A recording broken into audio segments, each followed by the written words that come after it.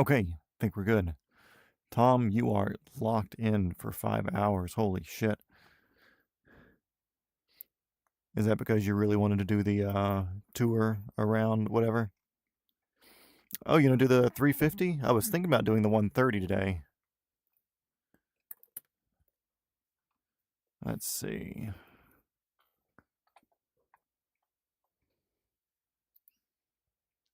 Is my volume on? Yep, that's there. Georgia plane spotting. What's up? What's up? Let's see. Got a little bit of haze on my lens. Gonna fix that.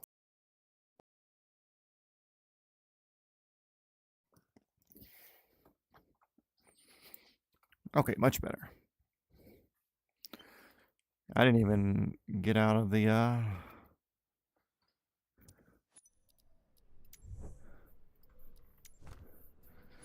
my screen grab mode to, you know, get the thumbnail.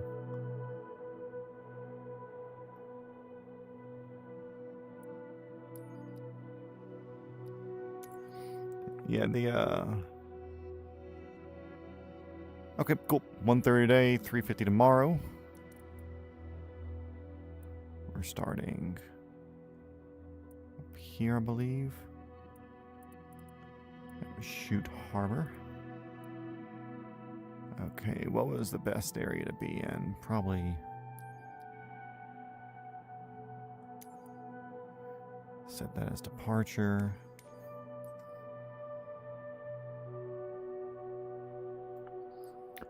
Thank you, Robert. The flying shall be happy because I'm flying. So, pretty easy litmus test there.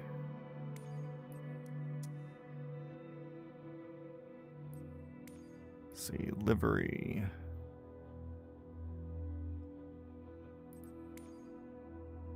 Is that the rainbows? Niagara. Okay, Niagara Falls helicopters. But on the Canadian side. Is that Ellie Mast 130? Coral. Okay, yeah, that kind of looks like the Ellie Mast livery.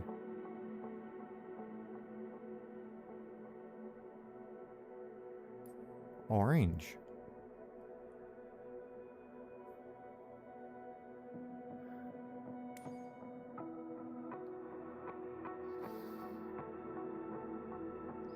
Ooh, race car red. I don't care what it says. Faunafly. Cool. Sounds good to me. Damn, nailed it. Yep, black and red. I didn't even see your message. I kind of leaned that way anyways. Okay, so we're going to come over here and look around this island first. Well, let me change flight conditions. Get that all live up. Oh my god. I really wish it was possible to hide the clouds. That would make it so nice to set up all that. Is this it here?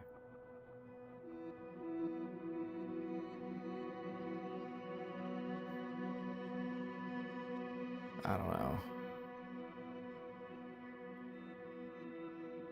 Anyway, we have mini maps and stuff like that, so. Looks relatively short today. What was after?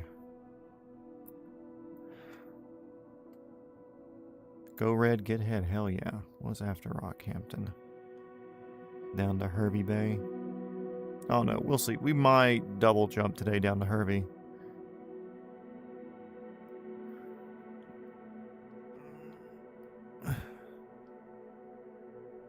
Cloudy and windy. We'll see how annoyed I am after this. And if so, we may stop there. If not, we may go down there. I'm not going to worry too much about the flight path. I'm going to put us a stop somewhere here. We'll do Mackie. Kind of a longer path of flight anyways.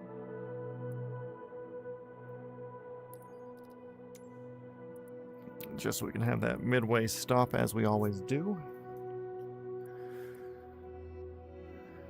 That's really like a quarter-way stop. But anyways, relatively short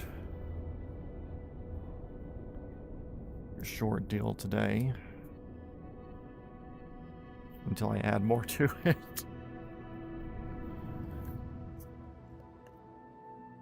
Ah, yes, beautiful weather.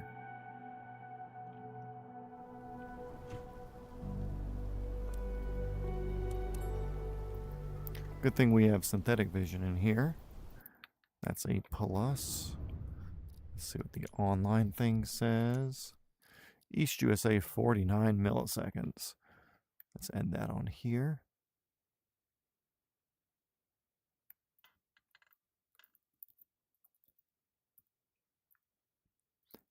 MS. Save. Where's my mouse? Save. Cool. Okay. So we are good to go.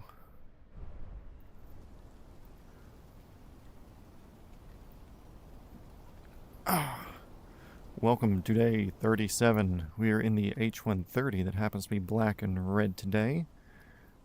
First thing first, get rid of this. Get our battery on. Anti-collision lights on. 50 knot tailwind up there, jeez.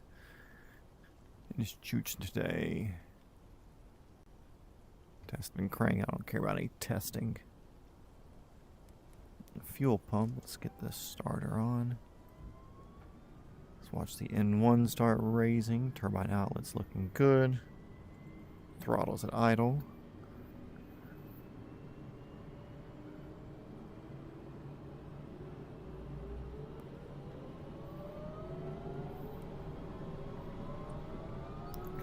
I feel kind of far backwards in the seat.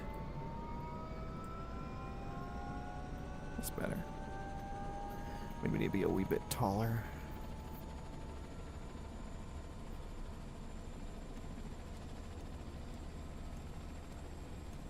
No, go up, you stupid switch.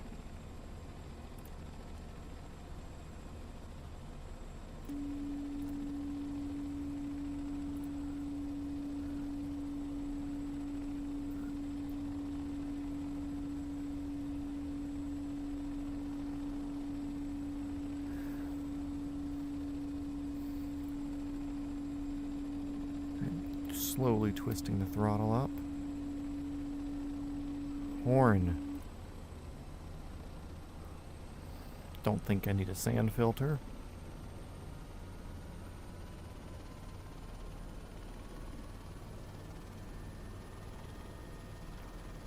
Cape. Rotor speed is up. Horn on. That's on, that's on, that's on. That's on. That's on.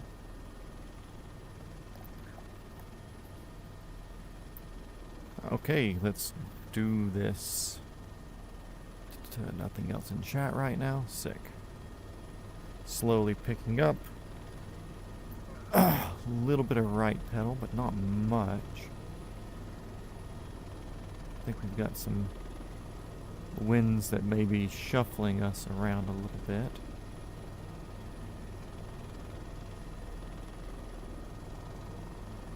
We'll have to get rid of our little things once we start moving. We're going to take the runway this way.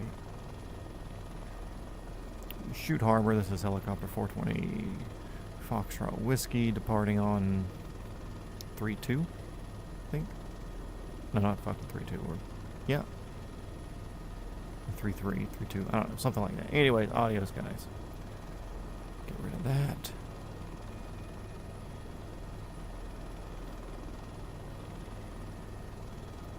Get a little bit of altitude over these trees because they cause a little bit of lagging. So I'm not really caring about speed or anything right now. I just want to get over them. Being down in this valley. 0-3000, 20 knot headwind. I'll read that here in a second once we get out of here a little bit. Oh my goodness. Give me my thing.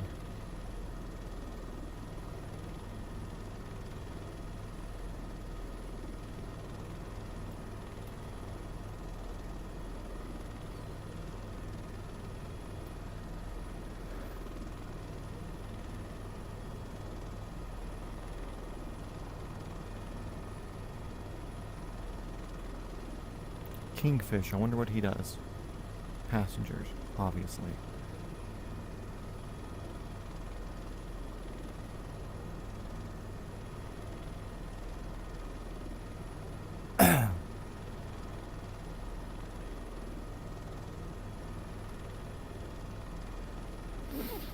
First thing we're going is to some island, I forget the name of it already, but it was highly suggested by the Tom himself,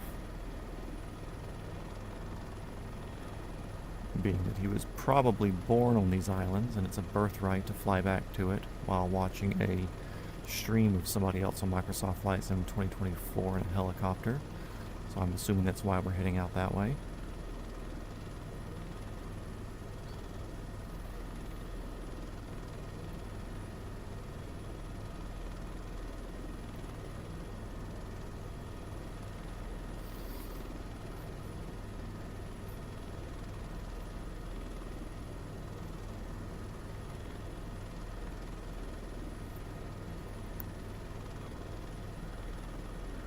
Mon ami. Hey, there's a little hidden boat down there without a name.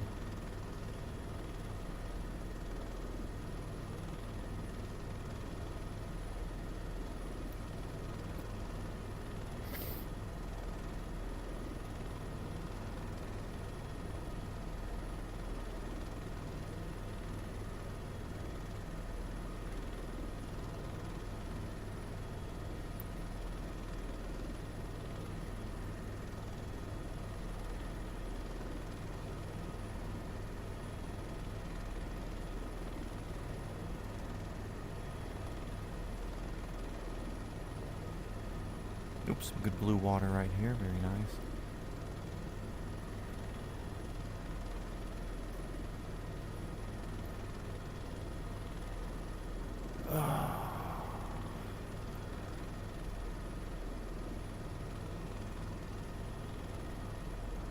Hot honeys, that's what I want to fucking see.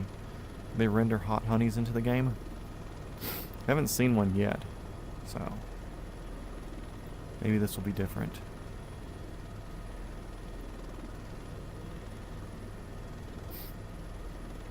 Tell you what, I need myself a hot honey right about now. Okay, honestly, I don't care where the rain's at the moment. Let's see more of the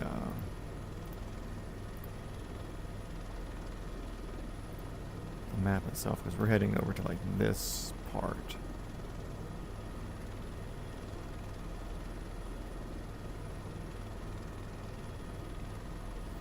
That's where all the crazy beaches and stuff are at, from what I understand. I'm sure it's all nice beaches around here anyways, but that's where all the cool sandbars and stuff are.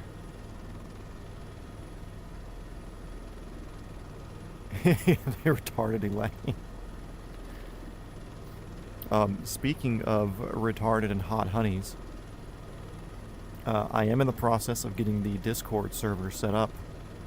I have a trusted friend who is a manager of a much larger Discord server who's helping me set everything up. So hopefully, I think he said tonight he may have a chance to look at mine and make sure I've got all the rules, permissions, whatever else set up. So once he does that and says like, okay, cool, nobody can grief your server now or whatever, then I'll be good to hand that out to you guys, so we don't have to send 6,000 emails back and forth about flight plans or sharing things or cool pictures or whatever. Oh, speaking of big news, Georgia Plane Spotting, you still in here?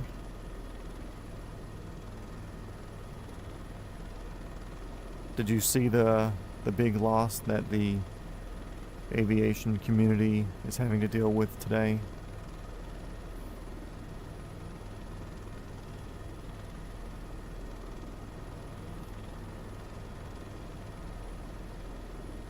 Which sucks, because I really wanted to do it, but now it's gone.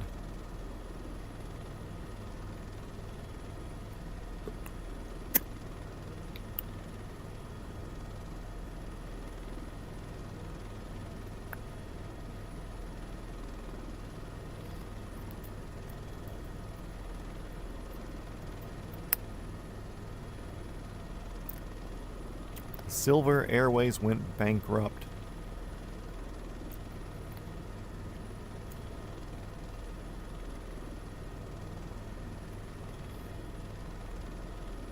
Yeah, where we share photos of our pools. Where we share our retarded hot honeys that hopefully don't look like Elaine.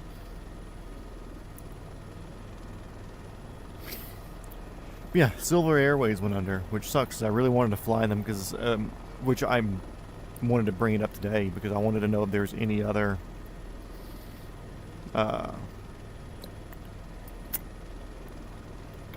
domestic airlines or any other airlines that are relatively easy to drive to an airport that they fly out of, or easy enough to fly to an airport cheap enough that somebody operating a ATR 72 or whatever would be flying out of.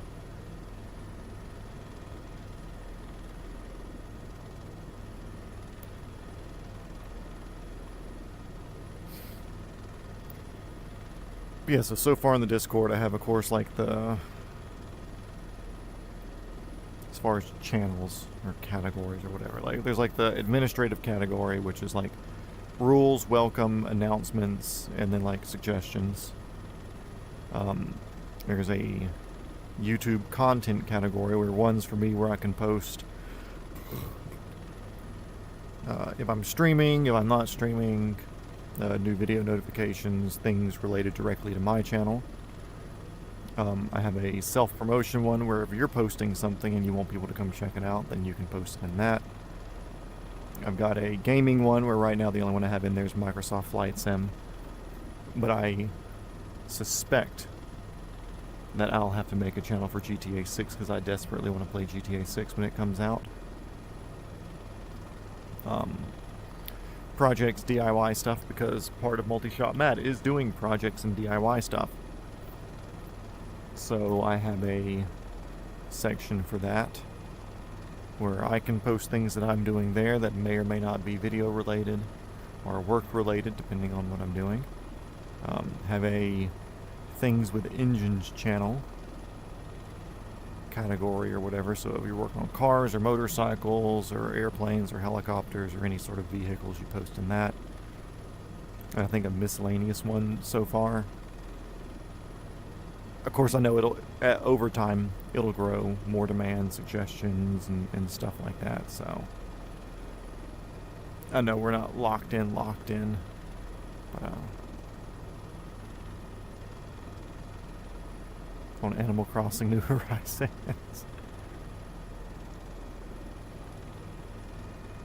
Oh, the last one's FedEx? Damn.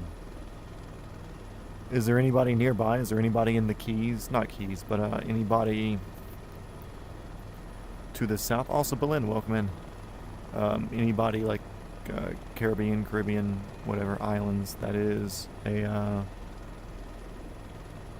ATR operator? Oh yeah, thanks for the 800, guys. I know a lot of it was pulled from my other videos, but there's at least, I think I counted the other day, there's at least like 55 or 60 people that have come from the streams themselves. I think it's averaging like 2 per stream of people subbing, so that's cool. Cool little cliff face areas here.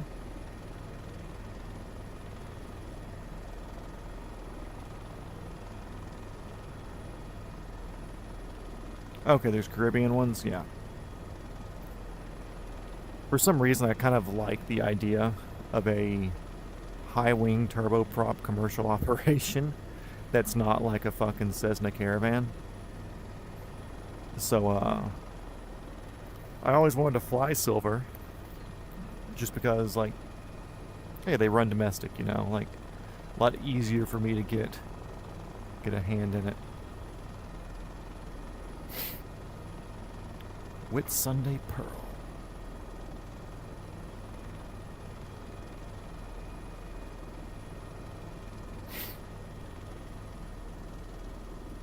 But if I have to go to the islands to get my high wing turboprop commercial fix, then I guess I'll have to go to the islands and enjoy some water that looks like this, and some trees and some coconuts and some honeys.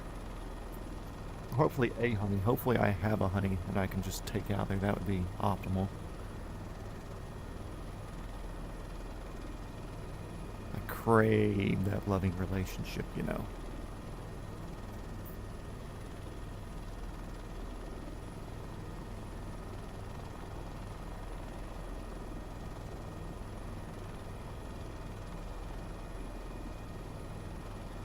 You just get me to fly on a FedEx, package you up in a box and ship me.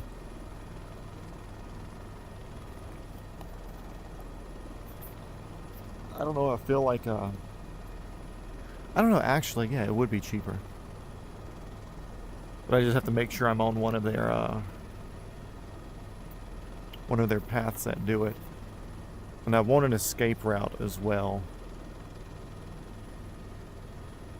I don't want to have to be in a box with like limited food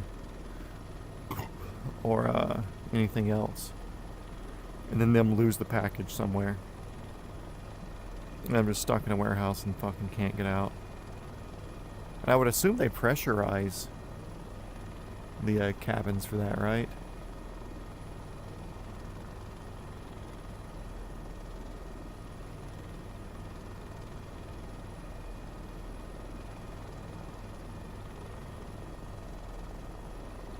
A lot of boats over here. Look at this nice little area.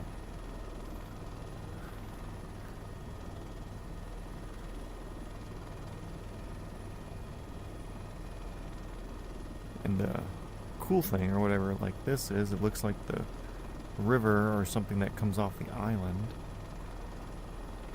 kind of has a channel here that it deals with. So I would assume there's lots of boats around here, and this beach right here in front of us. And I want to kind of follow this river up.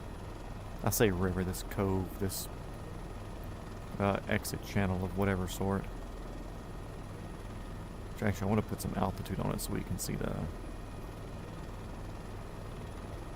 change in water color and stuff.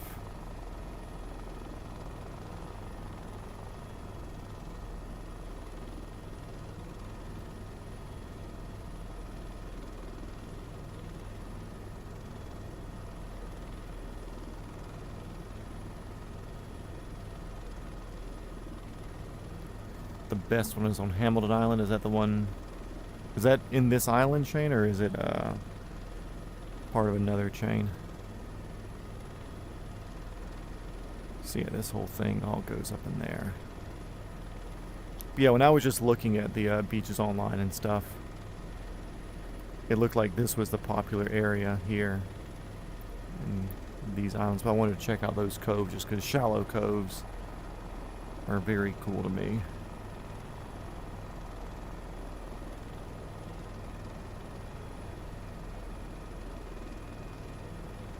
Harley girl.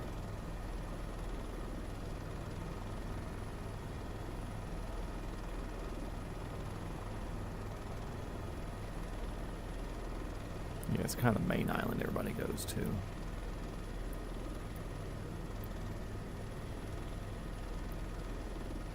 Yeah, that looks like a fucking resort right there. Yeah, cool little island chain, either way.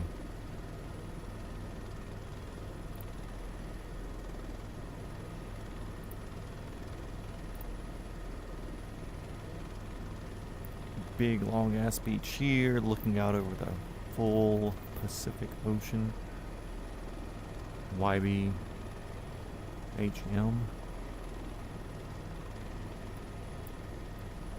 Oh, this one over here. This fucking sailboat. Sequest with a fucking tool.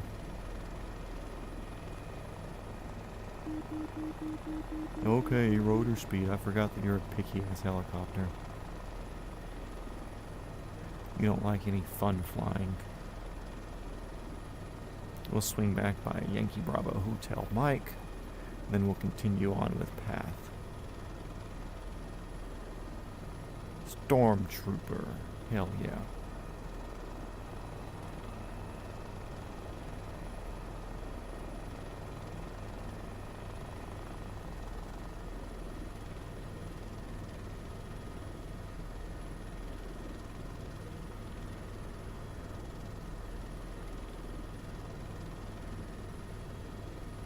Pleasure craft. It's only a pleasure craft because I'm here.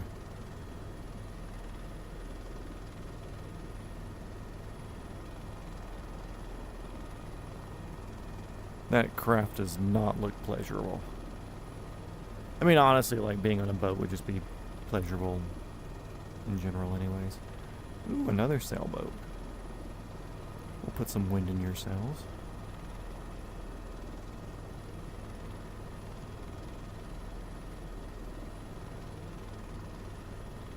Mr. Whistler.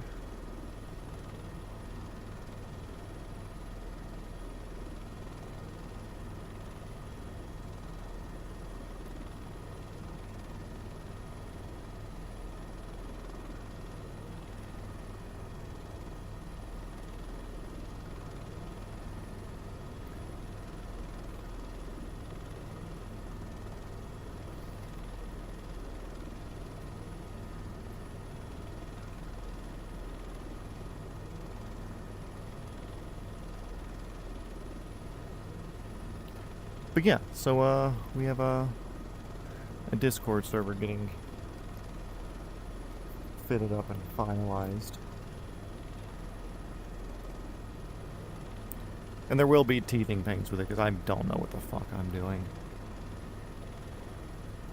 I can use applications and hardware and stuff, but setting stuff up and troubleshooting, it's just me turning it off and turning it back on again. So there's that.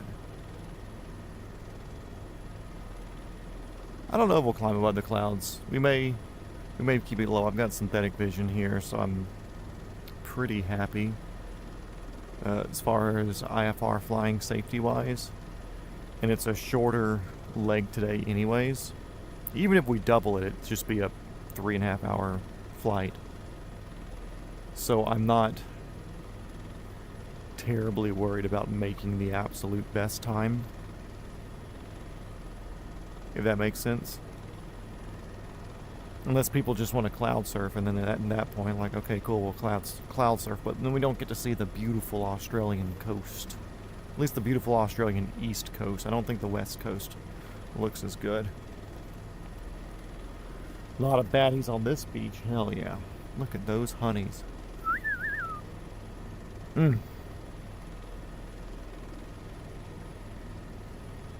Little harbor here. Little airport. Clear right. A decent runway.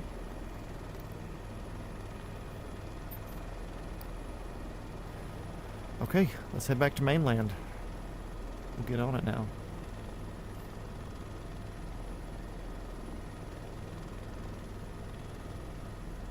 You want to see a 50 knot tailwind?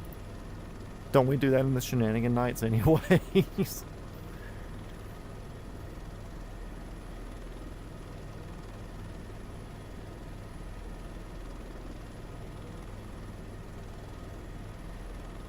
Let's land and bring one for a ride.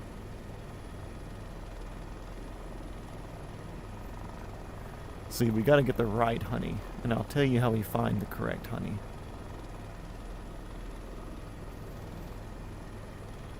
There's a very specific beach that we have to go to.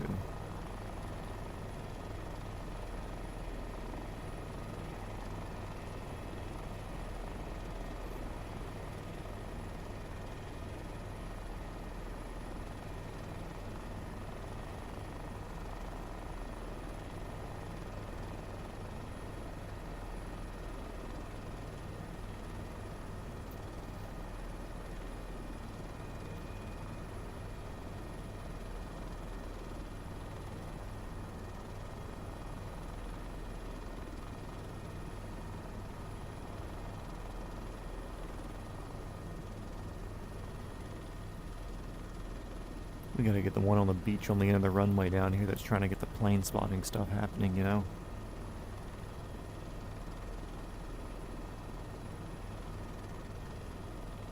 Hey, little biplane down there.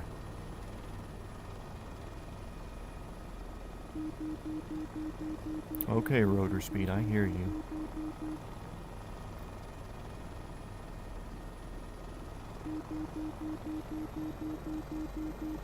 What the hell are you doing? How did you gain 200 fucking RPM there in a split second?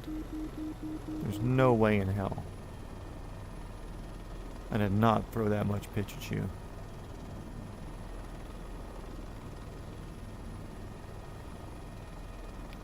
Gonna get ourselves an airport beach, honey.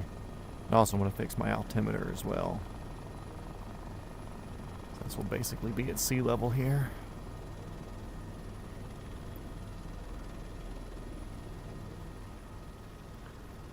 Okay, let's see.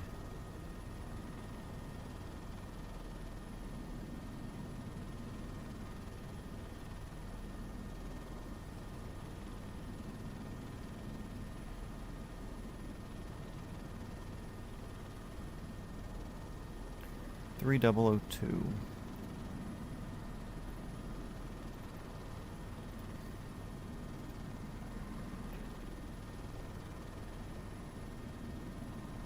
Yeah, cool with that. I think that's about sea level. What do you think, boys?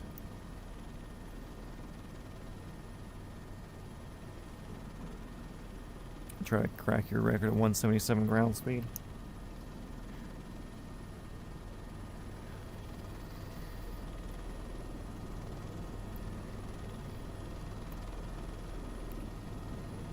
Got a fucking headwind right here, I'll tell you that.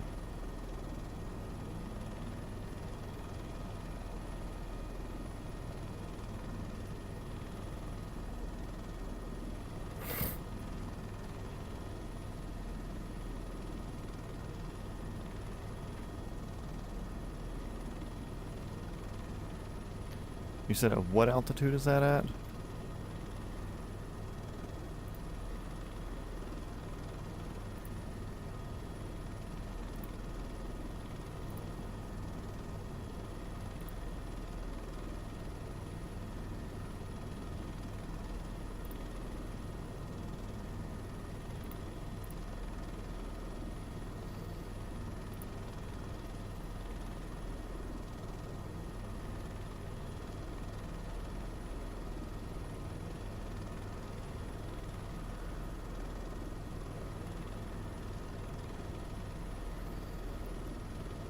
$8,000. Okay, let's set an ascent.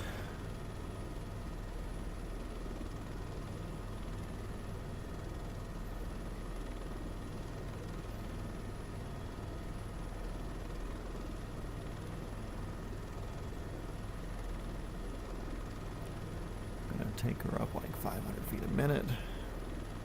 Oh yeah, eventually when we're not doing an around the world part, I may take off the, or maybe after we land down in, I want to say Southampton. Is it Southampton? Wherever the fuck we're going.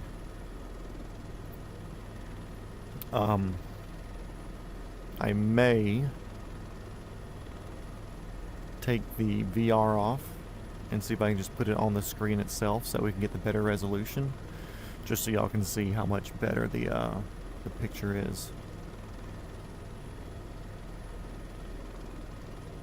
126 knots. We're getting there.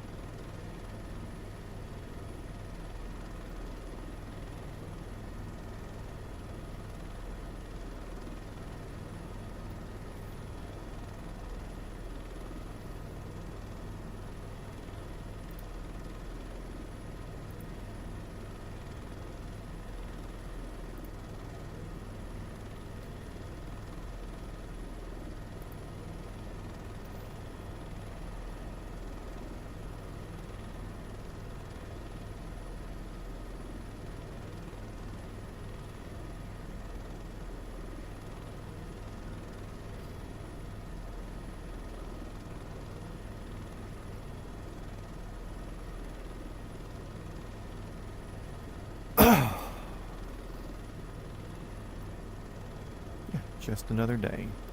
Only 90 more days to go. We're a quarter of the way done, everybody.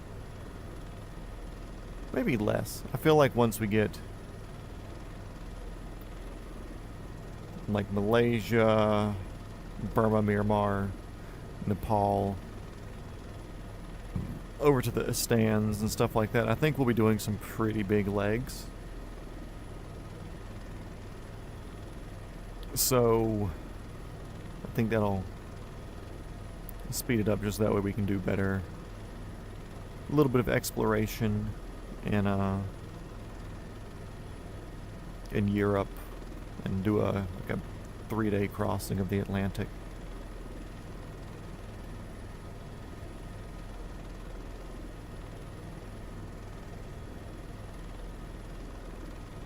Then we can move pretty quickly down through the states, although there's a handful of places I want to stop. So the states will be, it'll take up a bit more time. We won't get as much distance done. Our start point to end point distances will have a lot of zigzagging around because there's stuff I want to see and hit as part of the series. But I feel like once we get down to the islands south of Florida, and we're making our way, jumping all those down to South America, I feel like that'll go quicker as well. Also, South America and back up through Mexico, I think that'll go pretty quick also.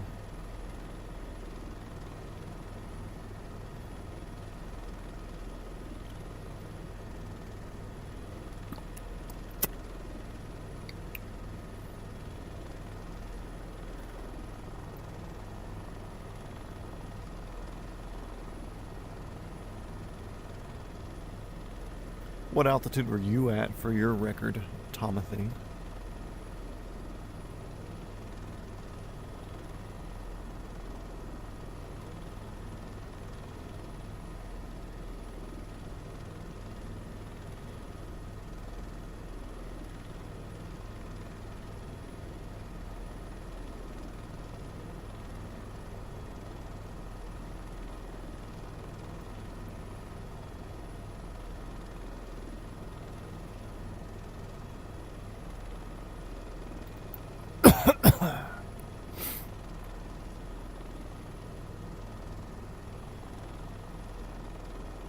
TCAS hasn't gone off, so I assume this guy's way above us.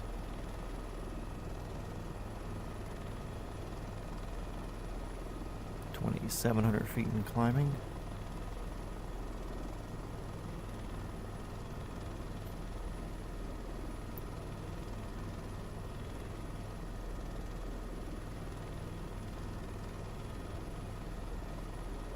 $300, jeez.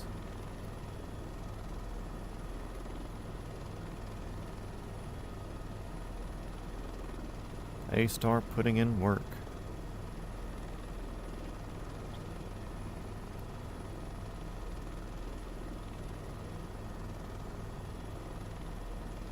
At least I hope it was an A-Star.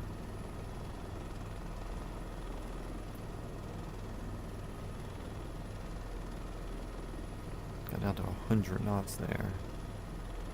I was really trying to throw the climb in. But we'll keep it over 100 knots.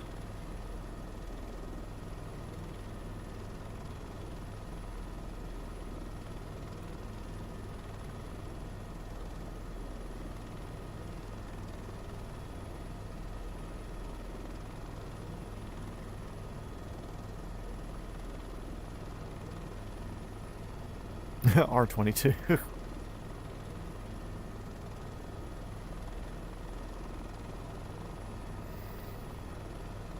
I mean, really, as long as the airspeed is okay, the helicopter shouldn't know the difference. The downside would just be finding a shear in the wind speed somewhere and go from 170 knot ground speed to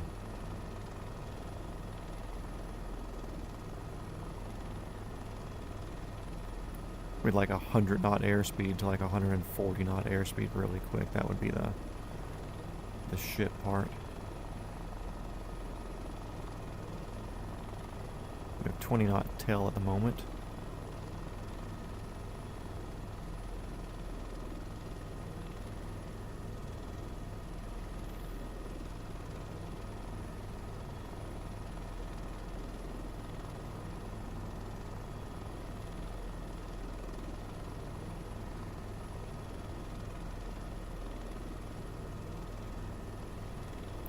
1,500.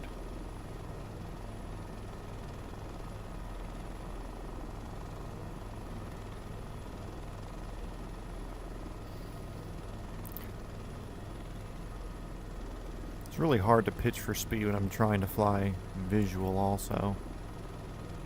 Well, I just want to climb and get above all this shit, but that's no bueno. Mosquito helicopter. Dude, I'm not gonna lie, I kind of want a mosquito. Dude, getting an XCT turbine would be fucking fun. Like, people can talk all the shit they want to, but an XCT to, like, fly around the area. Like, okay, cool, like, I obviously can't take anybody with me, but, that's kind of the point, right?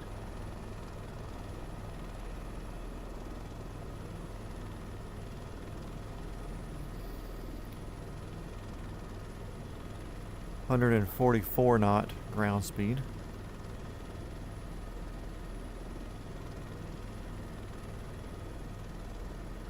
.150. I've still got speed left on the table as far as airspeed, so we'll try to pitch into that a little bit. 157. 160.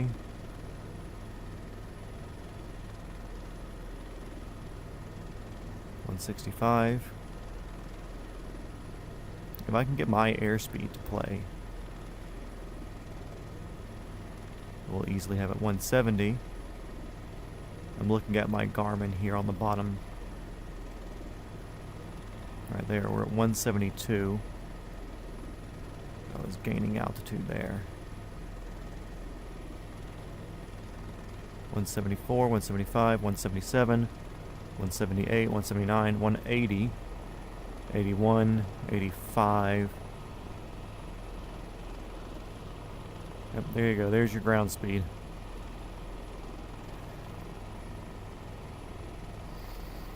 Cruise check, all of it. We'll do this while we're over the water here. Once we get back to the ground area, we'll start a little descent, but we're kind of cruising 175.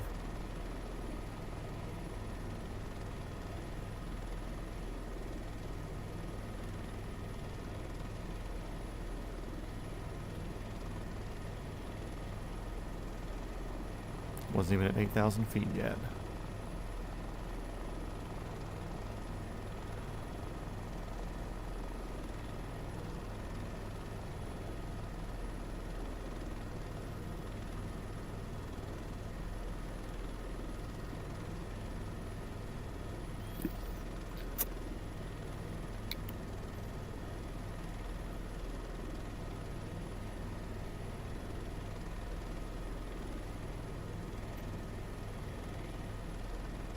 Honestly, we may skip our middle point if we're doing this good. Still good on fuel.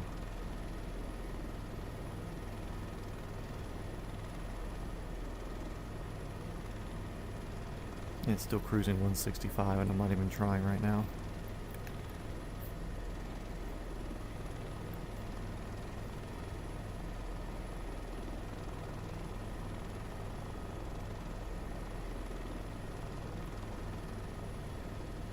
There's our 8,000 feet. Pitch to hold.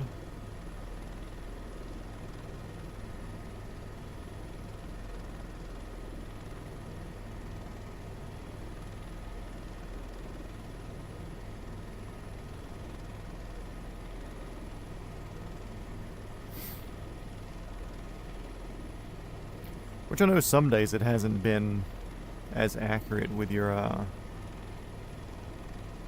cruise altitude, just from like discrepancies with their weather reporting or whatever in the game, but it seemed to have been pretty right on with the tailwind up here.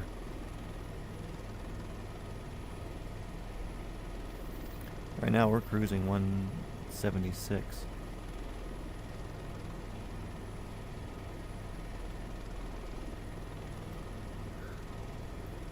So we're getting along pretty all right.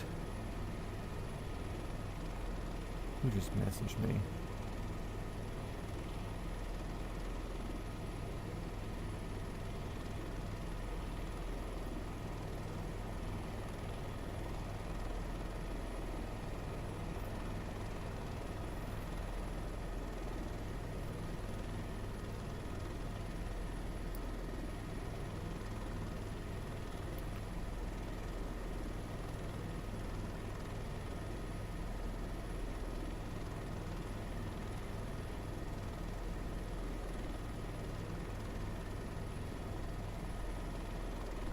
Tell you 127 and 161, so 35-ish, somewhere in there. Of course, I gained some altitude because I'm not paying attention.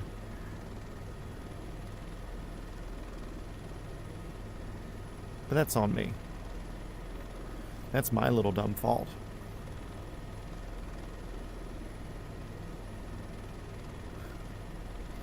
You give me an inch of altitude and then I take it.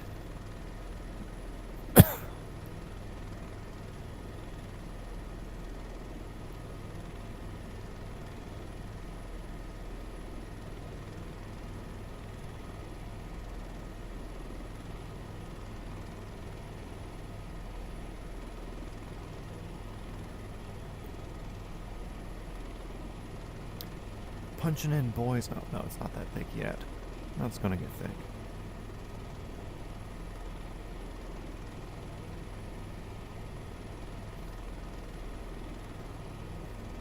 Hey, there's some islands down there.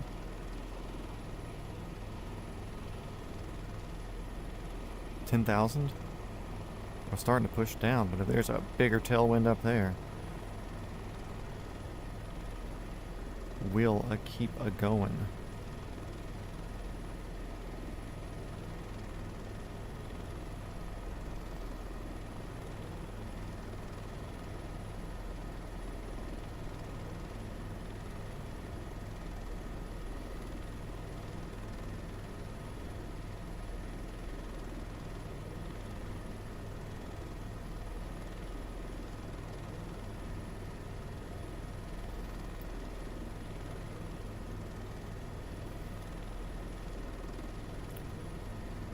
We're doing 124 air, 171 ground, currently at 9,100 feet.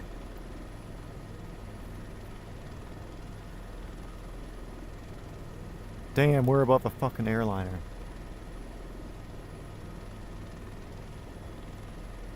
Little nerd at 5,400 feet, what a fucking loser.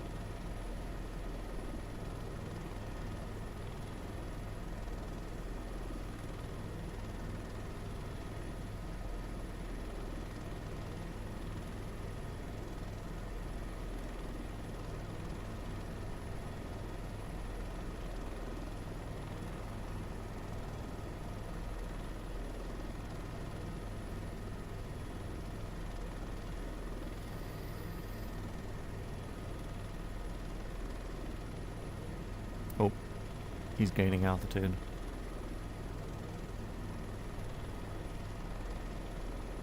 Kind of.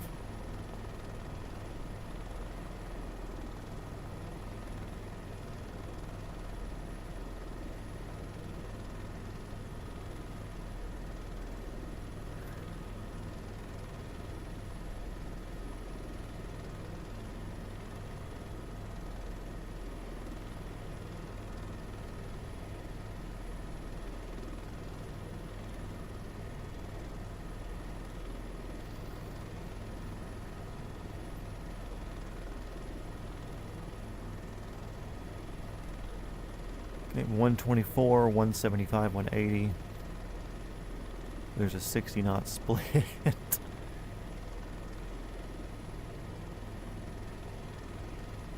186. There's potential for us to smack 2. 190.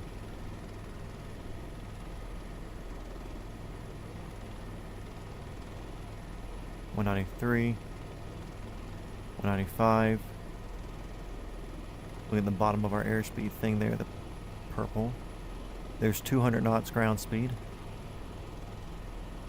202.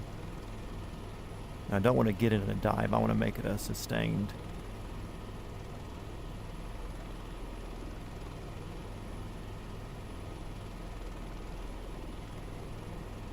Kind of like a 200 sustained.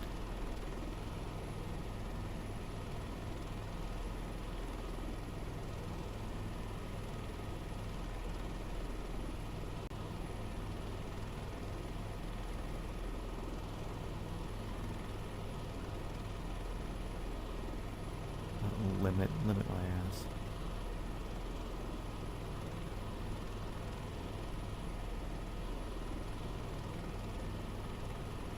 Not anywhere near a limit. We're sustaining at 200-ish. Yeah, boy, we fucking cruising. Some people dream of speeds like this, but nobody else wants to do the work. Also, the airport that we are going to land at for the middle is like just below us and to the front here somewhere.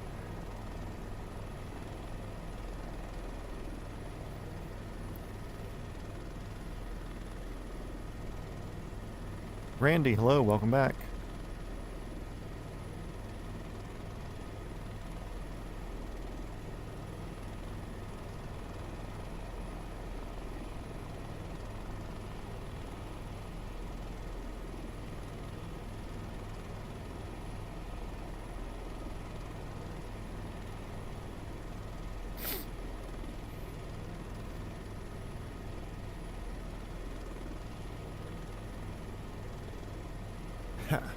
Beach King Air 350.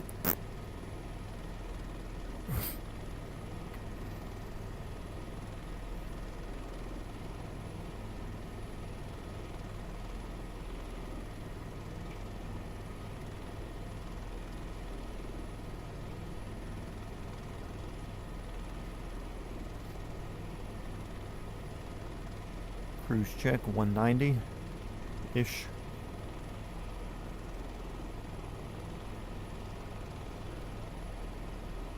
Passengers, we should be there any minute now. We are cruising. And a boozing. 200 knot casual.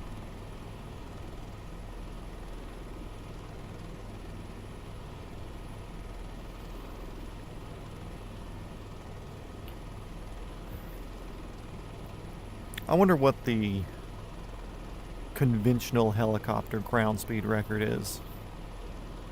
I'm not talking like the Airbus Speed Racer or a tilt rotor, a conventional helicopter. And then on top of that, I'm curious what the like single engine record would be. It's like, okay, cool, like yeah, Black Hawks can move pretty damn quick. Or a retractable gear Dolphin or Augusta or something like that. Like yeah, they can move pretty quick. 40-minute ET, not bad.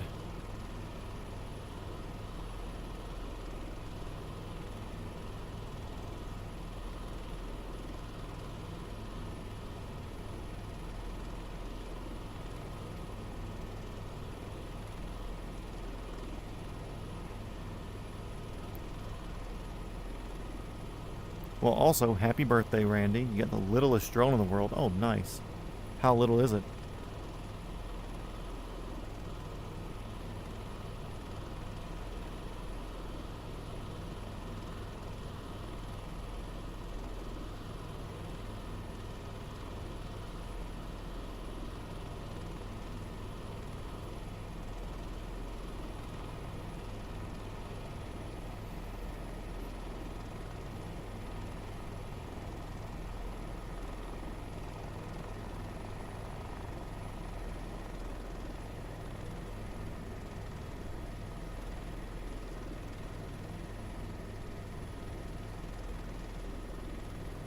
Yeah, this airspeed ground speed thing's pretty damn cool.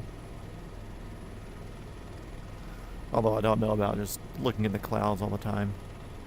Kind of the downside to doing the ground speed game, you know.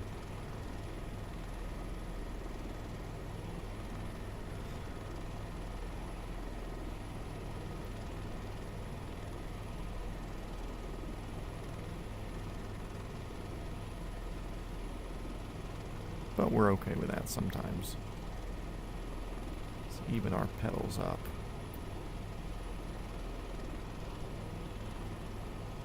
Trying to brace on my leg so we could stay slightly more locked in, as the kids would say.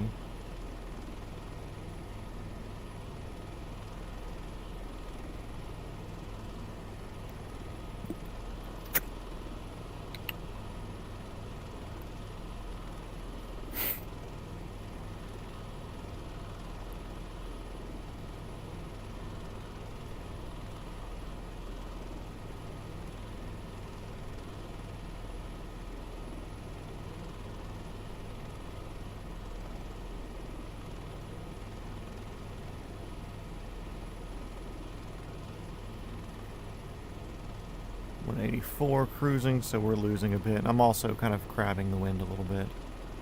I don't know what the wind direction is. Maybe if I turn back on path, it can speed us up some. I was trying to work us more over the coast.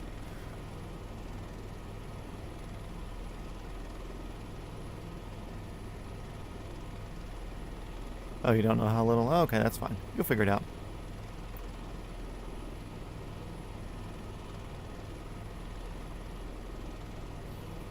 Drones are fun to play with.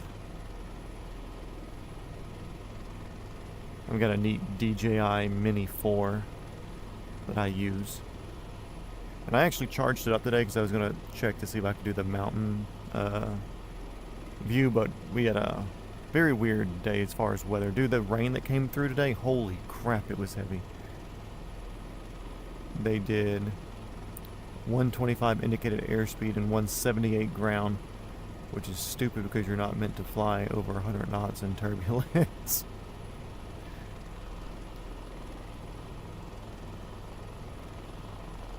What is that, in the 66? Because it has that warning where it's not like you're not supposed to fly over a certain speed, correct? Or are you just talking about in general not flying over that speed in turbulence?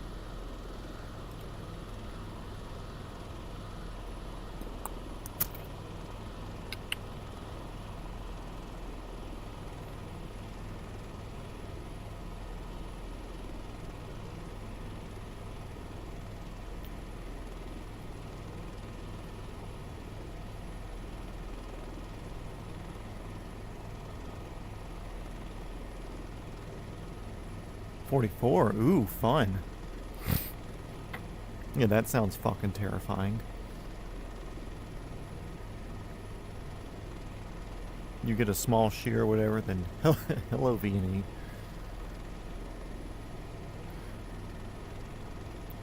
Hello temporary weightlessness and an underslung rotor system.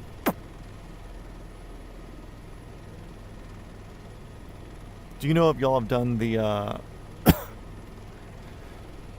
horizontal stabilizer modification yet to y'all's Robinson fleet, where it helps on the recovery of a low G scenario? It was interesting hearing them talk about the aerodynamics of it and how it's supposed to help. Because apparently it's not the actual weightless or low G that makes the issue with the underslung. It's your inputs as the pilot during that scenario. So when it happens, you have the gyroscopic precession of the entire helicopter itself, which wants you to rotate runway left or right, depending on the rotor system. With that gyroscopic precession, it causes that discrepancy between the angle of the blades and the angle of the helicopter, which is exacerbated by the input of the pilot trying to correct for the helicopter movement with that gyroscopic precession. Or well, the blades try to rotate, the helicopter doesn't rotate. So it's all this weird shit, and the 66 has it, 44 doesn't yet. So apparently this horizontal that goes on the tail boom helps keep everything stabled up correctly, so you don't have that issue. Is it the hell? No. So again, the blades are doing their normal thing, but with the tail rotor moving, it wants to twist the body around a little bit. And that's what causes the interference with the main rotor. When you correct that, it moves the main rotor independently of the body since it's floating, and it's not technically hanging the weight. So yeah, that's it.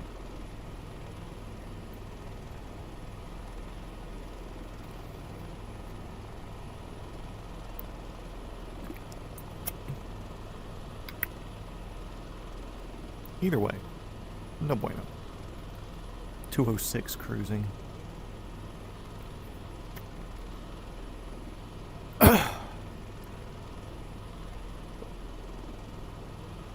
Makes it a little more stable. The stab helps the right roll and makes it a little smoother. Yeah. And I was listening to, I forget his name, but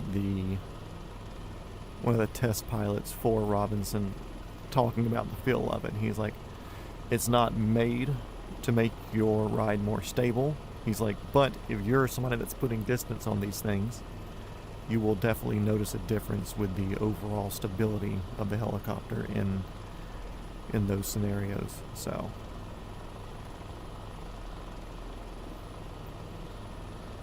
where's my mouse at? Over here. We're cruising almost halfway through. Hello, V&E, old friend. Mike Amuzio. I haven't watched him in a while. Okay, Matt, lock in. We're flying a helicopter here. We're not chatting. Ugh. Who talks to people?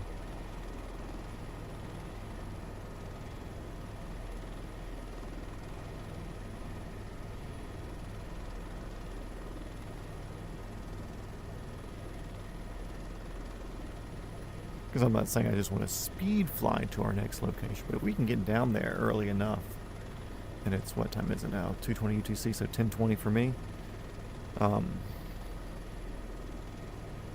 We're down there at 11 o'clock. We may try to do a mid-jump. Is there anywhere that would be a better ending spot between here and Hervey Bay? Would it be worth it just to go all the way down there, or do we just do a good shenanigans session tonight? 8 people watching. Hello, 8 people. Welcome to the stream. Today we're pretending to be an airliner while flying a helicopter. They both make turbine sounds, so it's fine. I mean, technically, this is a high bypass engine. It's just rotated 90 degrees.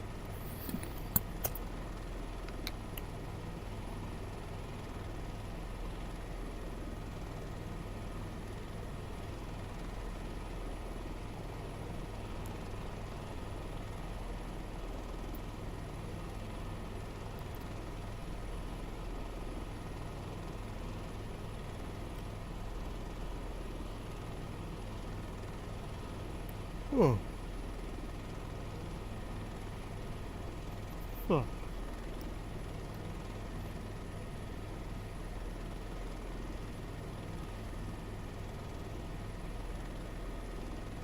You go inland a bit or another hour. We get you to Hervey. We might just go to Hervey Bay. We might just do that because you had this one that we're going to and Hervey Bay as 2 stops. Which, I mean, if we were doing like a 22 or something, or that god-awfully slow 66 that they have in the game here, then yeah, those would be decent streams. I mean, we're cruising airspeed 150 knots, ground speed 202. We're twice as fast as we were yesterday. I mean, even going ground level between this next stop in Hervey, like, it still wouldn't be bad, 130 ground speed. You know, even if we're topping 150 with a 20 knot headwind or something. Like, that's still not bad. Bundaberg. I'll have to look at that once I'm... When we sit down here, we'll judge it. I'll see what time it is, and if we want to do that. You said that one's probably more inland, I think you said, or is that like a... kind of in the way of where we're going anyways?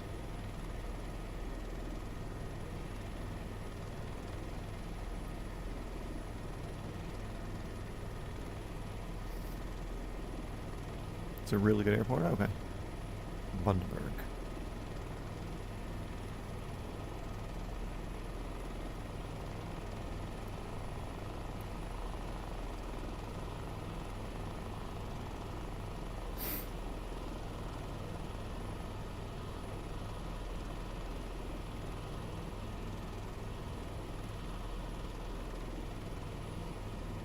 .15 minutes before Hervey.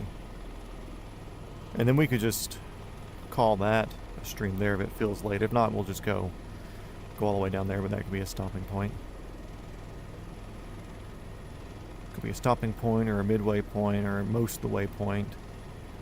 Scenic point, something, you know.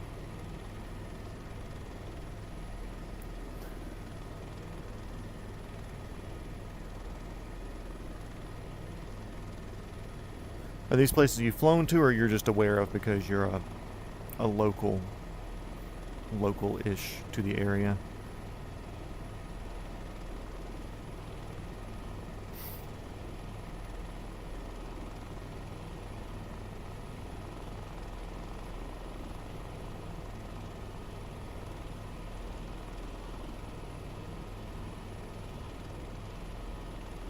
Direct to Sunshine. Wow, that's a big jump. Of course, I forget what I don't remember all the stops or whatever. We'll see. We'll judge it once we get down to whatever, Thomastown for some reason. I think that's one. Whatever this or Hamilton Sound. Whatever this place that we're going to. We're not far away. We'll look at it. We'll look at time and see what we can do.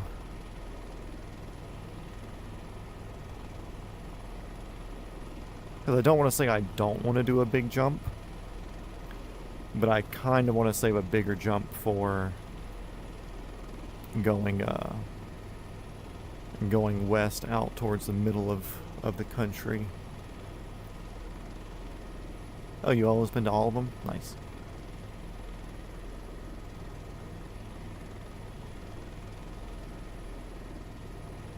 We're starting a very slow, uncontrolled descent. I'm not really picking a speed, I just know I'm happy losing some altitude as we go, as we're getting closer to the beach here.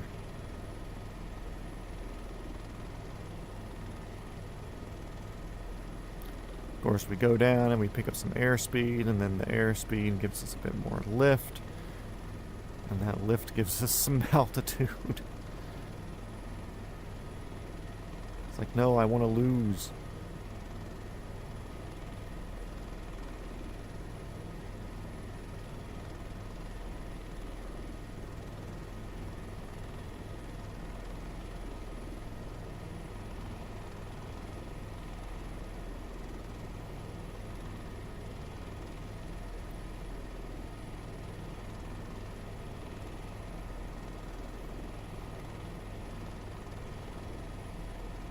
In the soup.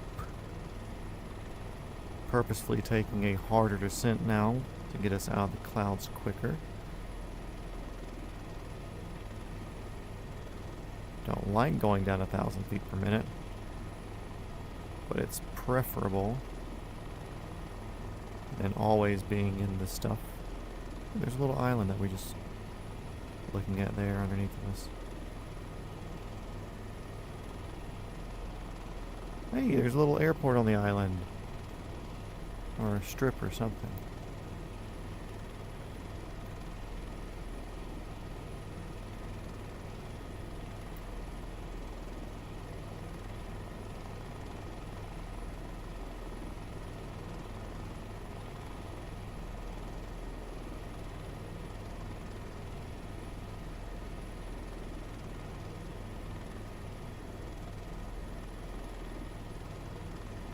Oh, Sunshine Coast only an hour and 20 from Rockhampton? Rockhampton, that's it. Something Hampton. Hamilton, something.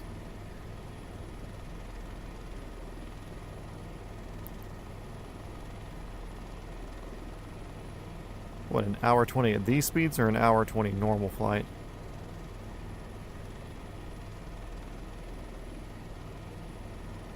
Hello, ocean.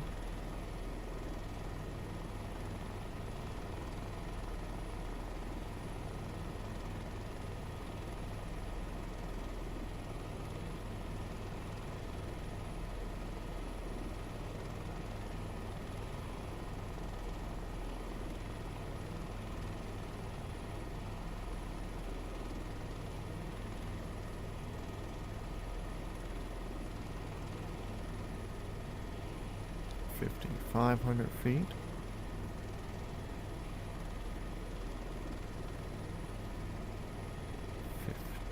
$5,500 feet. There it is.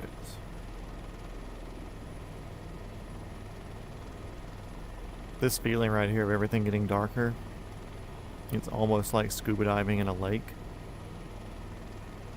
Because it gets cloudy enough to where it just feels darker the deeper and deeper you get. It's mildly disconcerting if you have no idea where you're at. Or like you're unfamiliar with the ground around you. But I know that we still have 5,000 feet till we... Here we go, breaking through there. Right at V&E. It's called Avoid Island. Note to sailors, don't go here.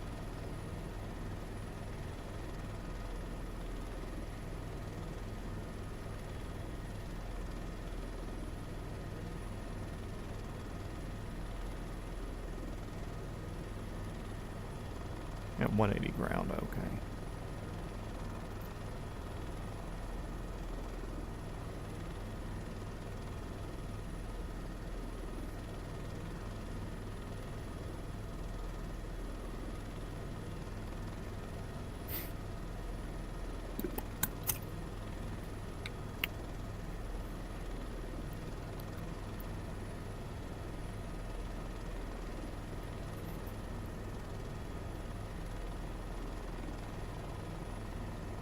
Oh, thank you, Randy. I appreciate the like. Especially having to sit instrument there for a while and go through the clouds where you can't see anything.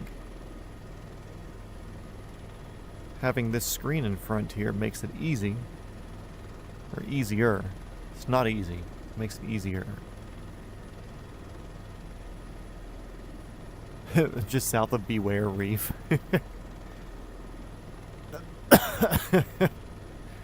Oh, that's funny. I don't doubt it either. Yeah, it's not a bad trip. We made jump sunshine and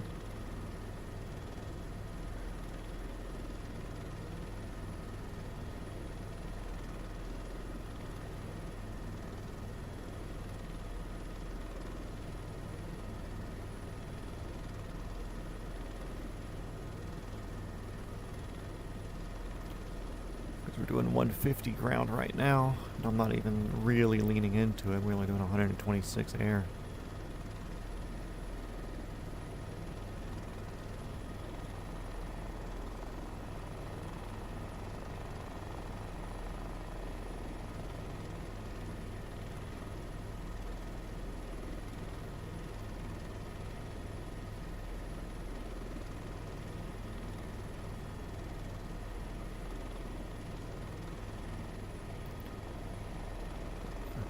You said you wanted to see Fraser, though.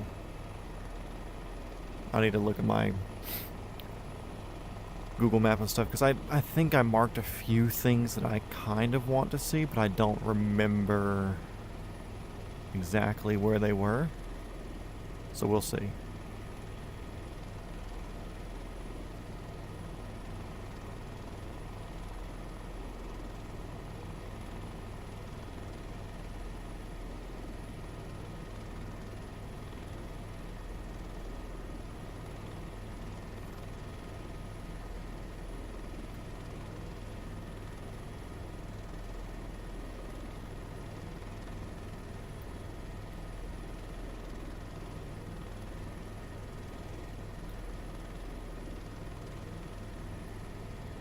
Oh, almost done with the water. Heck yeah. Which, I mean, I could be done with the water, but I just cut over that way a little bit. But we're just going to follow this inlet in and basically be direct. 2 hours 10, still not bad. Not terrible.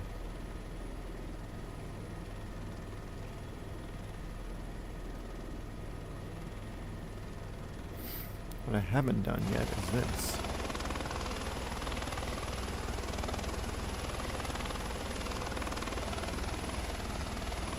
Good looking color scheme on this.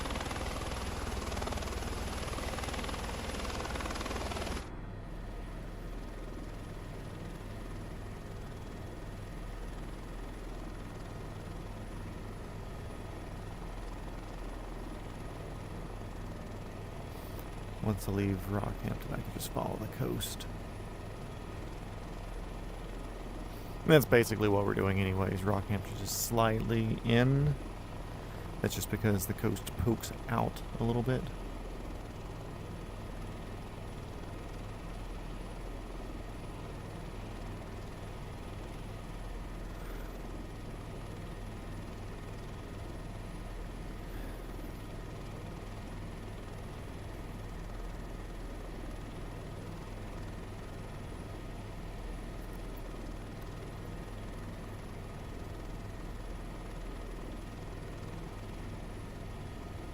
Been going for an hour or 10, not bad.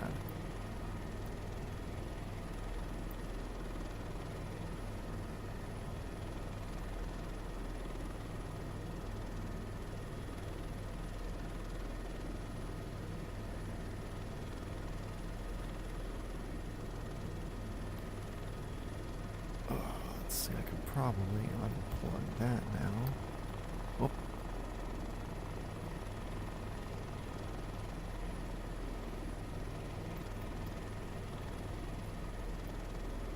Finally move that closer, more readable.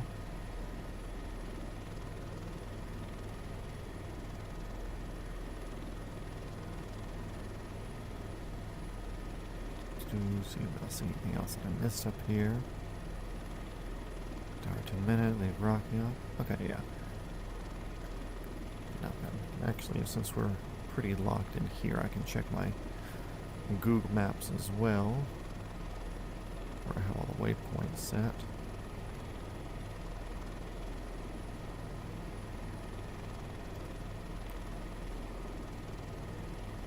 Okay, yeah, I guess Sunshine is closer. I was expecting, for some reason I was thinking it was like 2 more days down. I mean, even if we went out to Hervey and did the island, it wouldn't be that much time added to it. We might just do that. Get down to Sunshine and land down there at Ocean View.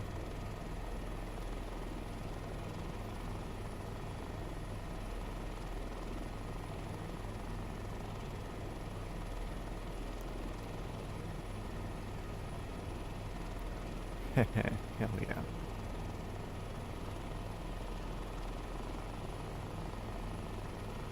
My friend's going through wedding pictures, and one's a picture of me with their dogs who were at the wedding.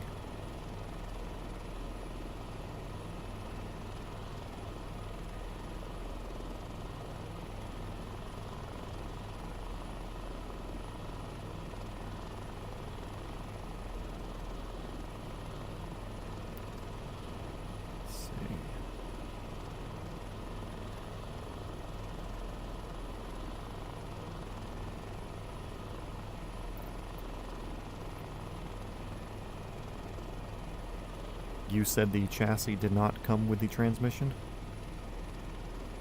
Yeah, I've been overspeeding like shit here. Sorry, guys. Sorry, purist. Had a text message thing to catch up on.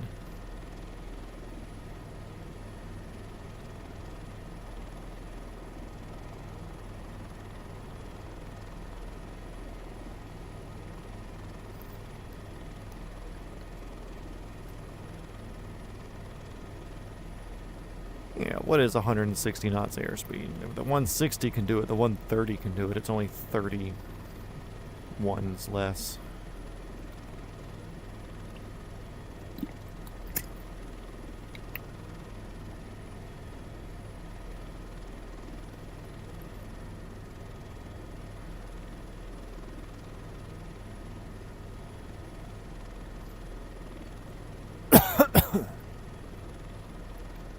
I think you go Harvey, then over the island, then back.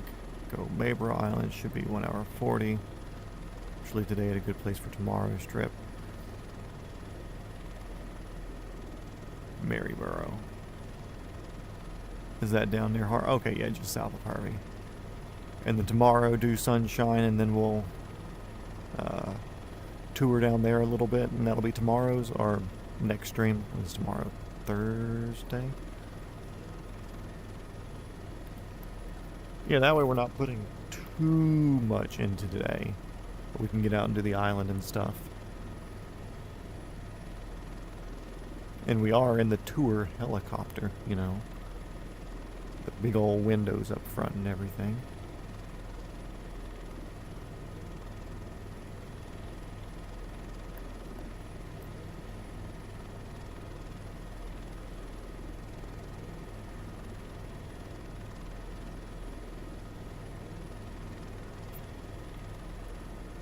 This is almost more like I would expect Australia to look like. Further north, and we were up in Cairns and all the other places just didn't feel Australia-ish. But I know the day after tomorrow, or the episode after tomorrow's episode, will definitely start feeling more like Australia, starting to head out towards the middle of the country.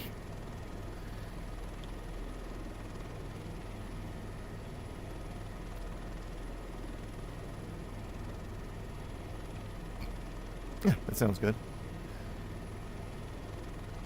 Tuna Woomba. All these made-up names. I mean, I guess all names are made up at the end of the day.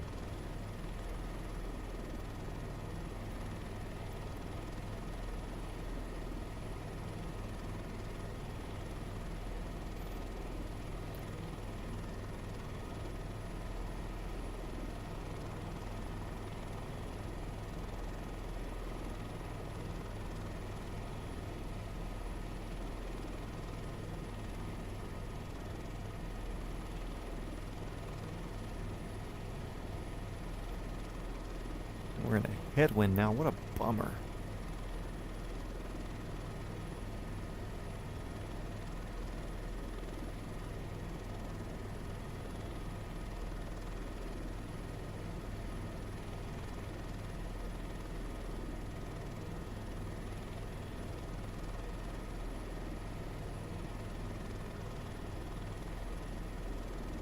Dude, imagine how boring this series would be if it was hot air ballooning around the world. I mean, it's boring now. We're only going usually less than 150 miles an hour. Only a few helicopters here can actually put some speed in.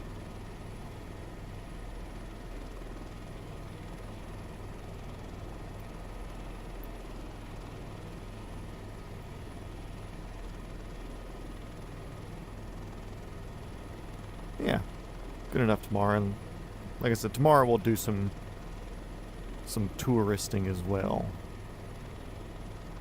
because that's the whole reason why we're here in this country, is to make it to Sunshine Coast and land at Ocean View. So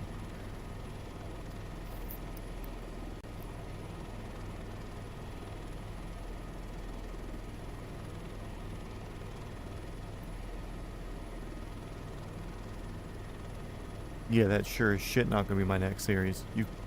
I'm not going to say you couldn't pay me to do that, but there would have to be a significant amount of money involved for me to do hot air ballooning around the world.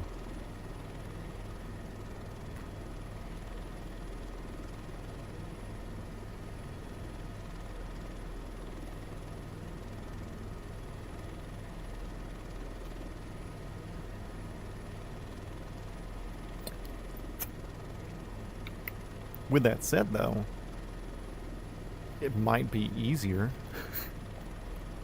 It would just be much more long and drawn out.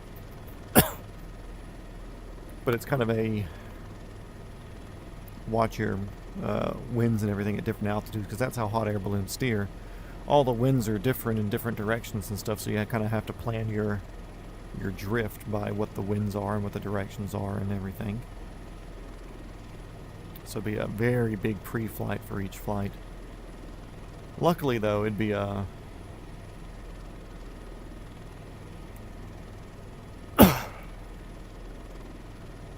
very singular altitude for the most part. Get to where you need to go and call it good. That's why we have Tom.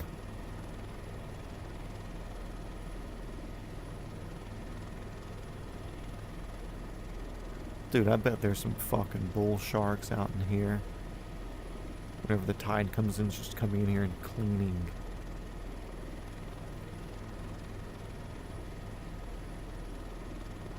They love this brackish water crap.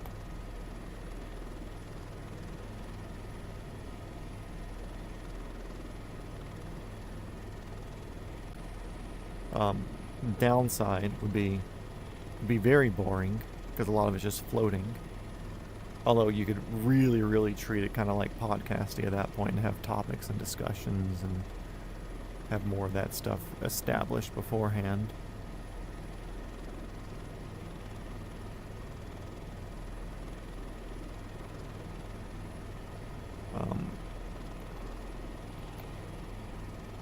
So maybe better that way. I mean, a normal salary, it's just, at that point you're paying me to sit inside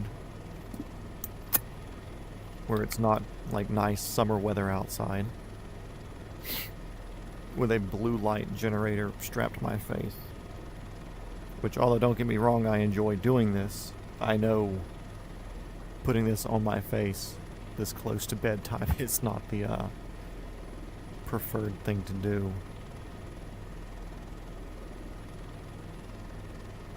Oh.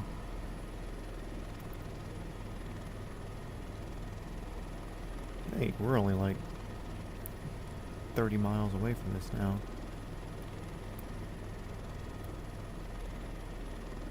Not quite one screen there.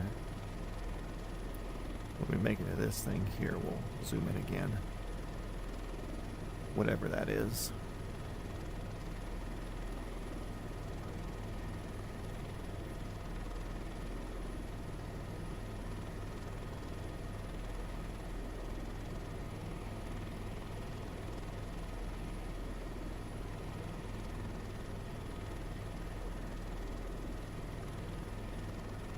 Okay, go have fun getting food. Yeah, flight plan would be simple if it, we just do it through Discord. Does 4Flight have a share feature? To where you can build one, then send it to somebody else's 4Flight account?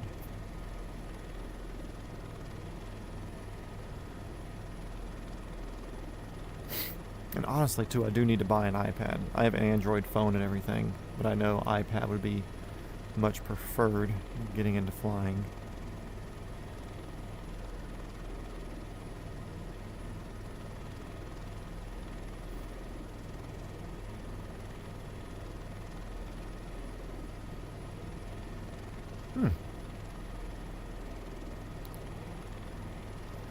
And that may be something to look into for the future.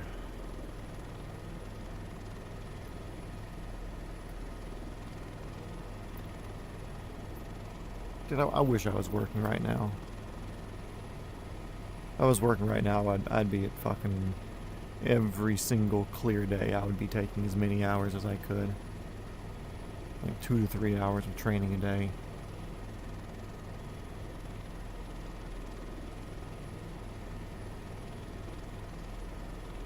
But since I'm not replenishing my money right now, I have to be a good boy.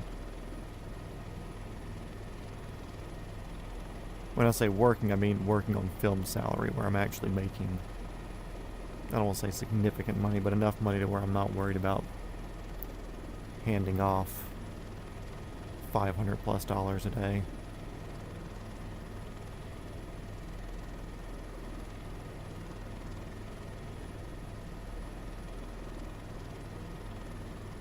Right now, I could pretty much throw away my savings account and go get private.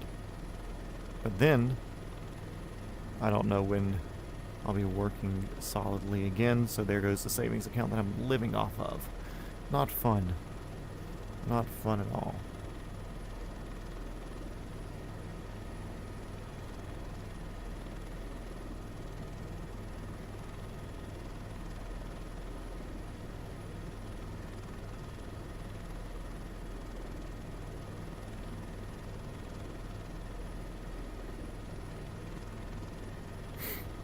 Need to see if there's just any normal people jobs near me that I don't. That would pay enough to be more than just sustaining.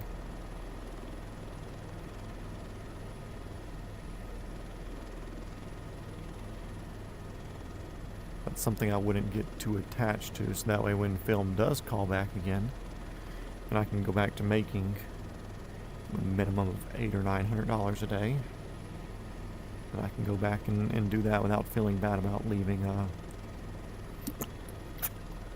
normal job. I didn't feel bad about leaving my airplane component repair station job because the pay was so low. Honestly, if they were paying me where I could take home more than $1,000 a week, I probably would have stayed there. You just send me a screenshot? You just sent a screenshot, okay. Yeah, I see it there in the emails. I'll check it once we get down to wherever, because we're going to land and do a fuel, and I'm going to go do an FBO trip for myself.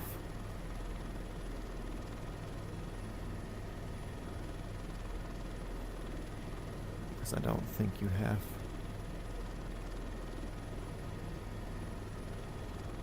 Yeah, Sky Vector too. I haven't really played around with Sky Vectors. I need to. I do it some, just exploring airspaces where I'm curious about, like, why is this person flying in this weird pattern here? And I'll go look at airspaces and see if there's like a discrepancy near an airport when I'm somewhere, or whatever, you know.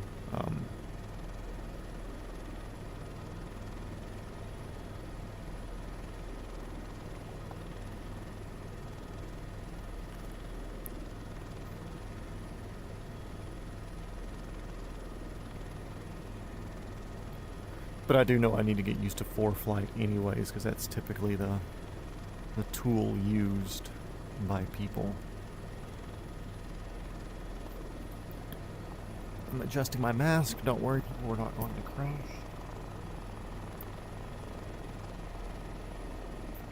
But of course, paper maps are always going to have my heart, because I like paper maps anyways as it is, just as a map enthusiast. Mac, welcome back. We did so much cool stuff when you were gone, dude. Sucks. Sucks that you weren't here. Don't even think I could explain it to you if I tried. I wonder what they cleared that hill off for.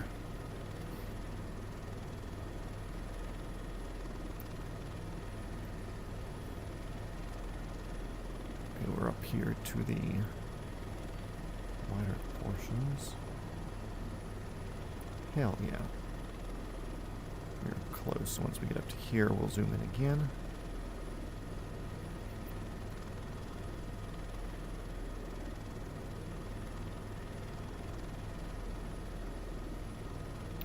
Oh yeah, I've had paper maps. I've been looking at paper maps, even just in my training for the past couple of months. Just because I prefer that. Gives me something to draw on, mark on, and whatever.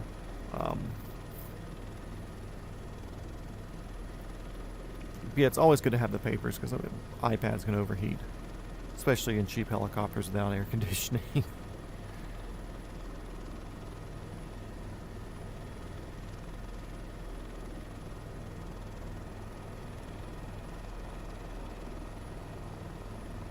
Mac.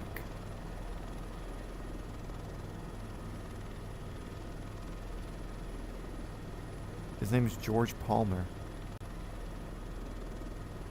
Where'd you get Mac from?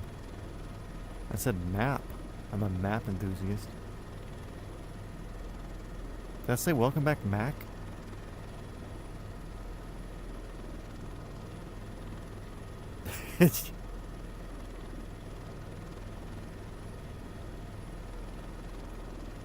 Yeah, I might have read his comment back. But I don't think I said Mac. That's also not his name. His name is George Palmer, obviously.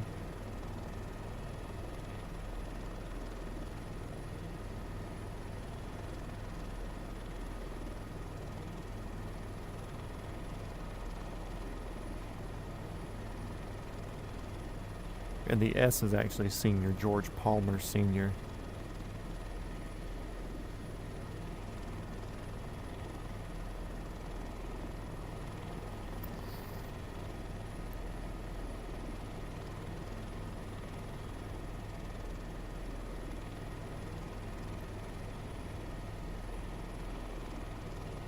Guess we'll have to see if he leaks his name in Discord once the server's up.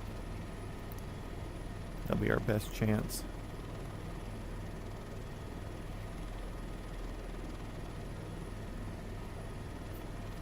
Did I say Mac? I don't know. Y'all have the ability to rewind and see what I said. I don't know what I said. I also don't know his name. If I had met him at the fly-in, I would. But he had left before I got there, so...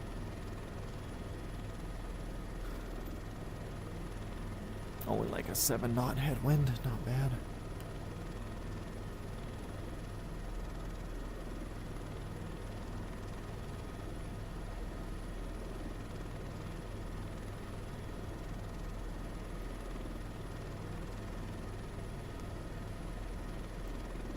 A lot of conspiracy theories here on the multi-shot Matt channel.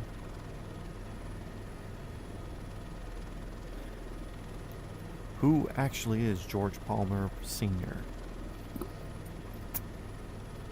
And why does everybody want to know his name?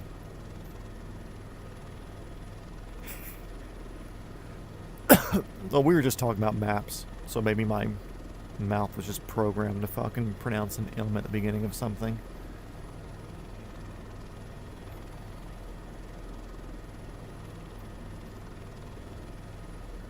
So are we in like the crocodile area of Australia yet? Where's the crocodile area? Like if you were to split the country into quadrants, where would you be most likely to find a crocodile at?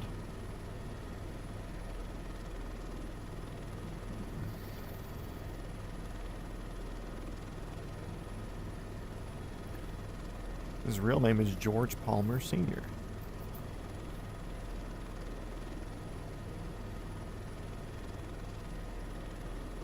Actually, it's his grandfather's account. His grandfather's George Palmer Sr., his father's Junior, and he's the third. I've been in Croc area this whole time? Hell yeah.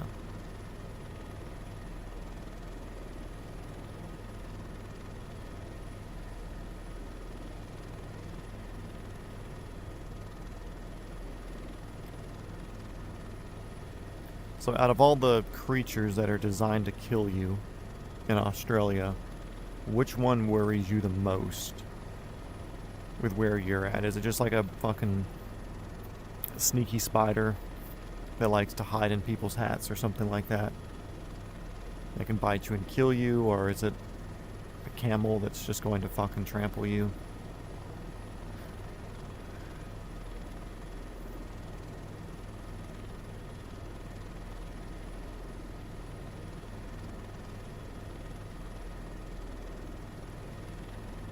Pretty much everywhere on the flight, except for the middle, near the nipple. Yeah, where it's out in the middle of the desert. So what you're saying is... it's basically Florida, just as an island, but with desert in the middle. Australia is Florida with mountains and desert, basically.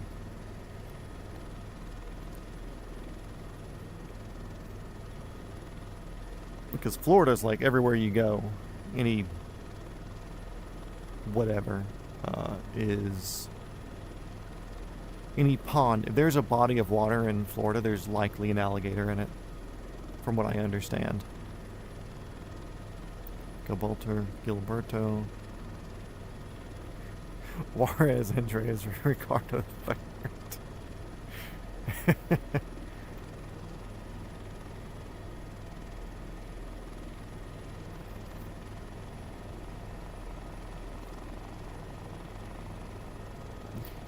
You're not worried about them, spoken like a true Australian.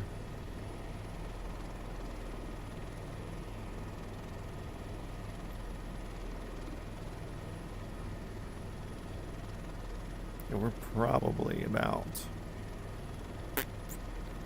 16 miles from.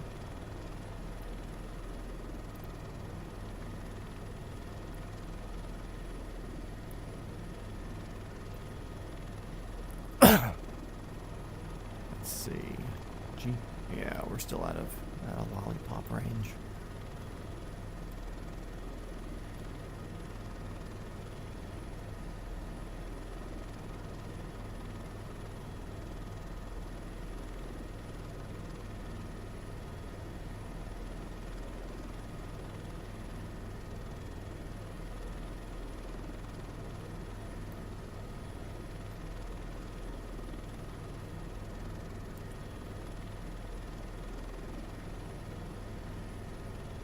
Okay, so if you're not scared of any creatures down there, what about, like, mythological creatures? Do you have any, like, the Australian version of Sasquatches or Chupacabras or anything down there? Cryptids? What are your local cryptids in and around the Sunshine Coast?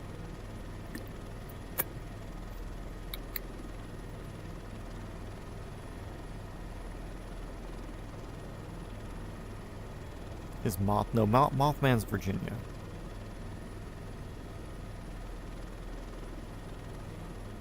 I actually am curious about cryptids down here.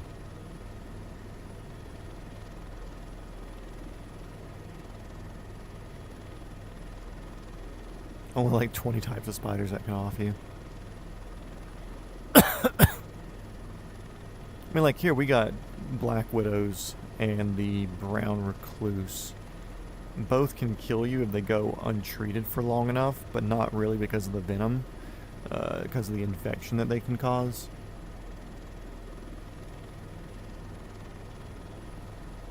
You have yowies? Is that what it says, yowies? Yowies. Kind of like yetis. Interesting. I know I've always been told that we have chupacabras, but that's really more of a Mexican, Southern American border type thing. I think that was just like my uncle fucking with us when we were kids and saying like a scary name, because if he said Bigfoot, we would have been like, oh yeah, sure, whatever you say.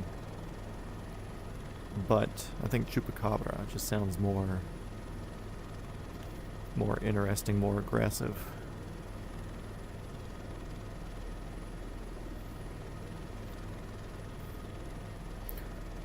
But dude, cryptid stories interest me a lot. Supernatural stuff interests me. I think I've told chat before, but I don't remember when. I don't know if this is pre-Tom or not. But there's an Instagram page called Tales from the Grid Square. Oh, I think I did when we were in Okinawa. But it's like military stories of unexplained things and whatever that people see at different military bases and whatever. I actually heard of what was it? Did it in China or something where somebody had like some bones or some like fossilized teeth or whatever that somebody picked up at a gift store, and they were like paleontologists or whatever, and they're like, these teeth don't look like anything we know, and when they did all the calculations out or whatever, it looked like it would be a big fucking ape humanoid type thing.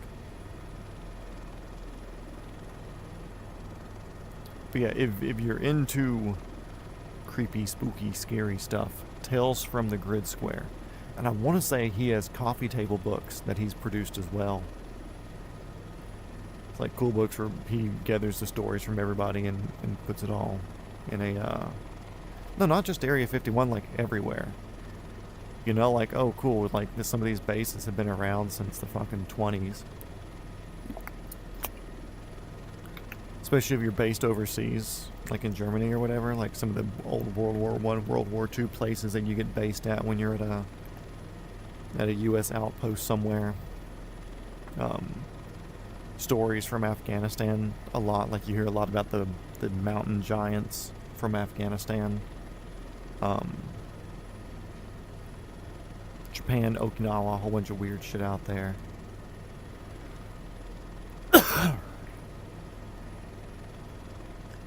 There's a lot of cool cryptid and just spooky ghost stories from the military, just because they're in a lot of places and there's a lot of energy in places that the military's at. So we got runway 15 here. I think this is called Rockhampton. Yep, Rockhampton. What was that? 10 miles. Rockhampton Tower, this is helicopter 420 Foxtrot Whiskey, call sign Fuckhagen. We are 10 miles to your northwest, inbound for runway 15. Looking for fuel and FBO stop, Rockhampton Tower.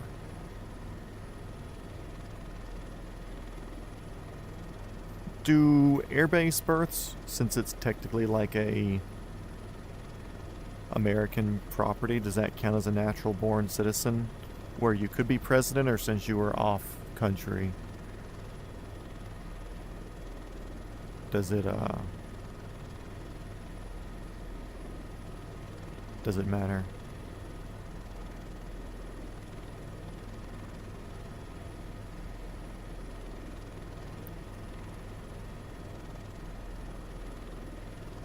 ...2001. Y'all are both fucking children. I mean, obviously, regardless, at some point, I was going to be interacting with people who were born after the year 2000.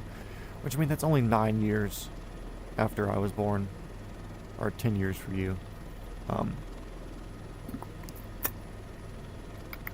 it's just weird. It's like this weird mentality, like, oh, everybody born after 2000 is a child. Like, no, people born after 2000 are 25 now.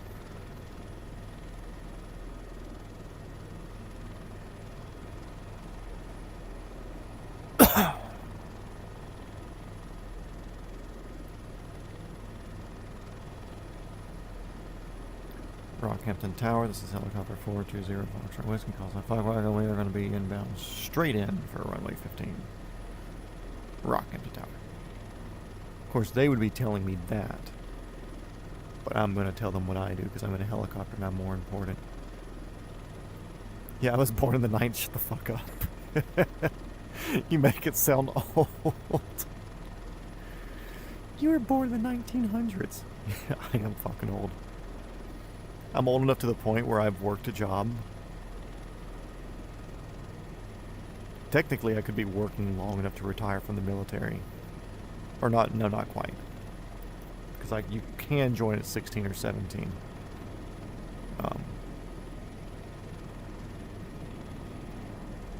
Damn, look at them go.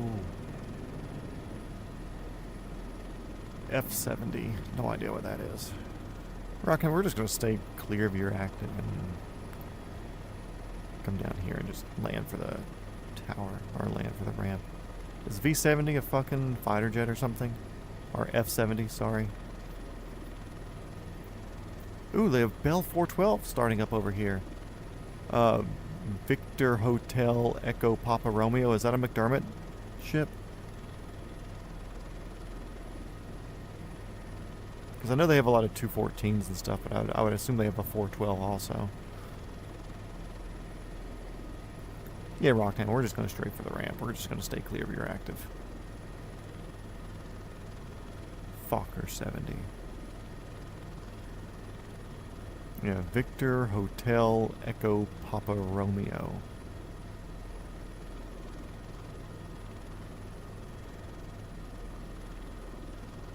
Anyways, we're going to go over and land next to him. That's where we're going to steal fuel from.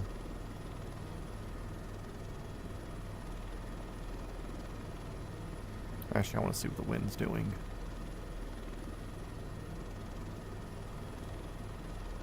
Oh, there's a windsock right here. That's convenient.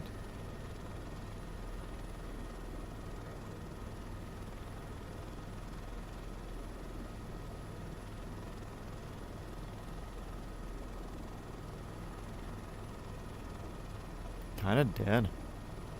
Like 5 knots.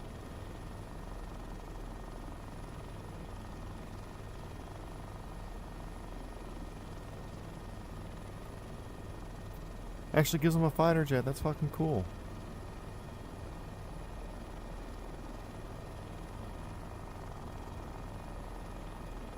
Also, how dumb that it says it's a 412, but it doesn't actually give them the fucking helicopter. Even though I've seen a 412 model in the game. Very silly.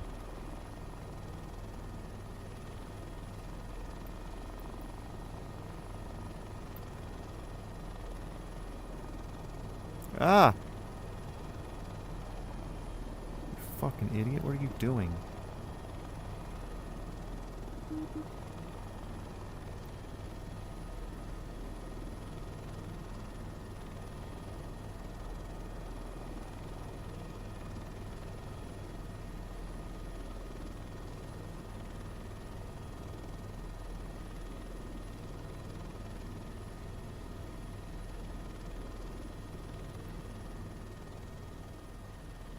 Okay, let's throttle down for a second.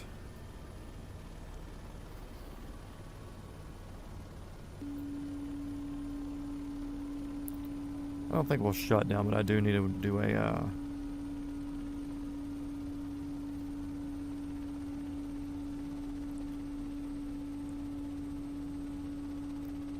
that's an airliner.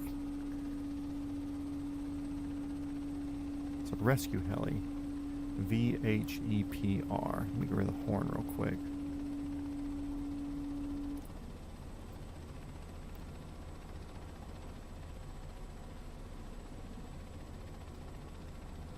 Not cheap helicopter.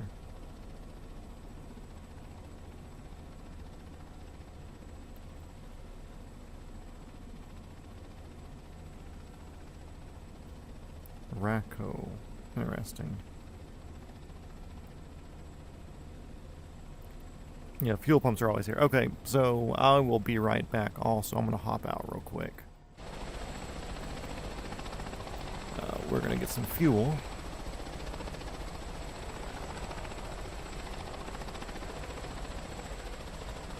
And, yeah, I'm going to go empty my fuel tank personally.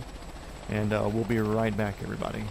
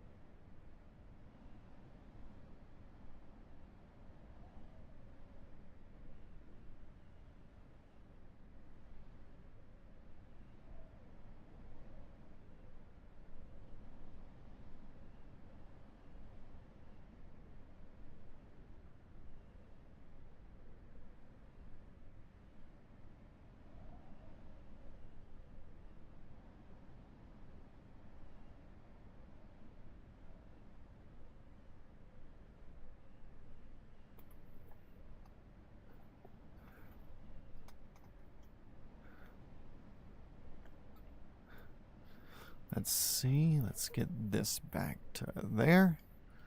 Make sure my sound's back to working for everybody.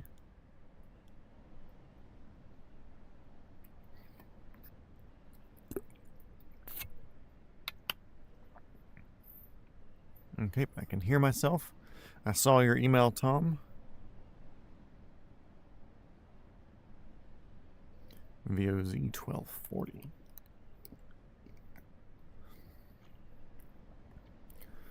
Okay, let's see. All that's good. We were standing. We weren't in the helicopter.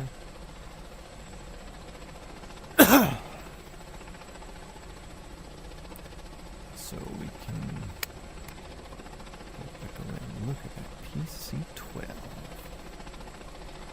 Shift C puts us in the pilot seat. That puts us straight. Okay, cool. I'm happy with that seating position. Let's tippity the top off on fuel real quick. My map is gone, so I'll bring that back here. See if I can do a...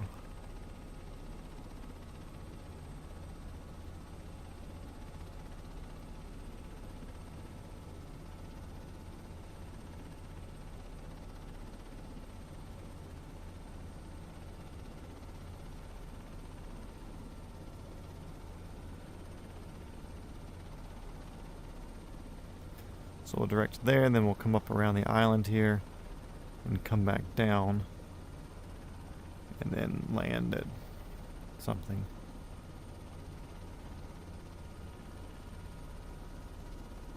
About 15 minutes delayed. It's about 30 seconds or so. Oh, you're talking about the streaming of the aircraft and stuff like that? Yeah, it's about 15 delayed.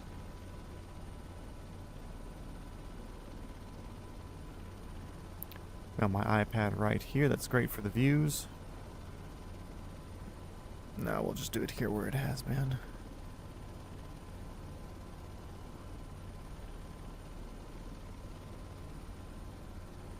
There. Perfect. Okay, we are topped off on fuel. Gonna turn our throttle back up slowly down here on the collective. Watch our speed get back to where it needs to be. Cool, cool, cool. That's good. We can turn the horn back on for no fucking reason. And, let's get out of here. Rockhampton Tower. This is helicopter Foxtrot. All right.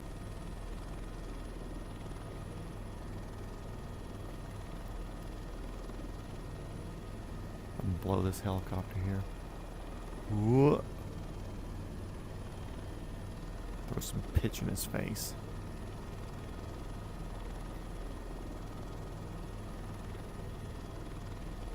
Onward we go. So, in case anybody watching is curious, like, hey Matt, you're in Rockhampton. That's where the description says you were heading today. Well, we went up to 10,000 feet earlier and had like a 50 or 60 knot tailwind. So we made some really, really good progress. So we're actually going to head to our next leg, which is down to Hervey Bay area. We'll circle the island that's down there once we get down there. And then we'll land it. Whatever that other place, Yarborough Farm. What? Something Tom said in chat up there, just kind of south of Hervey Bay.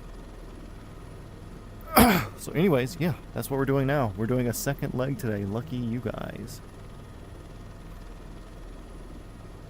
Well, when I go down there, they'll have cream pies in Australia.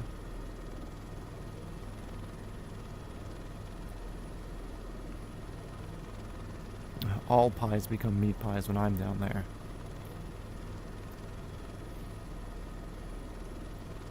"13 people watching. Welcome in, everybody.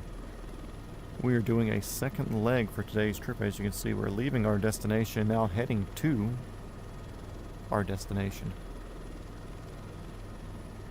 If anybody is a player, you can join along. I've got the description updated with the server that we're in. And we're heading south out of Rockhampton currently.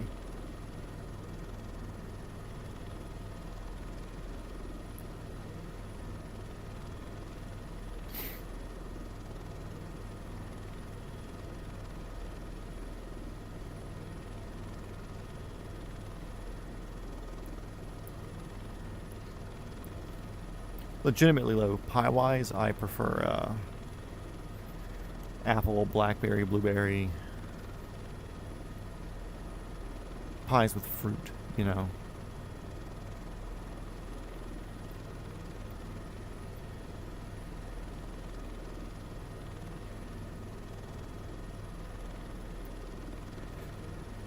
Dude, I think a meat going into somebody's pie is an origin for everybody, so y'all can't claim that.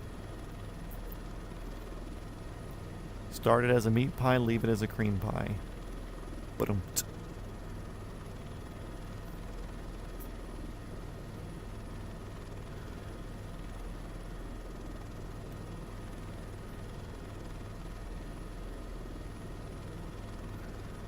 Let's pour some ponies at it.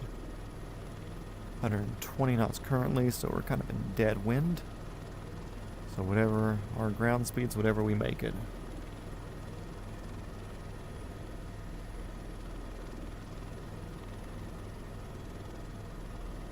You have a rivalry between you and New Zealand who does the best pie.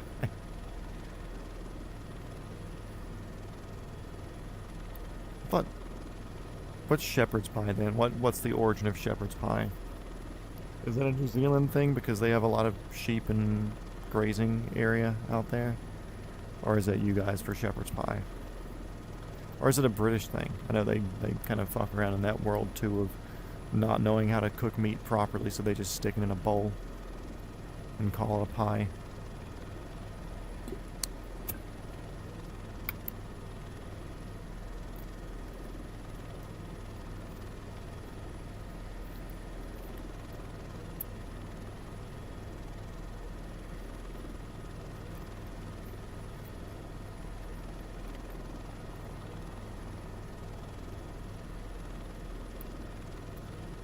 Here's a hair. I think a dog hair got onto my headset when I went to the bathroom. Tickling my nose. Anyways.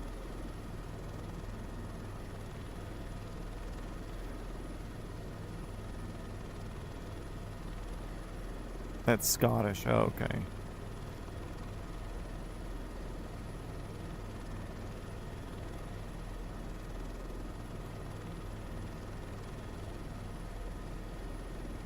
So basically the UK is what you're saying.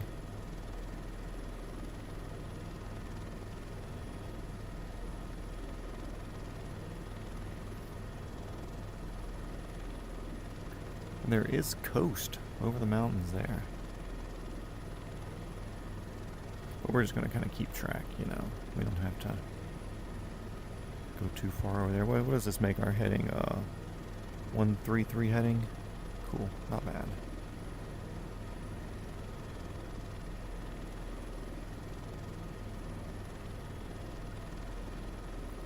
A little bit more right.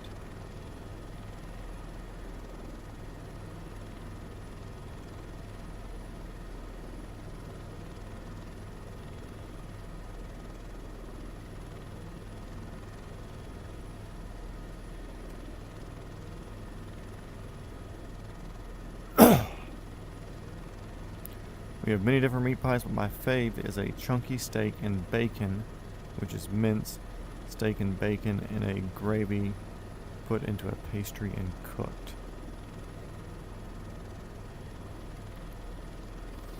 Well, I just made ground beef for lunch today, so I'm pretty much an expert. And I actually pushed the browning further than what I usually do now.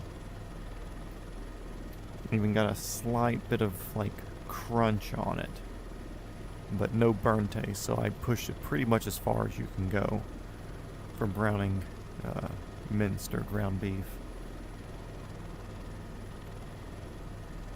But it makes such a good smell. Once you get it browning and it soaks up all the all the tallow back into it. And then once it gets to that point, that's when I have a bowl of fresh cut garlic, cilantro, and chives with some locally made butter.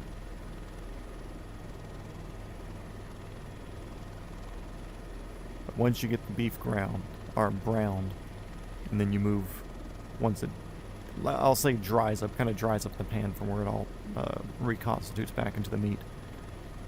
And then when you add that stuff on there after the browning, whew, the smell is so good. It is such a good smell.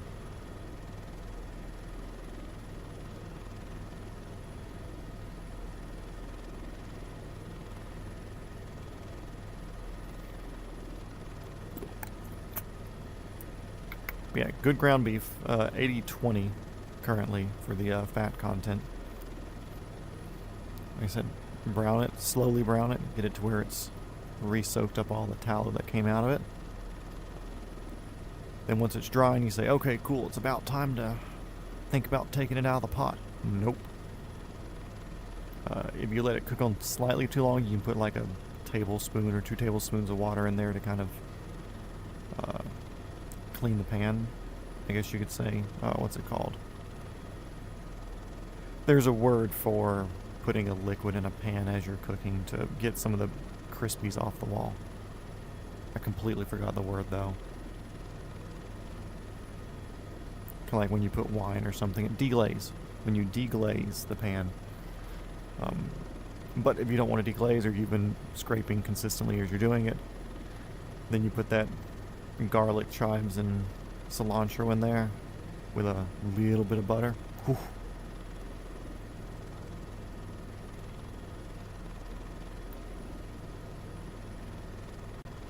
Yeah, in a burger I do plain meat. I don't really add anything to it.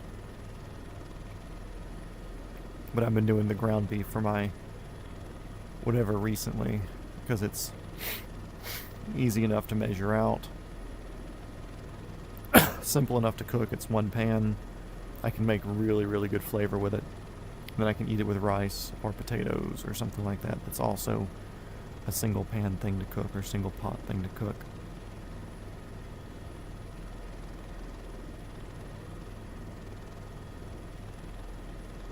Yeah, burgers I keep very simple. I don't do any ketchup, mustard, mayonnaise, relish, pickles.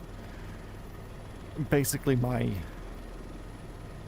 mindset is, if you have good meat, and if you did any little bit of seasoning to the meat beforehand, which I typically don't, and you cook it the right way, you should have a very flavorful burger. If I do put anything on the burger, it's usually something like like bacon or a fried egg, or if I'm feeling like a fucking millennial and I have what's it called, avocados, put some of those on there, or like a really good cheese. I'll pre-melt that and pour it over.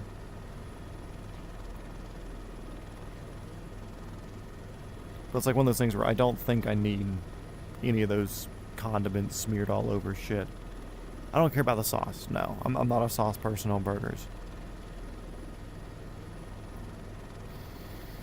I like my flavors pure and whole. And ketchup, mustard, and or barbecue sauces, if it's a barbecue burger or something, they just... I think it masks a burger that's not made well. The only time I will make an exception for sauces on a burger is if you're doing like a burger that has like a barbecue topping on it as well, where you have like a pulled pork barbecue and there's barbecue sauce on that pork.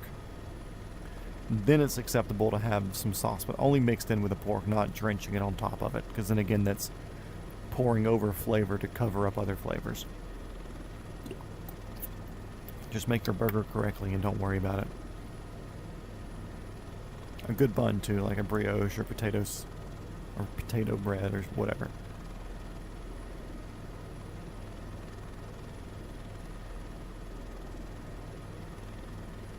Tanker chemicals. Let's run into it.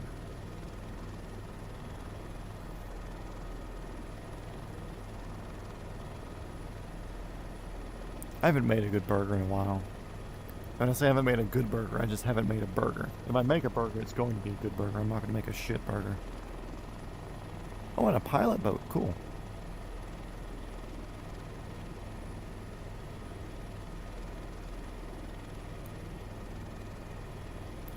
I'm assuming Gladstone Pilot here is a boat that's actually delivering a pilot. Oh, it even looks like a pilot boat. Sick. Usually, whenever boats, bigger tankers and stuff are leaving or going into a river or leaving a river where there's sandbars and stuff, like what we were just flying over, as you can see, it's very shallowy looking, but they probably do move stuff in and out of the area.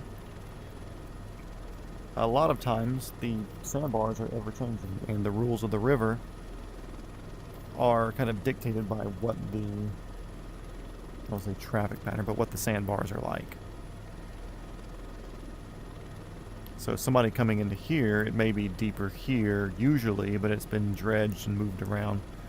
So they hire a pilot or a captain or whatever to bring you in from deeper water, and help you in and out. Tennessee River, Savannah River, Columbia River, Mississippi River, they all have pilots that are specific for areas and stuff, and a lot of times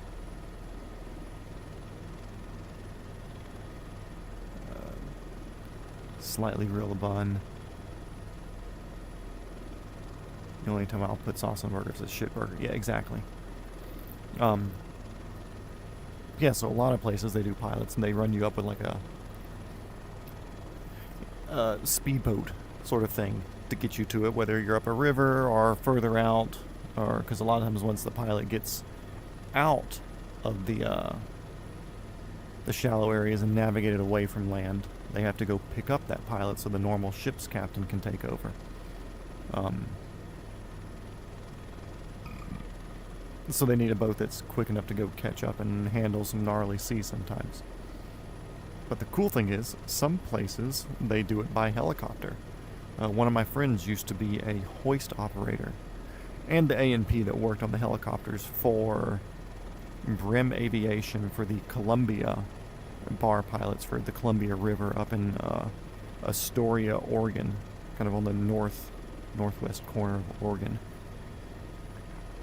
I found him, I think Combat Learjet, or one of the big Instagram pages, shared a video that he had posted of doing the hoisting and stuff.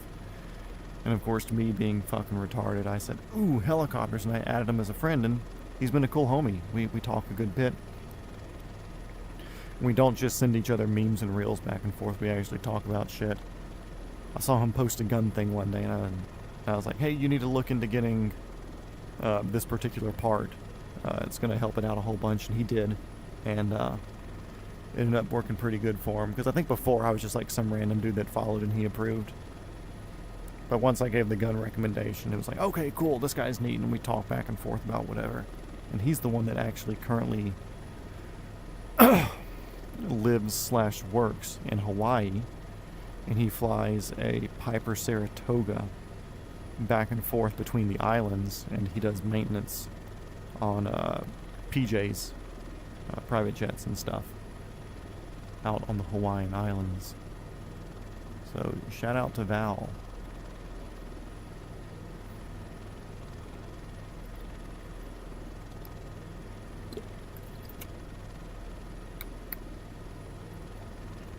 Let's see, 136 air, 138 ground. We are making time.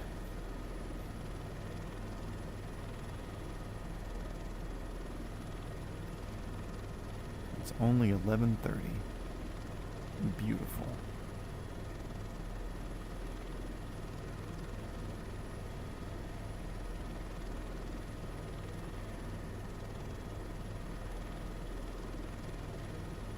You think this is enough altitude?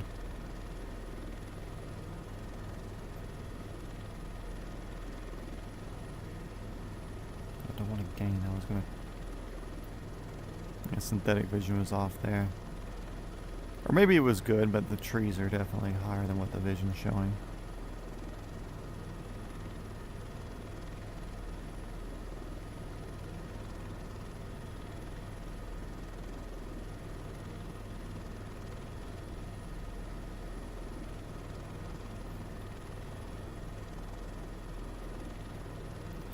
Do either of you know if dropshipping is worth it? Dropshipping is a weird thing. It depends on how well if you can market it, then yes, you can do it. But at the same time, also you need to put that investment in to buy or to purchase things. I did dropshipping for a while. Not like product dropshipping. I mean, it was shirts. I had a t-shirt company. But it was a third-party printer who handled everything, and I just literally had shirt designs up on my site. Yeah, it's one of those things. It's like kind of like OnlyFans or whatever. It's like, okay, cool, there's thousands of people doing OnlyFans, but only are millions of people with OnlyFans pages. But like 99% of them make less than like $50 a month doing it.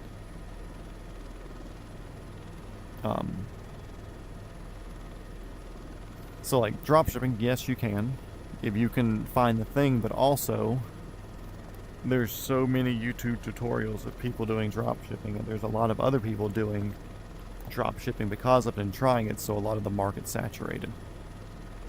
Unless you can just find a product somewhere that nobody's selling that you can turn around and then drop ship. But also it's kind of a thing too of how much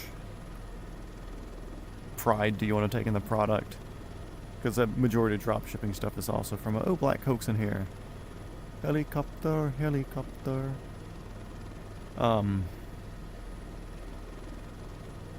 Yeah, it's a weird thing. The only reason I was okay doing drop shipped print to order shirts is because I was able to pick what the shirt base brand or whatever is for it. So it wasn't like it was just going to be like the cheapest whatever crap shirt. You know, I was using like next level t-shirts, so it, like really good fit for guys and everything. And I was using a good printing service where it was good ink and whatever. You know, you get 50, 60 washes out of it.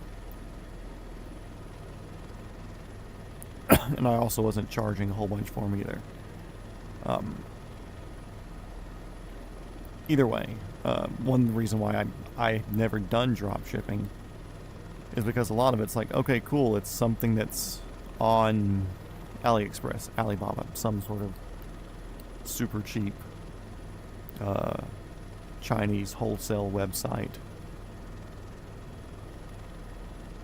And then it's like, okay, cool, you can put your brand's name or marking or something on it. Steve, welcome in. BC Helicopters did an epic tour in the R66. Are you following their tour perchance? No, I am aware of their tour, but I'm not following it. I'm taking keys from some points as far as like water crossings and stuff like that. But I'm also not limited by time or the cost to go around the world or anything like that. So like currently we're in Australia. We started in Georgia, flew west across the US up to Alaska, Russia, Japan, Taiwan, Indonesia, Papua New Guinea. Now we're doing Australia. It's not necessary to do Australia. I could have gone straight through China or straight through Siberia or whatever. So Siberia is also boring. We did a 5-hour cross water to get out of Siberia to follow the island chain down to the northern part of Japan because Siberia was just boring. And part of this for me was like, I wanted to be interesting to people watching it. And I also want to see a good number of countries and see things for myself. So I'm not bored in Nigeria.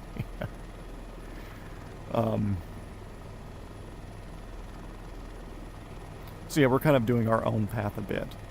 I think their way around the world's a 260-ish hour flight.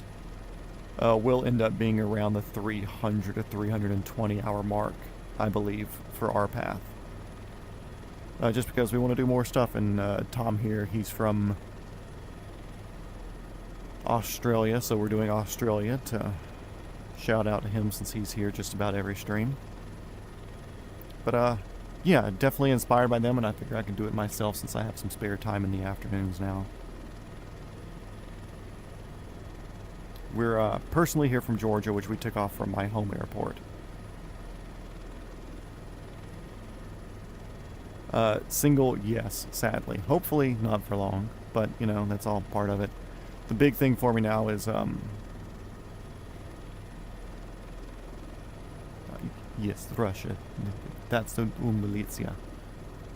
So to give you the background, Steve, I'm a Hollywood film industry professional, but here in Georgia, never a California Hollywooder. But work is extremely slow right now, and I finished my last job, which was Will Trent Season 3. Typically there's like 30 or 40 productions running at the same time here in Georgia, but with the last my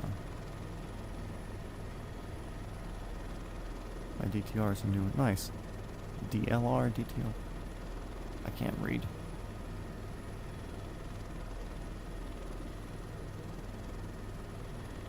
DTR, okay. What was I saying? Oh yeah, so film's super slow because we got off the strike and the producers are upset, and I've heard rumors that they're upset about the Epstein list and everything as well. So, hives.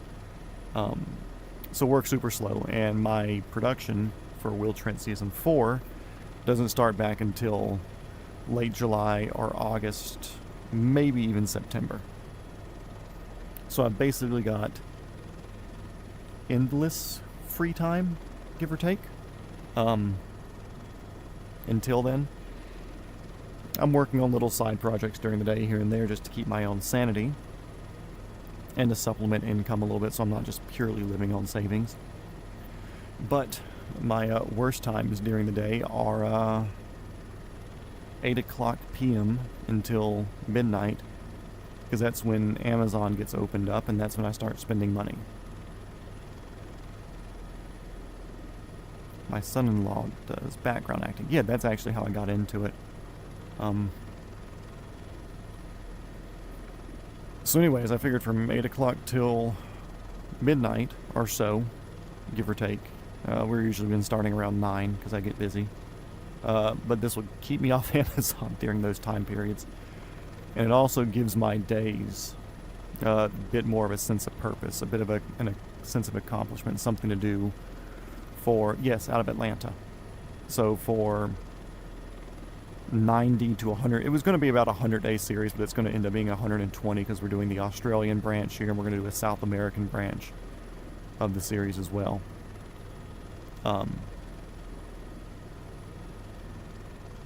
So it gives me something to do. I'm obliged to it. We're 37 episodes in. I've wanted to quit, but it's like, man, I've got a few people who watch me. I have fun coming in here and chatting.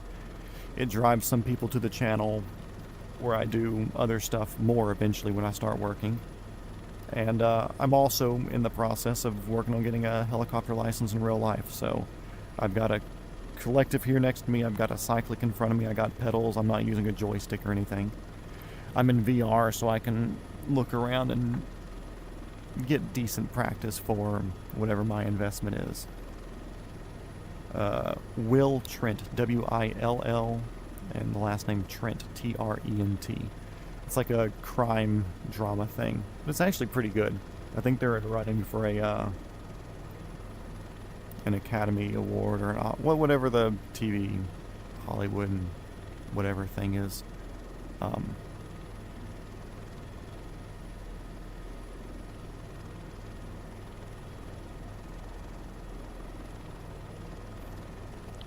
Let's see, out of Atlanta.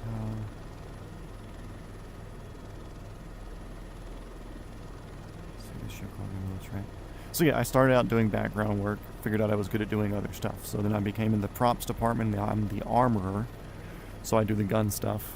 And yeah, that's my job. It's a cool job, worked on a lot of cool stuff. They said my last name up in the chat or whatever. And you can IMDb that, and it's kind of up to date.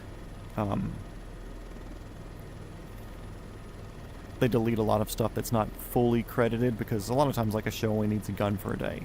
So they bring me in for a day, but then I don't get credit for it. So they end up taking a lot of stuff off. I think IMDb has like 15 to 20 shows, but I've worked on like 30 or 40. But some of them it's just for a day here, a day there.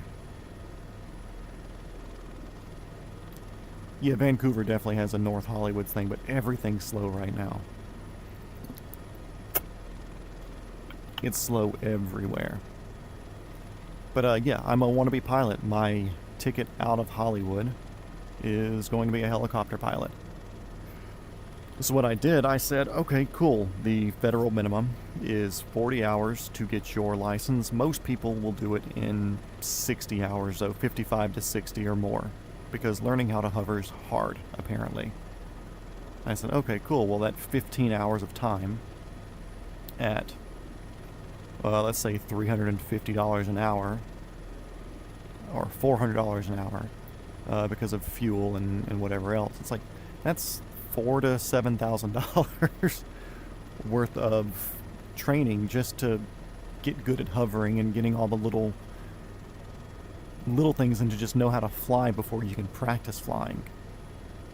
And I said, okay, cool. If I invest, I've got about $4,400 in my PC, the controls that I'm using, my VR headset, etc. It's like, cool, that's 10 hours of flight time. And I've taught myself how to hover and do a lot of the helicoptery things through the sim. So hopefully it's a much quicker transition process getting into the real thing. And I've actually had somebody come into the chat in the earlier episodes who did the same thing. He's been flying fixed wing since 1978 and decided to start flying helicopters in 2021. Downloaded Microsoft Flight Sim 2020 and taught himself how to hover, and he said within 5 minutes he was hovering in the real thing.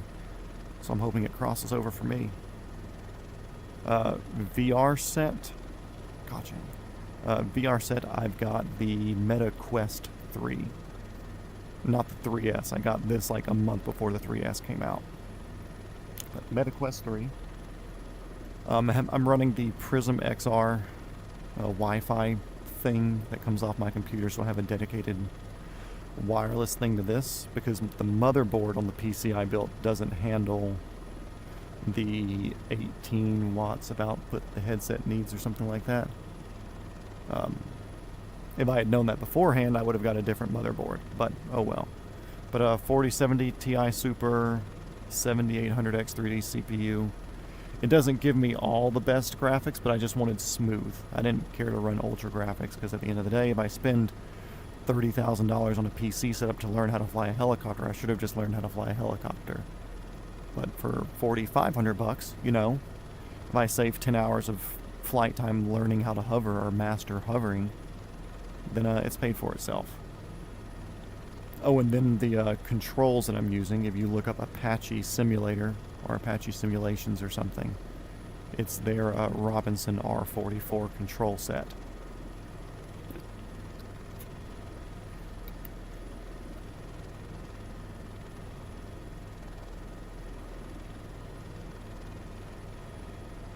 Oh yeah, and Tom is a helicopter pilot. Newish, but his family is in ownership of a helicopter tour company, so he gets a decent bit of seat time. Yeah, it's not bad. I run medium on a lot of stuff. I think trees I have set on low because there's so many of them and it's graphically heavy. But yeah, taught myself how to do helicopter stuff, which was, I had to develop my own way to learn how to hover, which everybody that's a regular has heard me explain it. But I'll show you real quick since you're fresh in here. So typically when you're learning hovering, if you're not aware, you have a instructor that's covering two of the controls for you while you're learning how sensitive the collective is, how sensitive the pedals are, how sensitive the cyclic is. You have that instructor doing that for you, and then they'll give you 2 at a time, and then they'll start giving you 3 at a time, and they'll don't give me the RPM like that. Chill the fuck out. Here, there's a lot of collective right there. You like that? No, you literally have no reason to do that. This model's very sensitive to decel, and the governor doesn't quite do the governoring job. Anyways. So, if you're unfamiliar, like I was saying, I'm not even going to worry about this stupid fucking thing. That's so annoying. Like, there's no way it's grabbing 450 RPM from 400 or Like I was even up on the collective there. What? That was not a crash. You guys saw that. Okay, y'all call it. Was that a crash or not? I was not on the ground. I've got a rule, Steve, where if I crash during a stream, we restart from our last checkpoint. I don't want to call that a crash. I think that was a, I think that was a weird, something was spawned in the air.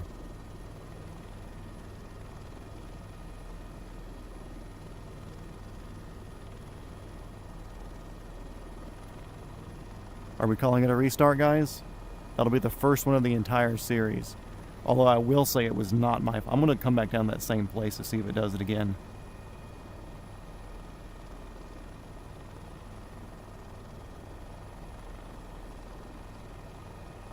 Here, I'll see if I can replicate it, because I was at a...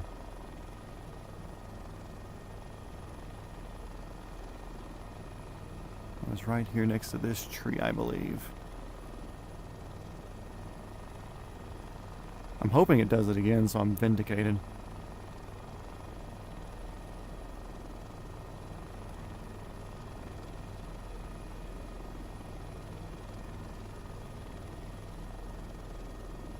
Was I here or was I somewhere else?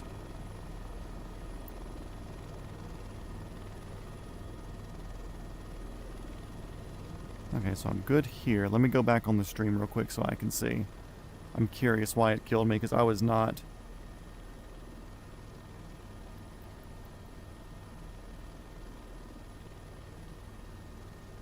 Okay, don't mind me for a second, guys. I'm watching the stream back myself.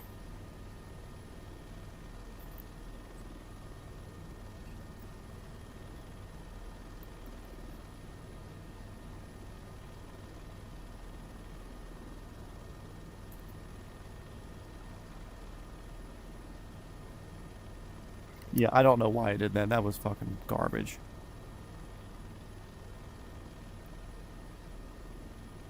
Can't tell exactly where I was at. I was somewhere right around here.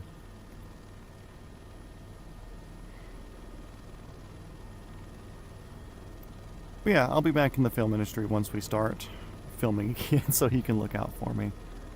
I was somewhere near the road here.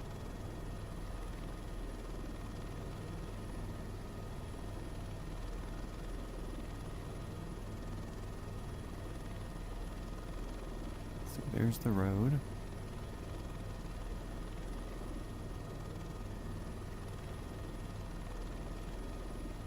Why did it kill me, though?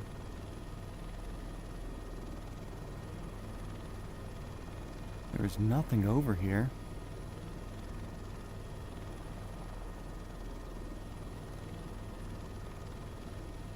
Dang, that sucks. Nope, there it was again. There's fucking something that's catching me down there.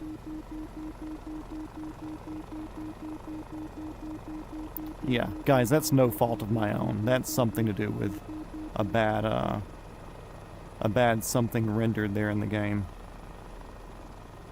It's like there.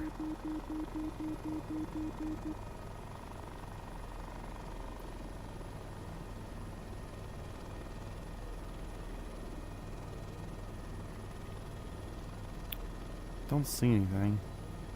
Nothing on synthetic. Yeah, that's fucking silly.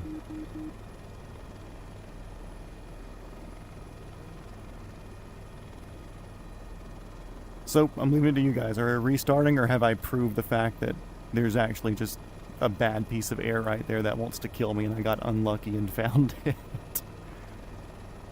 No restart? Tom says no restart. Steve, are you still in here? What do you think?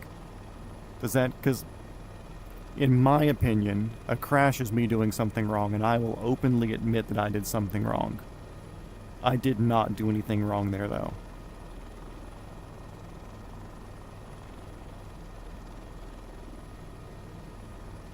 Sure, don't restart. Anyway...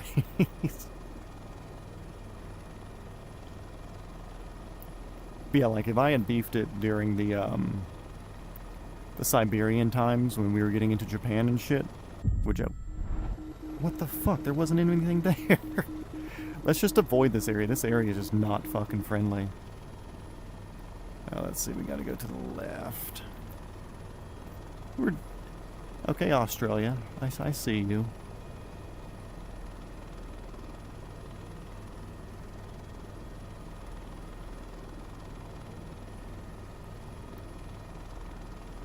Yeah, that's crap. Yeah, if it was something that was legitimate my fault of me flying into a mountain, or like if I had beefed it when we were coming into a... No restart. Thank you, Robert. Yeah, I will gladly admit if I do something wrong. I would love to do this entire series without a mess up. That's kind of the goal. I feel like anybody who's a pilot should be able to fly 300 hours without crashing.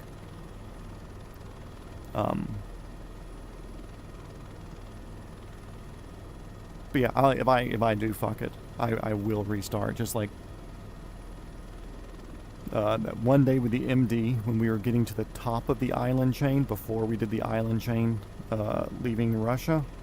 Almost fucking beefed it on that one because my headset disconnected from the it's the pterodactyls. Wait, they have pterodactyls in Australia. But yeah, my headset disconnected.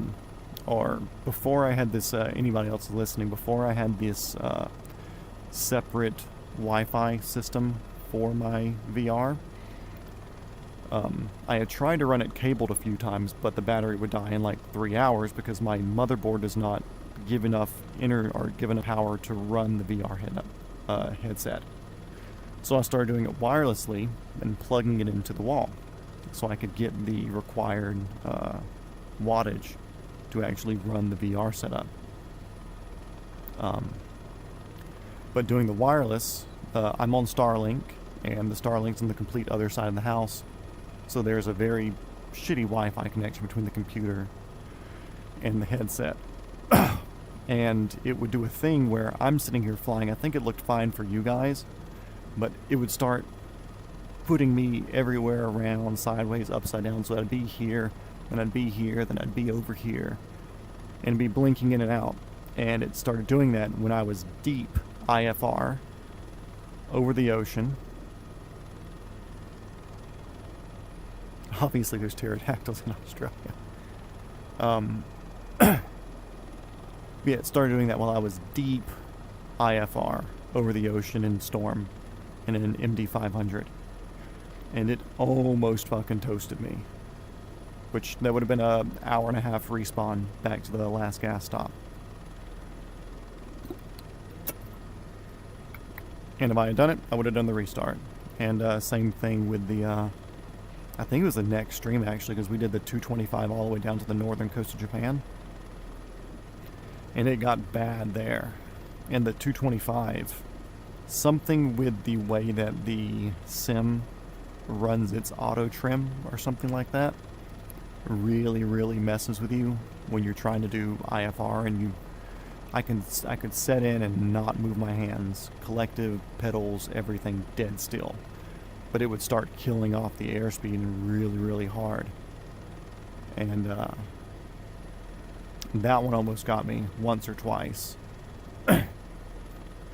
So I haven't touched the 225 since then. I don't know if y'all have noticed, but I haven't touched it since then, just because that's annoying. But yeah, if either one of those had toasted, I would have had to do a restart, and I gladly would have done it. I have my rules. But if it's not my fault, I don't see it as a crash. I see that as a sim issue. Ronnie, what's up? Welcome back.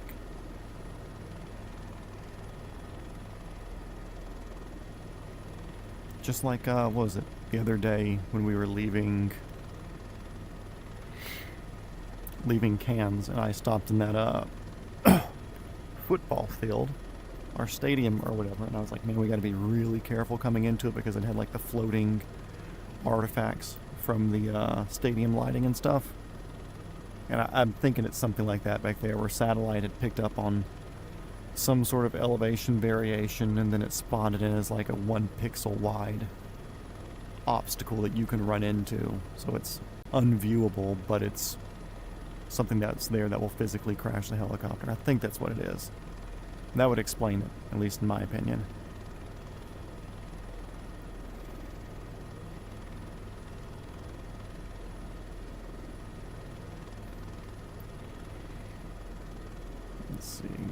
2/3 of tank of fuel. We're almost halfway there. Looking good. And we'll be stopping at Hervey Bay, whatever, Hervey Bay, I think. We'll be stopping there, getting fuel and doing the island tour, and then stopping in the next one. We had a crash, yes, but it was like 2-3 minutes before you got here, so you can click back in or scroll back through just a few minutes. But it was not a crash at the fault of me, or bad piloting, or bad decision making. It was a crash at the fault of Microsoft Flight Sim 2024. Has some bugs that are completely invisible that you can run into. Harvey. I mean, it's spelled H-E, so I was just always defaulting to Hervey. But if it's Harvey, it's Harvey.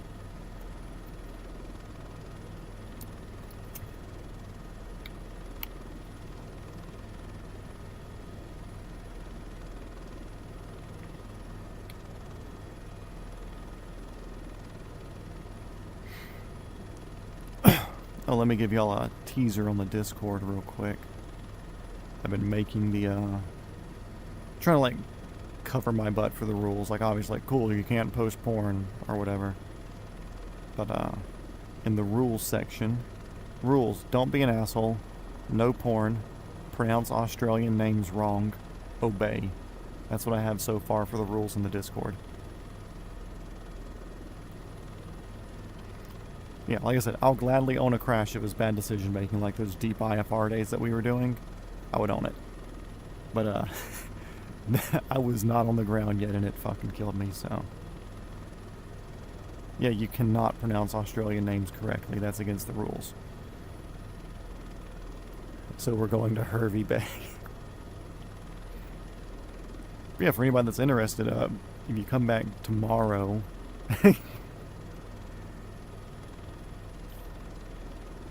If you come back tomorrow or the next time we stream, I should have the Discord up and ready by then. So that way if you have suggestions on places to go during our Around the World tour, you can toss those in. If you want to talk about real world gaming or helicopters or building or whatever's related to my channel or anything in general, we'll have a Discord up for everybody to hop in and enjoy.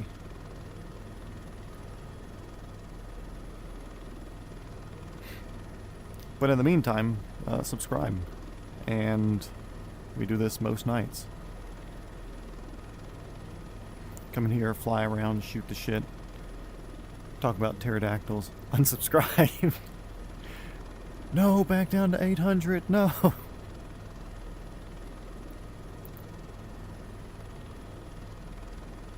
So y'all probably aren't gun people, but there's the podcast called, or the Instagram page called Seaburn Art, CBRN, which is like chemical, bioweapon, whatever,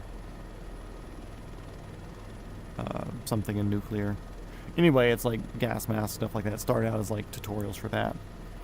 But anyway, it became a podcast and everything, and the rules for their Discord are funny. It says,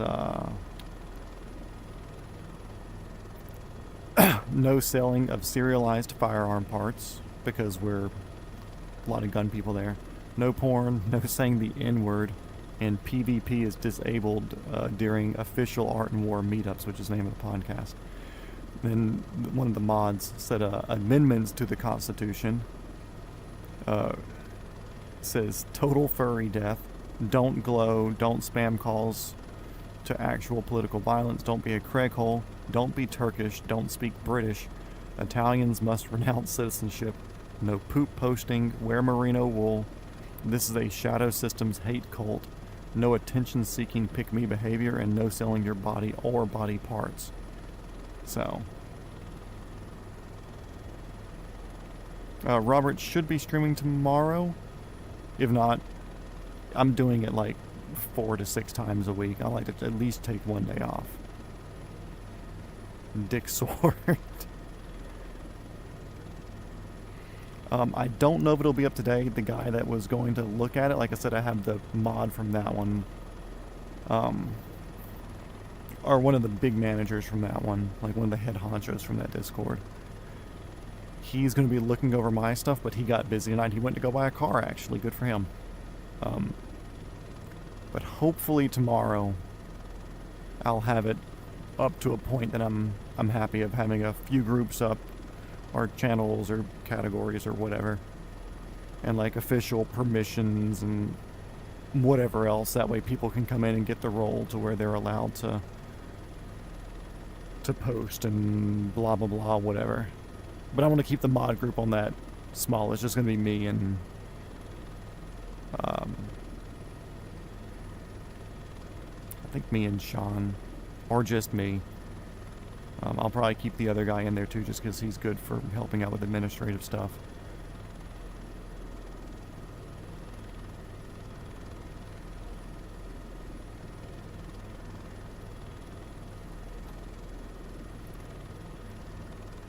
Oh, we're just kind of following these power lines, aren't we?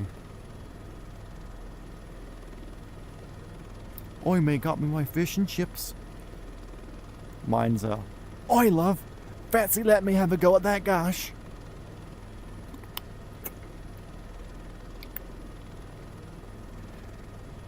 But yeah, Ronnie, we should be up tomorrow. We should be streaming tomorrow. That's, I don't see why we wouldn't, unless I'm figure out something to do tomorrow that takes up a whole bunch of my time, but as far as I know, we should be. We got like a 2-knot tailwind. Look at us. Means we can speed it up some. Chase a record here.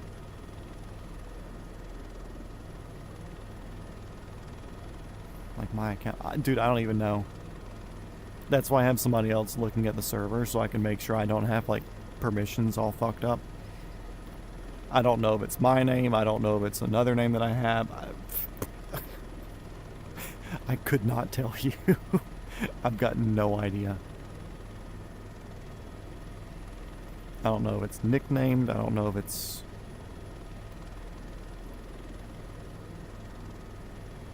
How do I even check?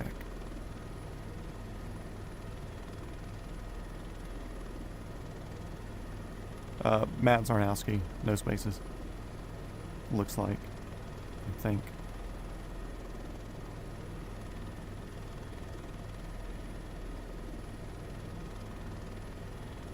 I don't see any power lines. There are the towers here, which I'll skirt down. Don't you dare do your fucking overspeeding rotor shit to me. I don't know if maybe one day they'll add in power lines, but there are no power lines currently. It's just the towers. But whenever I do see them, I do respect the power lines. So I either be brave and I fly under them, or I work on clearing them. I don't pretend they're not there.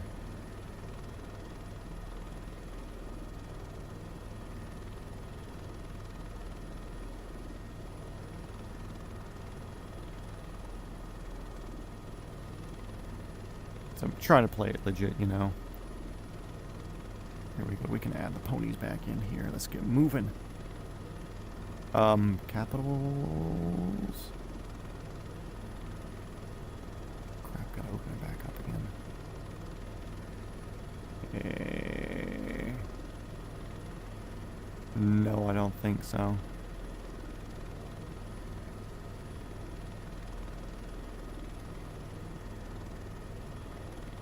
Yeah, basically the first half of my Gmail, before the @Gmail.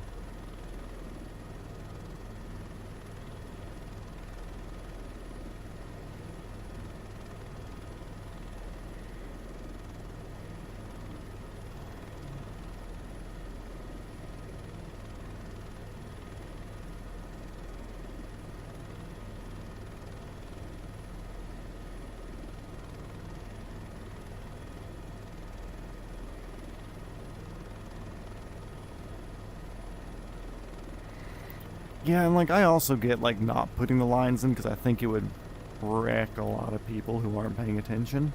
Then again, they should. It's a flight simulator. It's not a video game, even though it's technically a video game also. But I mean, there's so many ways that you can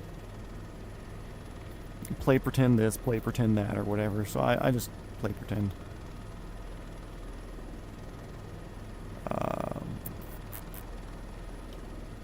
I don't know, maybe try a capital M and a capital C.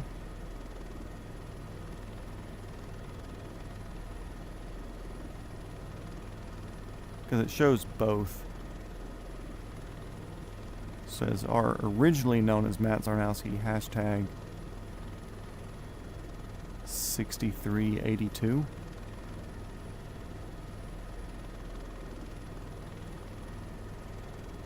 I also don't know if I'm discoverable. Is that a thing? Is there a private setting that maybe I have? Should be up tomorrow.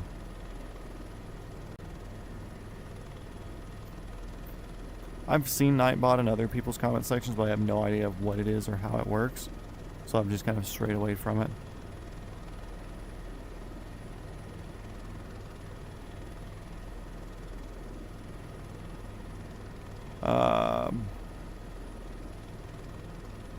Yeah, I'll figure it out, Tom. If anything, I'll tell you tomorrow or next time I see you, whatever. Or if I figure it out tonight, I'll email it.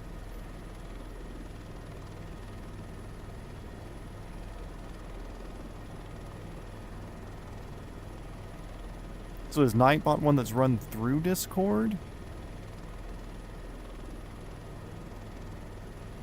Like I said, I've seen other people that stream with Nightbot, but I don't know how to go. I mean, of course, I could just Google it and be like, how do I put Nightbot in my YouTube stream? But that's not fun.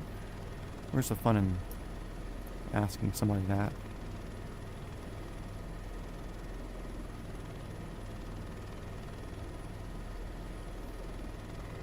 Nope, news alert.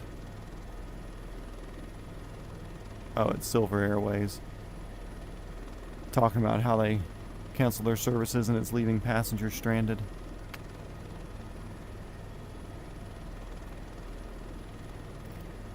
Yeah, I heard that there's somebody that's stuck in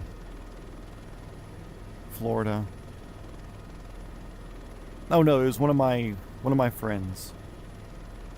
They have a friend who works yachting or whatever. And the yacht that he was working on was in Tampa, and he had flown down to like Miami for a day or two or something, like was gonna get a flight back, but the flight got canceled. So he got stuck down there. No idea how Nightbot works.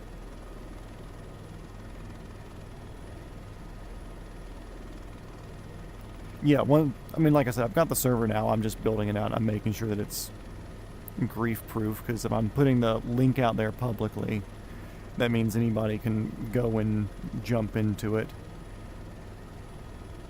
And I don't want somebody to show up and start posting crap and whatever, or doing things. So I want to make sure that I have it bulletproofed with permissions and whatever, because there's like 4 or 5 different role categories that you can give people, and like I said, I just want to make sure that it's stout before I do that.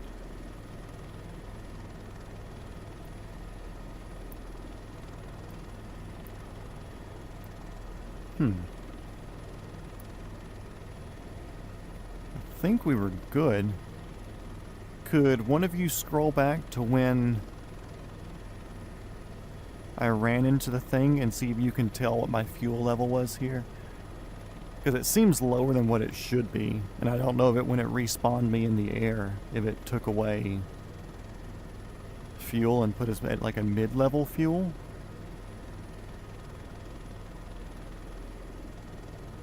Maybe it's correct. Maybe since we're not in the eco mode or whatever, and we're turning and burning, maybe we're just toasting through quicker than I expected, but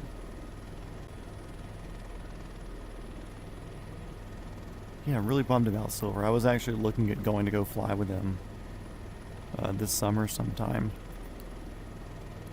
Just because, like I said, I've always kind of had a crush on the ATRs.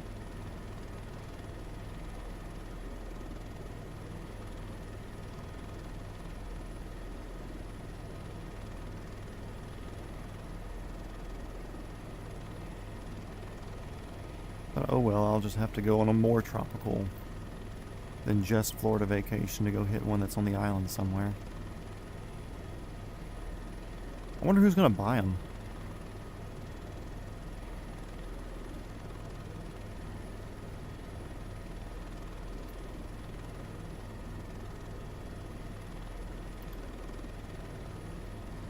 I mean, they have a decent fleet. But I wonder if anybody domestic's going to buy them and then integrate them, or if FedEx is going to take them and put them into a life of cargo, or if Delta's going to get one and do some more regional flights around the southeast with them. I'm curious. Probably nobody.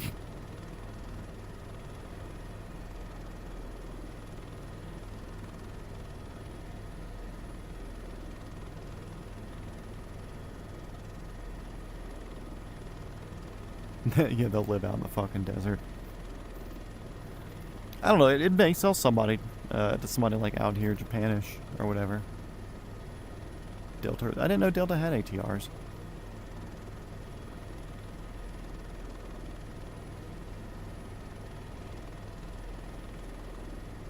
Hey, but then again, think of that. It was just like, damn, we can't do anything with these things. What are we gonna do?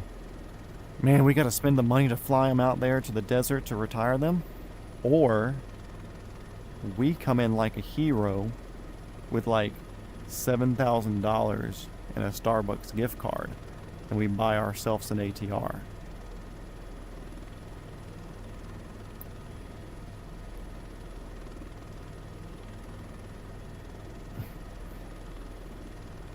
That's the goal.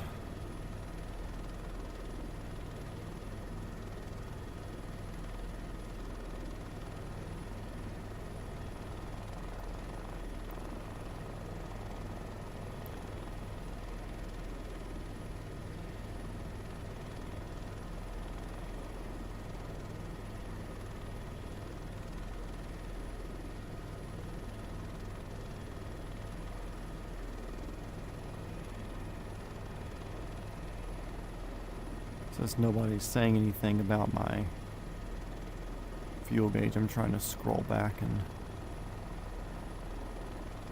look.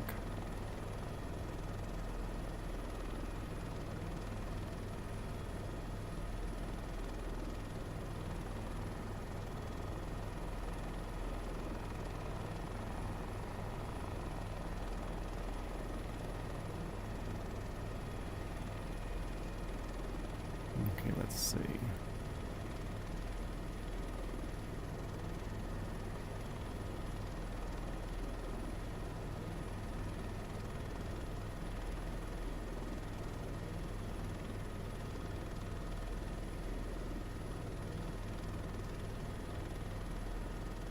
I see it there, but I can't see the number.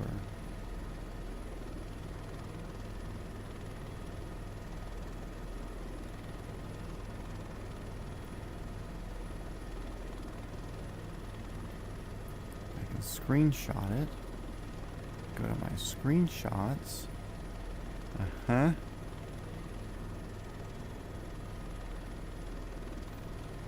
has me at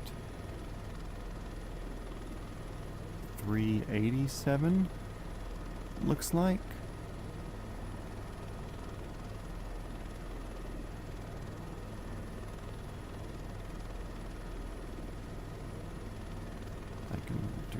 Again.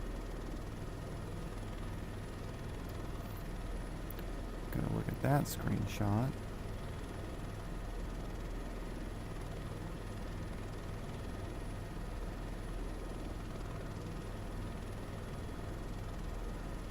$3.15, so it took like 70 gallons from us. Okay.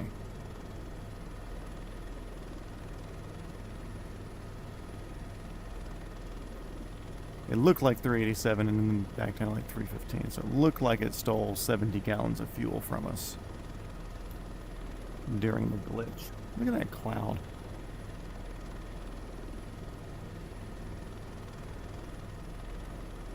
So if we get down to 70, or we get down to like 0 and we're nowhere near, then we'll Do an add and assume another 70 or so. I think we should be good though.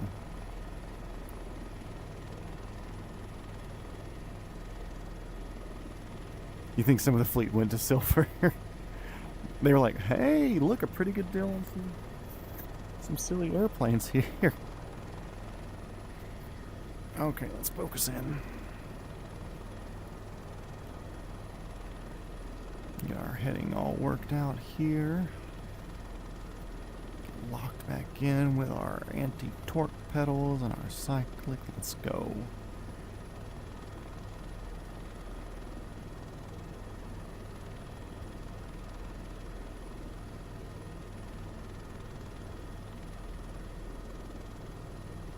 There's a little airport up here on the right.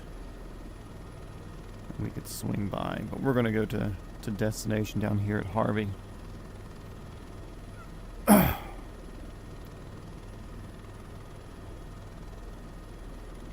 we'll fill up at Harvey, do the island loop, and then go to whatever the name of that other place was.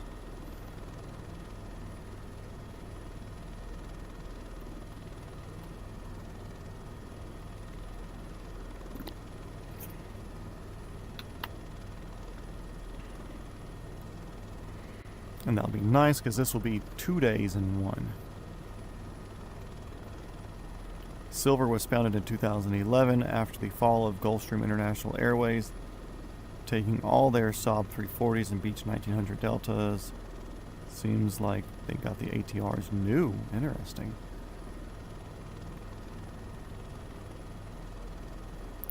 Did they still run the Beeches? Like, I could see maybe the Saabs running. Also, is anybody running the Saabs here in the States?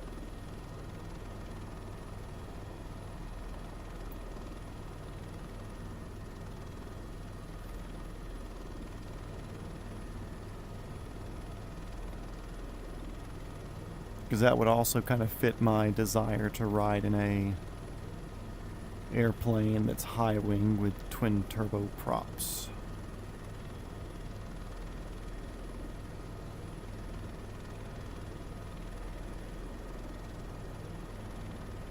I don't know what this airport is, but we're going to buzz it. Can't even find a photo of it.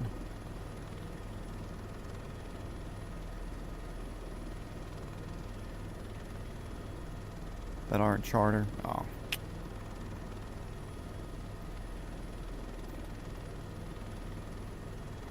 Do you just have a list or an easy way to look up? Are you Googling it, or are you just that deep into looking at shit like that? Okay, I could see in Alaska.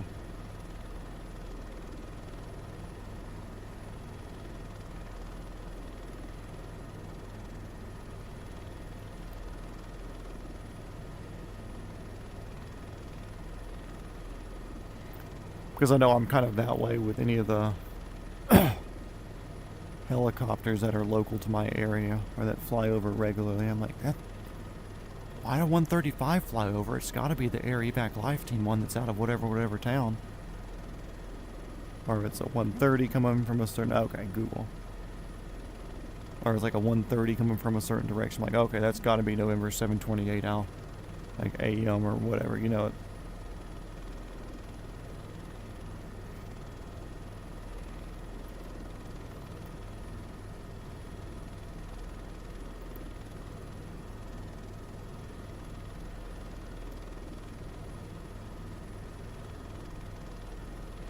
We're getting there. We are damn close.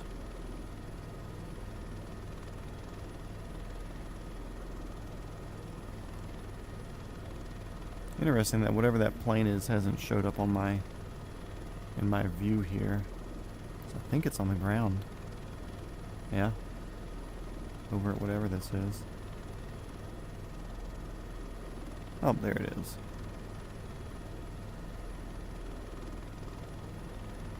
Cessna 205 and the other one is a DA-40. Cool.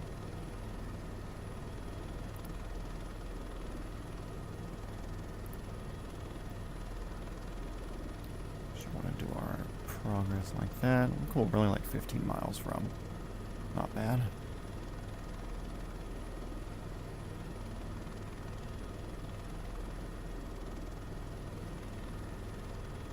Aleutian Airways.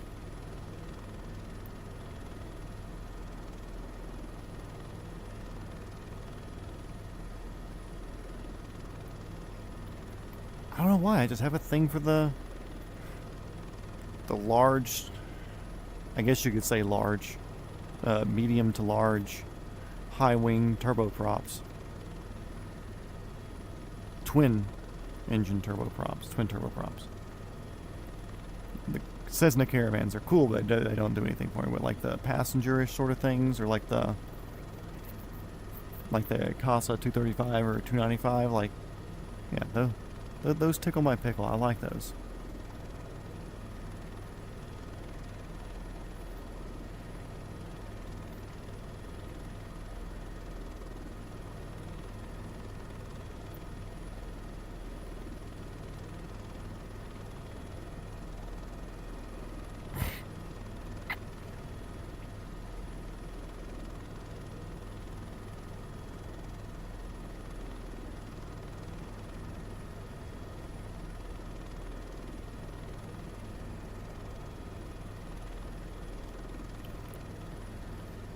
And nothing against Tom, but I think I'm more likely to go to Europe in real life before I go down here. Just because I've got things that I've been planning on doing in Europe for a while anyways. Speaking of one's happening / finishing currently, and the next one's about to start. I've talked about wanting to go do the Isle of Man TT. Race in Isle of Man, UK.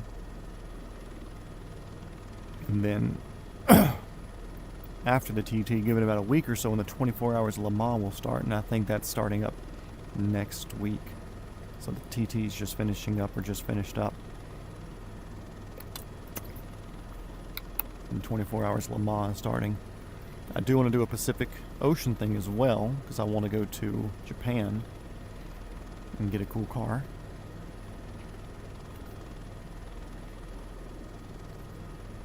Although there is a chance I would go to New Zealand, because there's a girl that I'm talking to who goes down to New Zealand like once a year.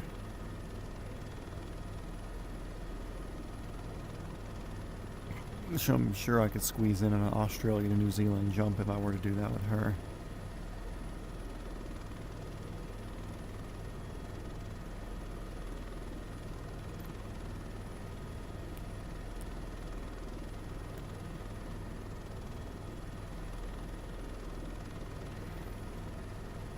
I got a 4 or 5 knot headwind.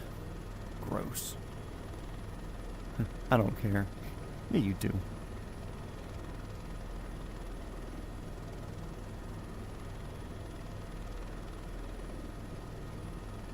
This feels very Amsterdam-y. It also feels like kind of like coastal Japan. Except the fields aren't plowed the same way.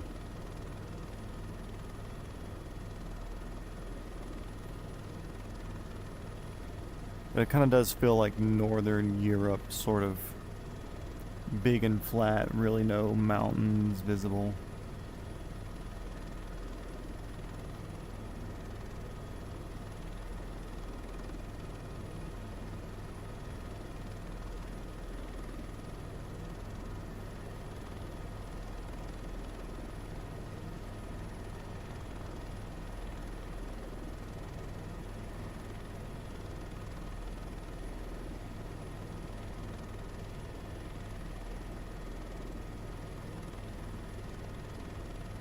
Yeah, it had a very, very Northern Europe feel. If I just look this way, maybe like Central France. But with the ocean there and more of a Northern Europe-y feel to me.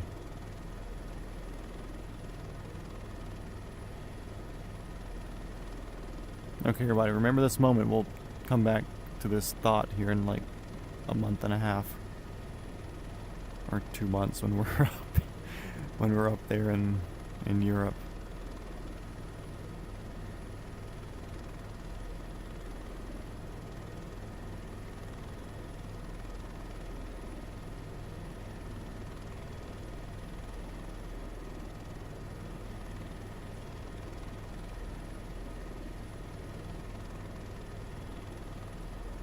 You know what, these last few miles are feeling long. Or at least last few miles still, I'll call it a midpoint stop or whatever. Because we're going to get some fuel down here at Harvey. And then do the island.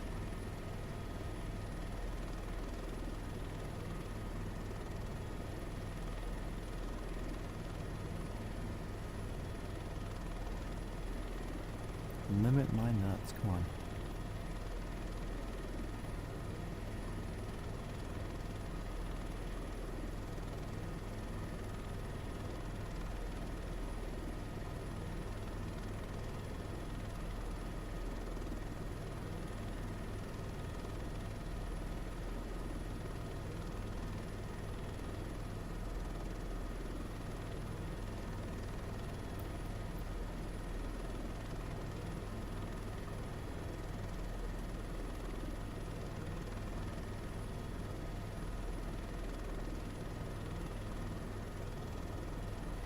And now in the trees here, it loses that entire Europe feel.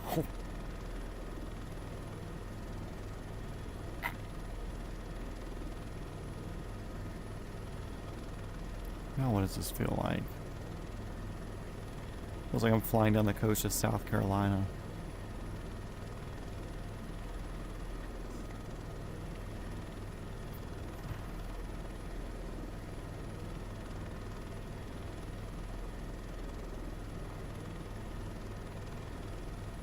Everybody's a bot. Maybe you are a bot. Fields of North Reserve are more like true.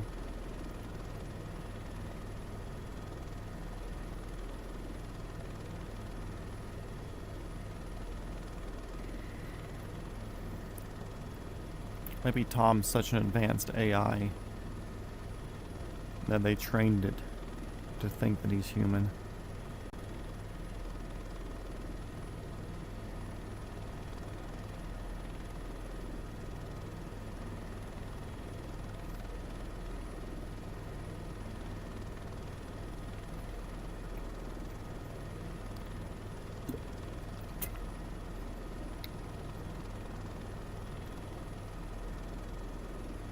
A bot created by GPS to troll me. Why don't you have Nightbot? Nightbot at home is just Tom.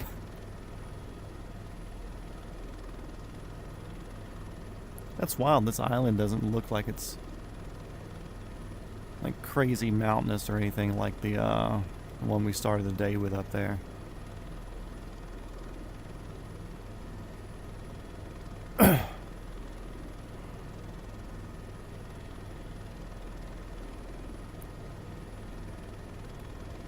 But Tom, I did legitimately think, like, the first couple of days you were on here, that you were one of my friends from the Carolinas.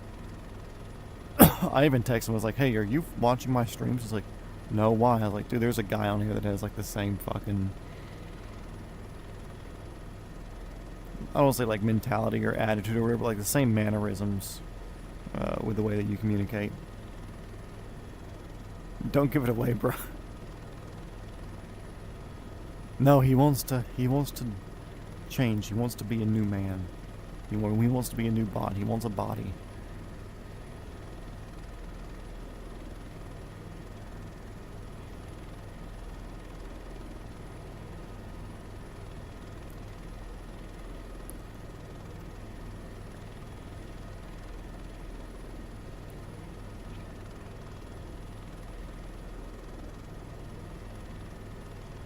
Little beach town here. Kind of here in the middle of this forest. Peninsula, whatever.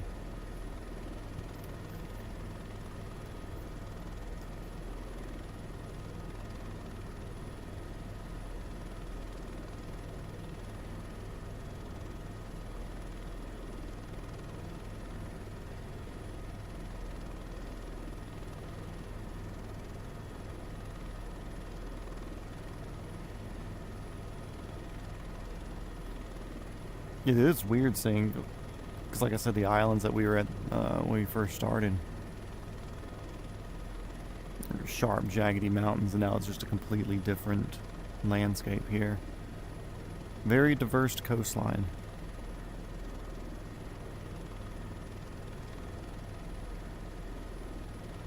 I will delete you. Dude, it's so fucking funny. In the Seaburn Art Discord, we have an AI bot that lives in one of the servers, or in one of the channels or category, whatever. Anyway, like, you can ask him to do anything. Today, Steve, we are in the H130 Airbus. This isn't one that came with the game. This is one from Cowan Simulations. I purchased it back in Microsoft 2020, and it's carried over to 2024.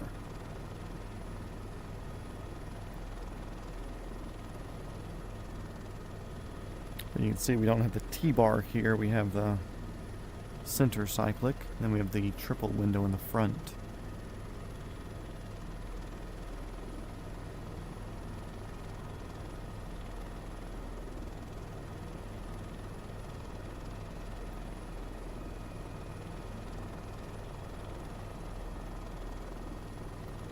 My Royal Mail parcel is on the way. Hell yeah.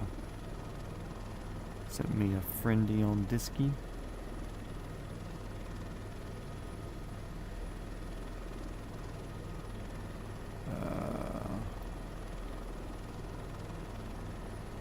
Accept. Friend added. Cool. Gotcha.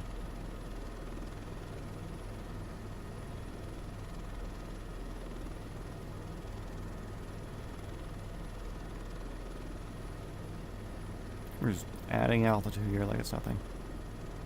Cool. Got you on the dick sword. Yeah, so, Steve, since Tom is our resident Australian, allegedly, we weren't going to do Australia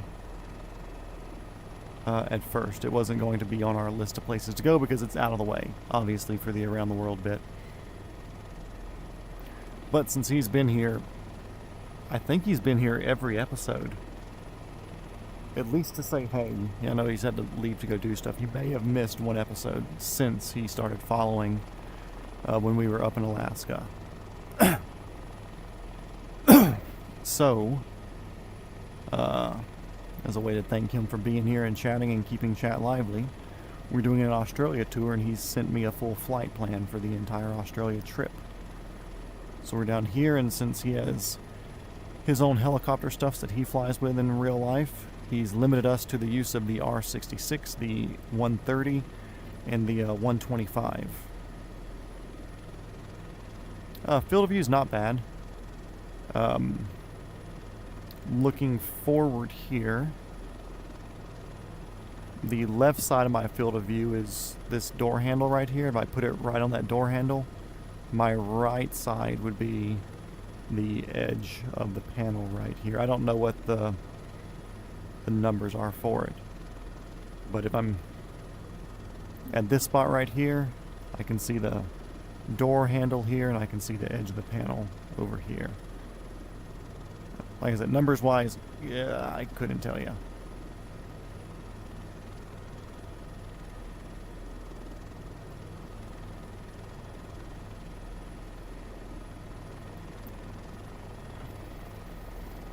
I didn't know you missed the first 2 episodes.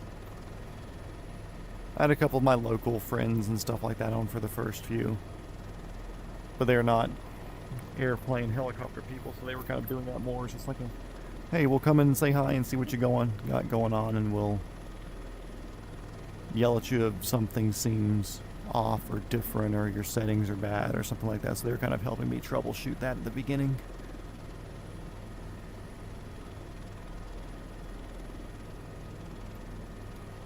Keeps deleting your messages.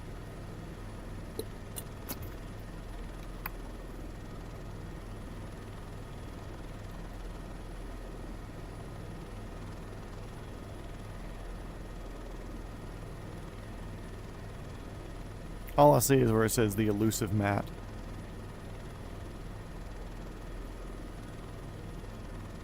Yeah, no problem, Steve.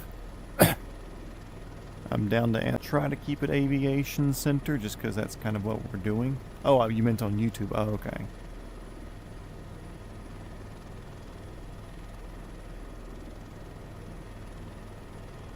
Royal Mail, that must be the piece of the watch I ordered.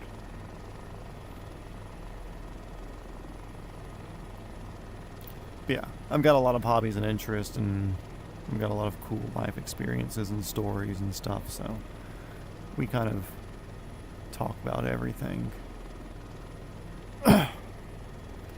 Okay, Harvey Bay Airport, this is helicopter 420 Foxtrot Whiskey, call sign Fuckwagon. We are 6 miles to your northeast, inbound for the ramp. We're going to steal some fuel and do an island tour afterwards. Harvey Tower.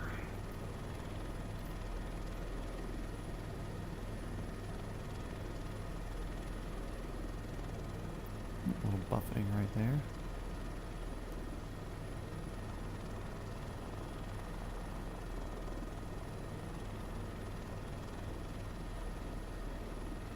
Start slowly bleeding off some speed.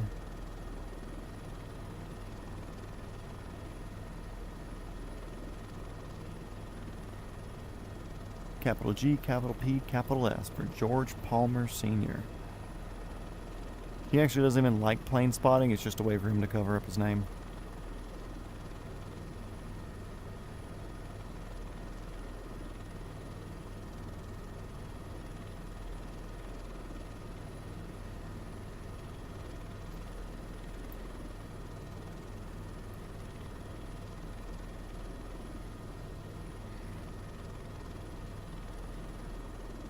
We're going to fly over a hospital here or something.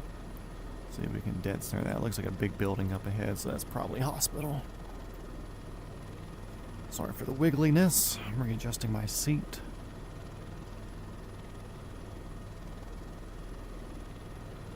Down to 100 knots. Good speed for buzzing these people's houses.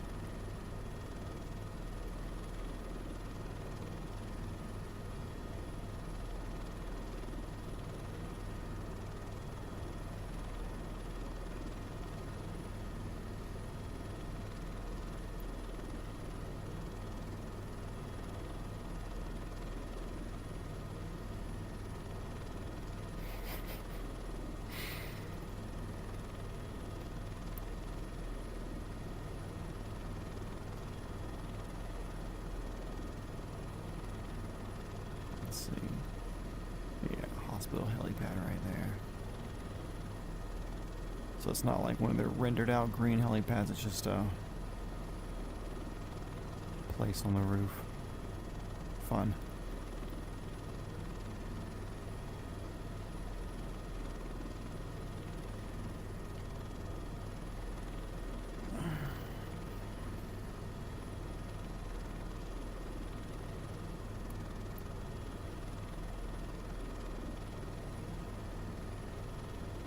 Towers around, gotta keep our eyes open.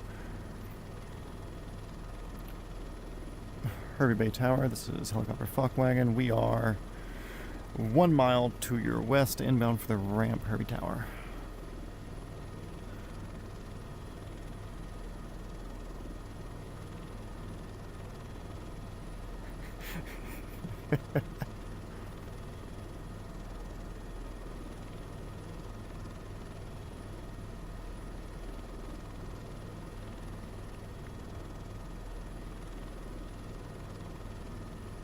It's so funny fucking watching y'all try to do that shit. Or you can just wait like a day and a half or 2 days until I make sure that we're good to go, and we'll just all be in that server.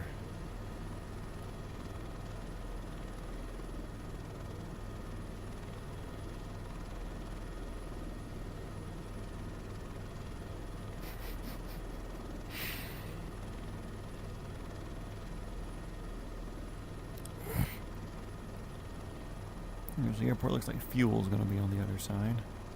So we'll do a midfield crossing to get over.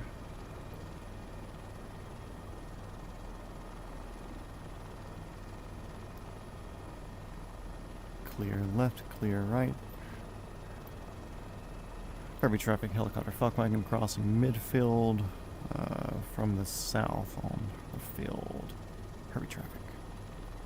Harvey traffic, sorry. I've just been saying Hervey for the past 2 weeks.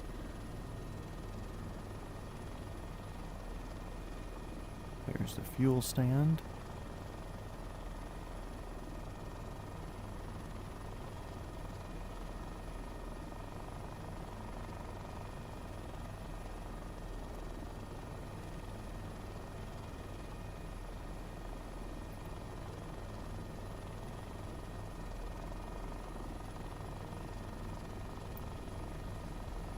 Ooh, something just bumped me right there. Okay guys, pay attention. Something bumped me, so I don't know if it's going to try to fucking kill me again or not. I'm going to do everything by the book though, so it won't be my fault. But I had like a collision back there, it felt like. Okay, cool. We're good.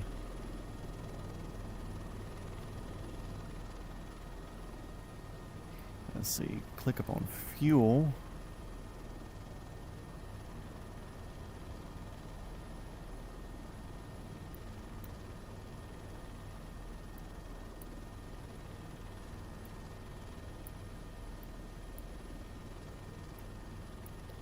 Which airport were we going to, Tom? Was it YM Yankee Mike Yankee Bravo? Is this the one?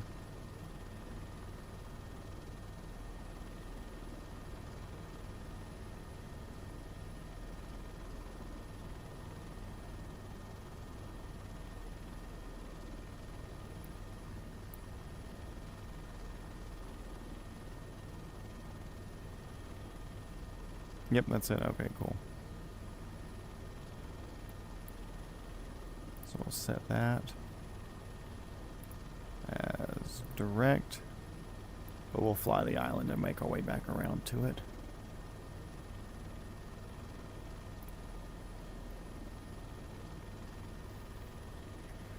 Okay, quick island tour and we'll land it off and call her good. Harvey traffic helicopter fuck wagon.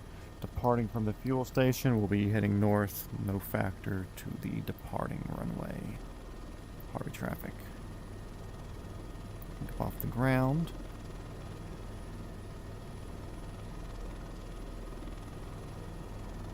Pour some torque in there. Get moving.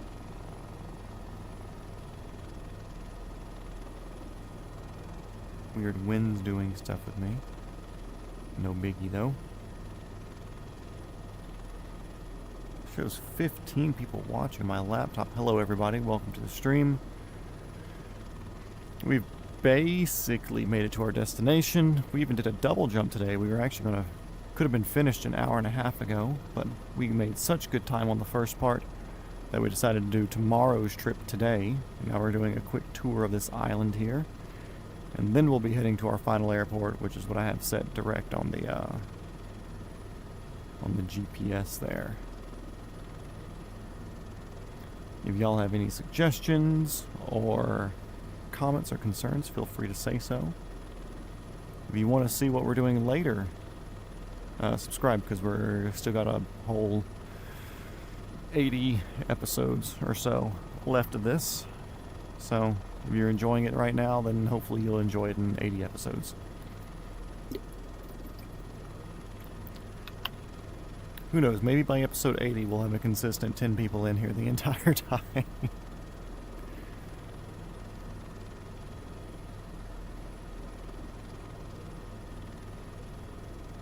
Okay, Tom, tour guide us. What is this island? What's special about it?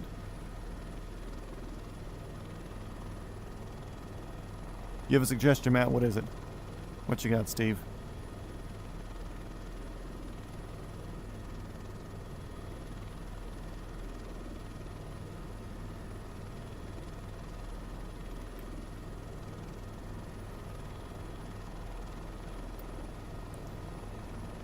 Cool cat.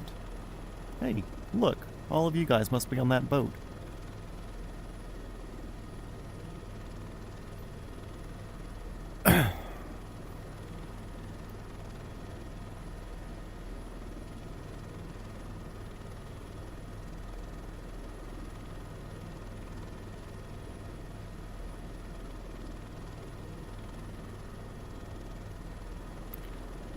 When you turn too fast, it's almost nauseous for us as viewers.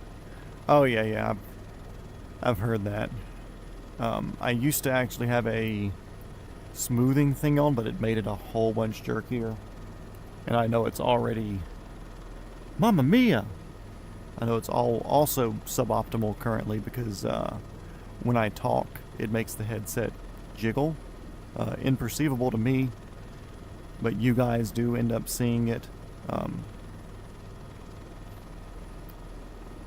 So I will try to be a bit more conscious of it. I know there's sometimes where I move relatively slowly. Sometimes I kind of do need to move fast to look at something, or something catches my attention. I just instinctively look for it. But I'll do my best to manage that. Also, on that note, a lot of VR streamers have a thing on their screen where they can read chat, and nobody else can see it, but they can see it scrolling through. I don't have that, so I have my phone sitting right here. So if you see me looking over like this, it's me reading chat under my headset through the gap between the nose. It's the largest sand island in the world. Okay, interesting. Yeah, I'll do my best for you, Steve. It's I don't want to say I kind of get used to it, or since it's a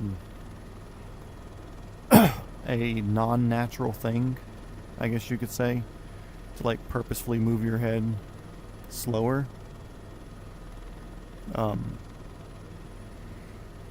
I'll do it for a bit and then I'll forget. So yeah, don't feel afraid to chime in and be like, Matt, you're moving your head too fucking fast. You know, chill out for the rest of us. And also, I think viewing VR can be difficult for some people anyways. I know it took me a few days of flying to get used to wearing the VR headset doing this, and it took like a week or two of purposefully flying backwards near the ground to get over that one. That would still make me nauseous. And every once in a while, I'll get a little bit of nausea from this anyways. From something weird that can happen, or a glitch that makes it move in a non-natural way. Home to over 200 dingoes. So you're saying other people's subscribers and viewers are on here. Are dingoes only here? Or is it just they just like somehow 200 of them happen to make it over one of the water gaps? And they just happen to be here now.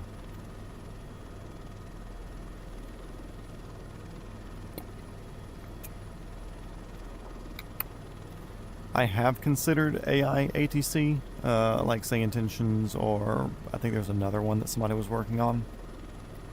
I've thought about it. But my disclaimer to doing this is, it's a miracle that I was able to even put these aftermarket add-on helicopters in the game itself. And it's a miracle that I got the VR to work with it. I'm 34 years old. I'm not an old guy. Much older than these other children that are in the chat. But I'm not an old person. But add-ons and stuff like that are very foreign and way outside of my language of understanding for technology. And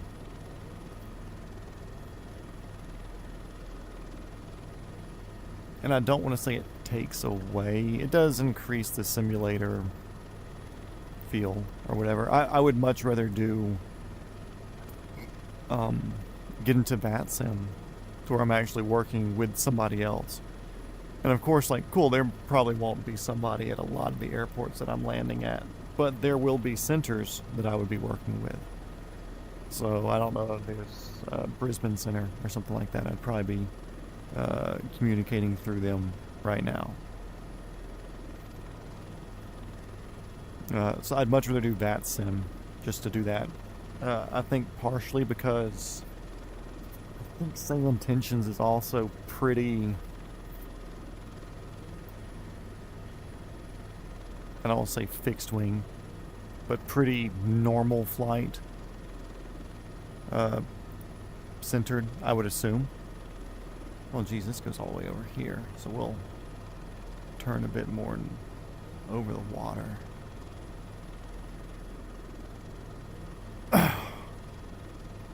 But yeah, I think Single Intention, at least with the way that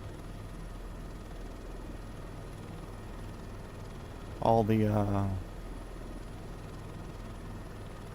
or the way that it'd work is like me saying I want to go straight to ramp. You're old. Dingoes are throughout Australia, just a lot live there. Oh, okay, gotcha.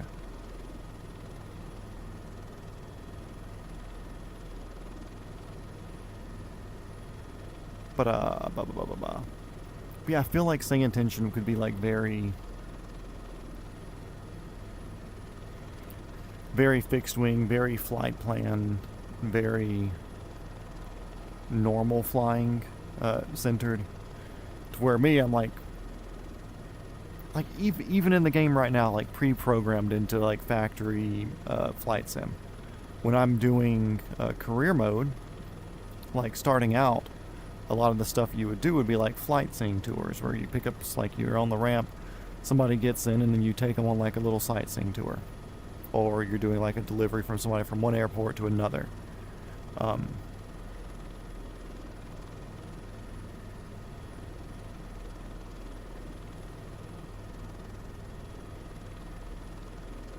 Okay, don't apologize for talking too much. It's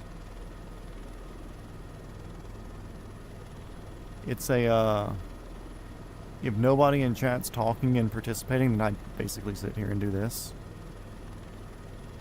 for 3 hours. Because part of my thing for this too is I'm going to fly the around the world trip, whether or not anybody's watching. It's a personal thing I want to do.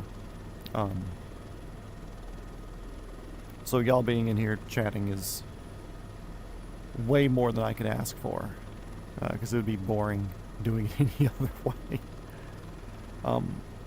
But yes, like in the game when you're doing the career mode stuff, let's say you're taking off from an airport and I'm flying an H-125.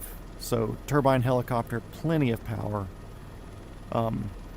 It makes you hover all the way down the taxiway. It makes you go to the into the runway. It makes you do the runway. It makes you do an initial climb and a pattern and pattern work and all the approach work and everything. It's like, look, if you're doing commercial helicopter work and you're in a helicopter that's powerful enough to safely depart from ramp or depart from a taxiway, you're going to do that. It's a very rare thing that you use the runway. Usually it's when you're in something underpowered or you're in something big and you're running like a instrument or a flight plan sort of thing. Or if you're like super heavy and you need the run up to get into ETL and take off. So like even the game, like I said, they're in career mode. It's like, hey, you need to go down here, taxi, go to the beginning of the runway, go to the end of the runway, turn around, do this. And it's like, no, I just want to take off from the ramp. So I don't know how well Say Intentions would work with that. But with that sim, I could talk to somebody and they go, oh, this guy's flying a helicopter. Cool, yeah, take off from the ramp, dude, at your own risk. Could be history of areas you're at, yep. Or famous people living there. Historical or criminal stuff, that would be cool. That is something that we did when we were over the US, because I'm a US person. So I had a lot of stops that we were making in the US. Down here, this is Tom's area, so I'm kind of following his flight plan that he's provided for us and letting him give us information. If you go back 10 episodes when we were in Japan, we were bouncing around a lot in Japan because I'm a car guy. So we were visiting racetracks, cool roads, museums. I'm a military history enthusiast sort of person as well. So we went to like Hiroshima, we stopped by Okinawa. We hit a lot of places like that, and I would kind of chat about what I did know about it.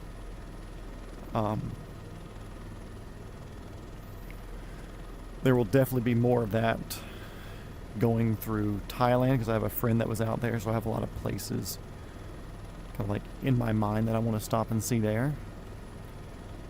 Myanmar and Burma, maybe a few things in there.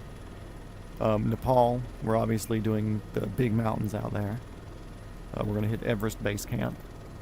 Even though the H-125 can technically land on top of Everest, we've attempted, and the game just doesn't allow the physics to happen. Afghanistan, Iraq, we'll be hitting some more sites there. Through the UAE, we'll be seeing some cool sites in the UAE and getting out through their desert and seeing all their crazy rock formations and stuff on their northwest bit. The pyramids, Benghazi. We'll be bouncing around Europe, hitting different sites. So, oh yeah, movies were shot. I do more of that in the shenanigans session, depending on how long our episodes here are. If it's like a 2.5 hour flight, it's like, okay, cool, I can still mentally afford to be stuck in VR for another hour. And we'll go fly around different places. And I think yesterday, or the day before, we went back to Georgia, so I bounced around different filming locations and pointed stuff out. Of course, I'm not privy on all the filming locations in Australia, but yeah, it's all kind of location dependent. I'm more or less blind in Australia. The only thing I know, it has that big bump in the middle, which we've been lovingly calling the nipple of Australia since we decided to come down here. Other than that, my knowledge of Australia is pretty dead. Yeah, definitely near the end of the series when we're getting coming back down through the East Coast and hitting the islands, hitting South America and back up through like Mexico and Central America. I'll definitely be much more educated on those, just out of... That's where I live. That's my personal place anyways. So, we'll start a big turnover here. We're not going to completely circle the island.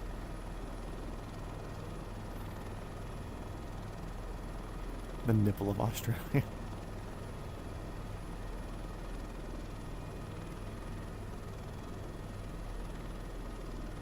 When BC helicopters landed in one Russian airport, they got taxed for fuel in their tank before they filled up. Gangsters. Oh yeah. I mean, technically here in the US, it's illegal to cross a state border with more than X amount of excess fuel, like, not in your tank. So, like, me and my friends, we've never cared, but it's something that we're aware of. We do a lot of race car stuff. So when we drive from Georgia to Texas for the big TX2K events, when we're taking one of the turbo cars out there for that, we, I can see what you mean by Sand Island, Tom, by the way. I mean, we're usually dragging anywhere from 20 to 50 to 100 gallons of race gas or E85 or something with us. There's a cool airport on Fraser you can land at if you want. Street racing? No. Street racing's illegal, buddy. Cool airport on Fraser. Let's see. We have Yankee Sierra Tango Whiskey Victor. Looks like a couple of... You talking about this one here by the beach? There's a couple... down here, and of course I don't know if these numbers are going to match up with yours. So we have these two here. Kind of on the north bit there. We have Yippee, which definitely looks more helipad-ish. Yeah. We have Uvula. Definitely helipad. Yari. Seems like it was an airstrip at one point, but not maintained.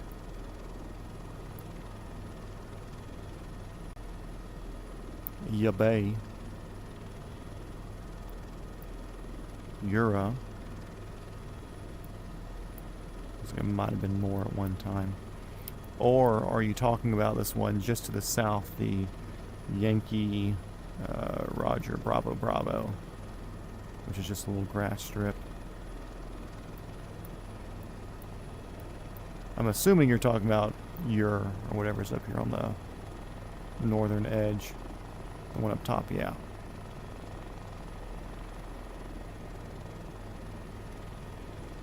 Sure, yeah, it's only illegally behind. Yeah, we may have been participating somewhere here or there. I can't say yay or nay.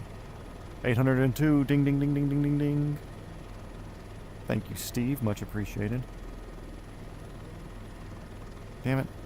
It's late. Look, dude, it's 1 o'clock in the morning here, and I actually woke up early today. I was up at 8:30 this morning. No naps, also. And I've been busy doing stuff all day, so I'm loopy.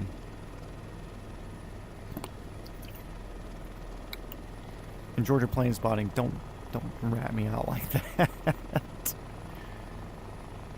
It's been a long day. And I've been outside most of the day too, so maybe it's some sun insanity. Damn, look at us getting up near V&E here. 153 knots there.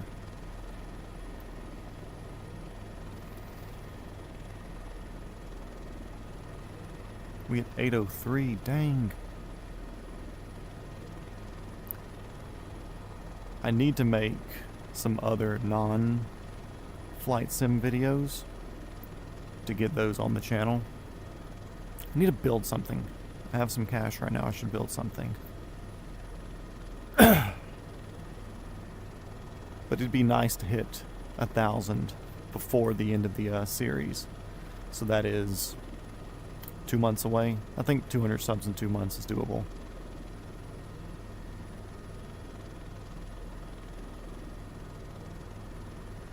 And like I said, I think these streams are averaging... Let me see, I can go to my YouTube Studio app real quick. Views, watch time, subscribers. Ooh, Screaming Black in there for a second. Yeah, they're at least in the past 28 days. Let me do 90 days, because that'll show more. Yeah, they're averaging like 1 to 2 per. Either way, it's like, I'll hit it eventually regardless. The race cars are owned by the shop that I'm no longer employed or making money with, sadly. But we started out, it was a Fox Body Mustang. We had a 387 cubic inch LS engine swapped into it. Like 14-to-1 compression. So high compression engine, big hunkin' cam on it. And a huge turbo on. So you think all those things, if you know anything about cars or building stuff, then you're aware that high compression, you usually run a high octane fuel, especially that high, you want to run race gas or E85. And a turbo, you also want to run high compression or higher octane, but we were running both, so we had a big turbo on there that spooled really, really quick. But we actually ran it rich on 93 because when you run it rich, it keeps a little bit cooler, so we were able to make over 1,000 horsepower on pump gas on a sub 400 cubic inch engine. We were pretty proud of that. That car is gone. Been parted out and cannibalized for other things here and there. There's really no like shop car now. There's a few that kind of go in rotation. Mostly drag cars though. He does a handful of drag and drive events. He has a Pontiac G8, big turbos. It's like in kill mode, it's like 14 or 1500 horsepower. I think it runs in the mid to high 8s in the quarter mile, air conditioning, all that stuff. Got a Camaro, 5th gen. It's pretty aggressive as well. But I think it's been taken off because I think they're doing more of a chassis car with it. But mostly drag car builds. But being more in the LS world also, we had a lot of drift cars come through the shop near the beginning. But it was one of those things for me where the shop was 2 hours away from where I lived. And we were just starting out, so every single dollar went back into the shop, and it just wasn't monetarily worth it for me to be there. So I still wish them the best. We're still friends. It's just like, hey guys, I can't be a part owner here while you guys live 10 minutes away and you can make the trip easily. So it wasn't worth it for me starting out, but they're doing pretty well for themselves now. Personally though, I'm a Toyota guy. Current cars are kind of not exciting. I have a pretty clean Lexus IS300 with the manual transmission and everything. And I've got a 3rd gen 4Runner that I take just about everywhere. Getting some weird wind and buffeting right there.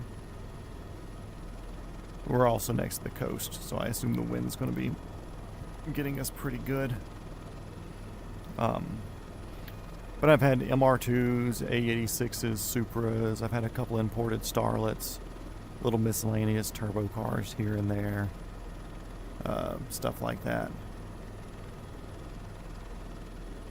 We could divert to a little airport that's about the same distance away. Further south, further north. Because it's only like, what, right here? Because there's the Yankee Romeo Bravo Bravo right there. But it's a unimproved runway dirt strip.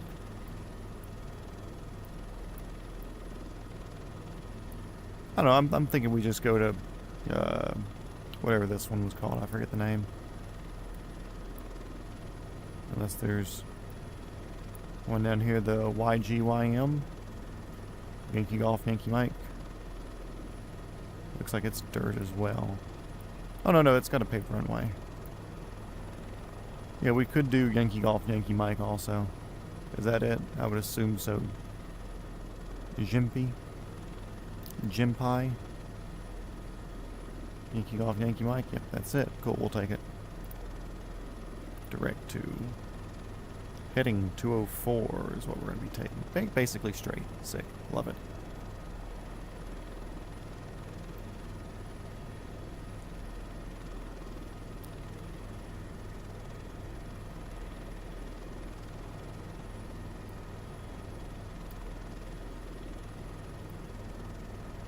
But yeah, the next thing that I build car-wise, though, it'll be most likely be a drift car. Although, here near me, there's a guy selling... this is a bad decision machine. I feel like you've mentioned that airport before. I don't think it was on the list, but I think you've mentioned it. Or did we fly up there for one of the shenanigans? I don't remember. Anyways, there's a guy locally that's selling a 2006 Porsche Cayenne Turbo, so like the ugly, guppy looking SUVs, since it was the 1st gen version. But it's the turbo, so 4.8 liter, I think. Twin turbo V8. But it was in a front end collision that it just like bent the bumper brackets, destroyed the bumper, whatever. But anyways, it's a...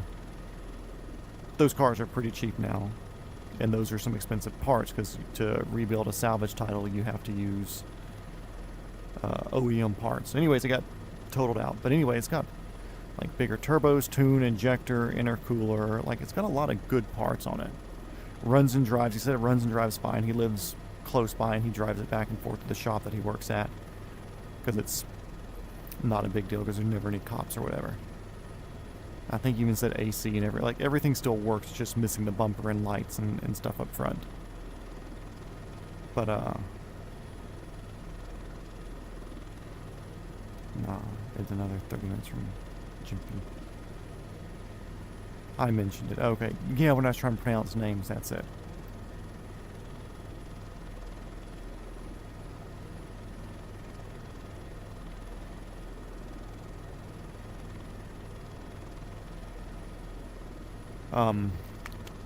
But yeah, so we are going to the Yankee Mike or whatever it was. We're still good with our heading. But anyways, yeah, so it's obviously a early 2000s Porsche SUV is not going to be the most reliable thing. I don't think I want to go through the effort of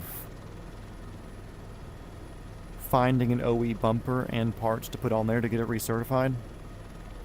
Because apparently it's like $2,000 for the bumper and the state won't take any other thing. Because they're stupid. So,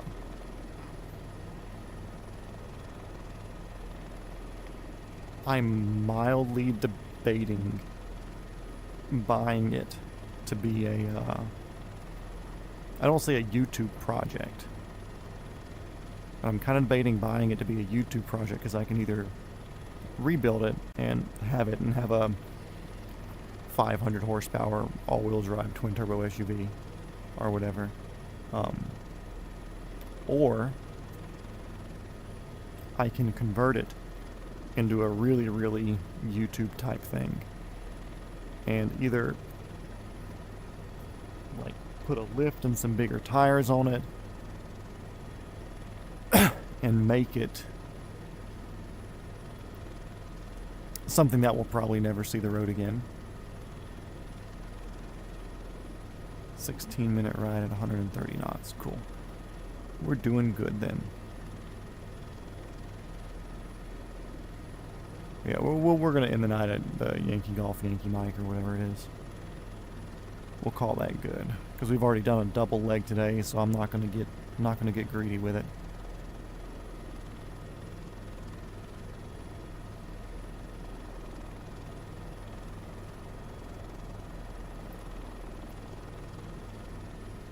Anyway, so yeah, I'm debating on picking this up because he's asking $3,500 firm for it, which I think repaired, it could be worth like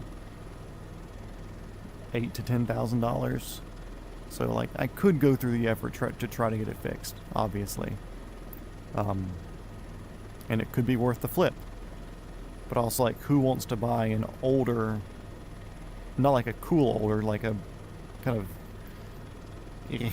older type thing that's a German-made vehicle back when their wiring and reliability wasn't the best, that's been modified. Like, I don't think it's you'll send me a more updated flight plan for tomorrow. Copy that. So I don't know if it's the right move to try to fix and flip or to try to fix and then modify to make it where I can drive it around and do cool stuff with it or whatever. I've always liked those vehicles. Maybe not so much the look with that guppy looking front end, but I've always liked that idea of a super SUV. I've always kind of wanted a super fast four-door, which I mean I like fast four-doors anyways. Like I've always wanted an SUV that will scare the shit out of somebody, you know?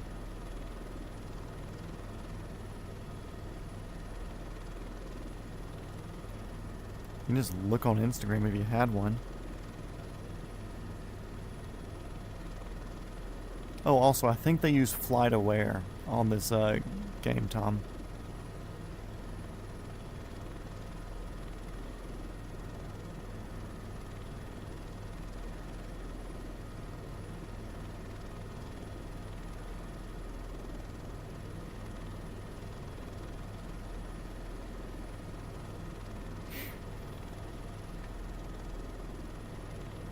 was looking at the loading screen.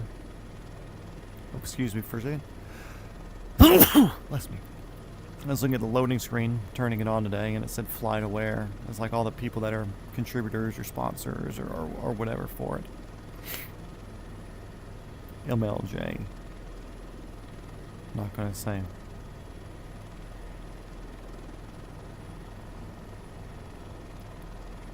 Yeah, you can just get on the Instagram or look up their website and maybe see pictures of it. There's always a way. Or you can look up the registration for Australian thing.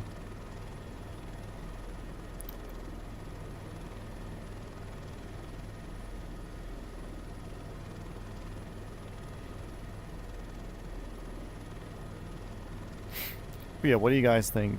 Purchase a $3,500 20-year-old German twin-turbo V8 SUV that's been in a front-end collision that is drivable and everything works. It's just paying the exorbitant amount of money to get a to get bumpers and everything to fix it.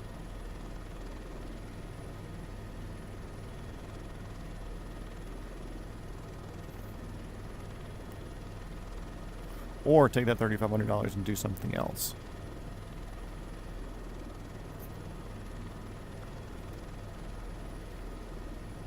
I kind of want a project, you know. So with wanting a project, I am kind of debating on doing a motorcycle. Buying like a 80s Honda CX500 because I like the way that their engine's kind of a member of the chassis, so you don't have a frame sitting underneath the front of the engine. And I kind of like the way that the engine's a V facing forward. It gives you the two cylinders kind of sticking out the side. I think it looks neat.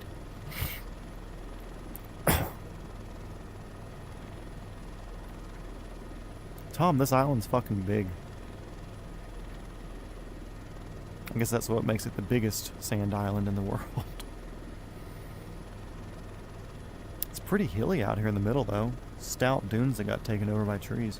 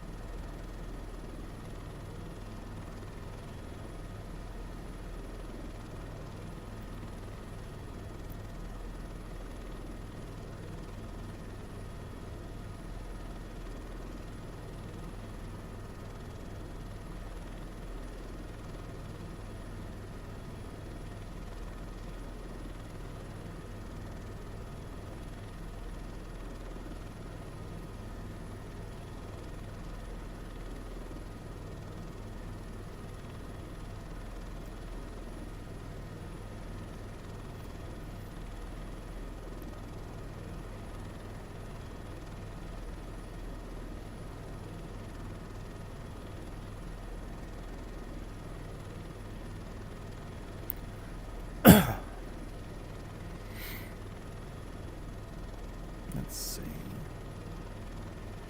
Yeah, we're getting close back down here. Probably missing the helipads.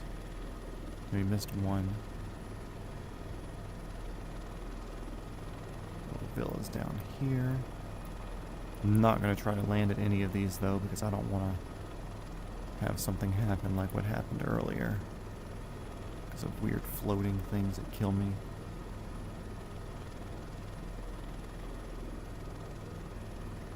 Also, 7 likes on this one. Nice.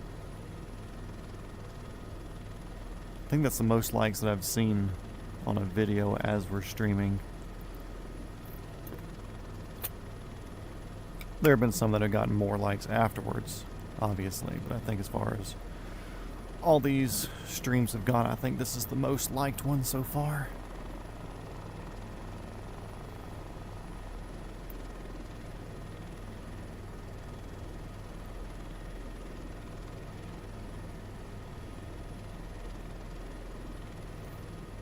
Tom, you're near the coast. When was the last tsunami warning that you guys got? Or is that not really a thing? Sorry about jerking the eyeglasses around there, guys.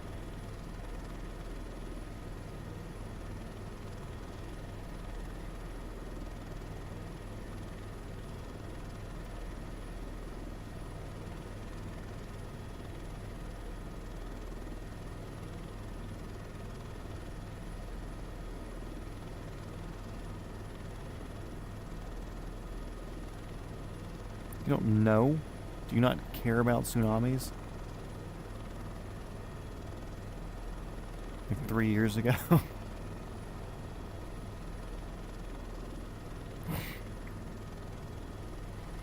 I don't want to say we're overdue for a tsunami, or a big tsunami, but I haven't heard anything about a tsunami in a while, so I feel like we're kind of owed another sizable earthquake offshore that causes some sort of sizable wave. Because there's one in the Indian Ocean back in what, like 07 or something, that fucked people up. The videos from that were wild to see. And then Japan in what, 2014, I think.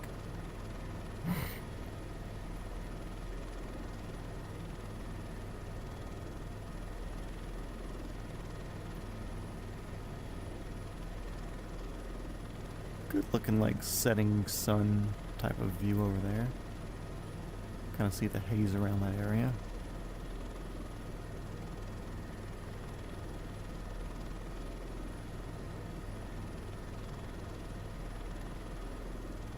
Okay, we're about 20-ish miles.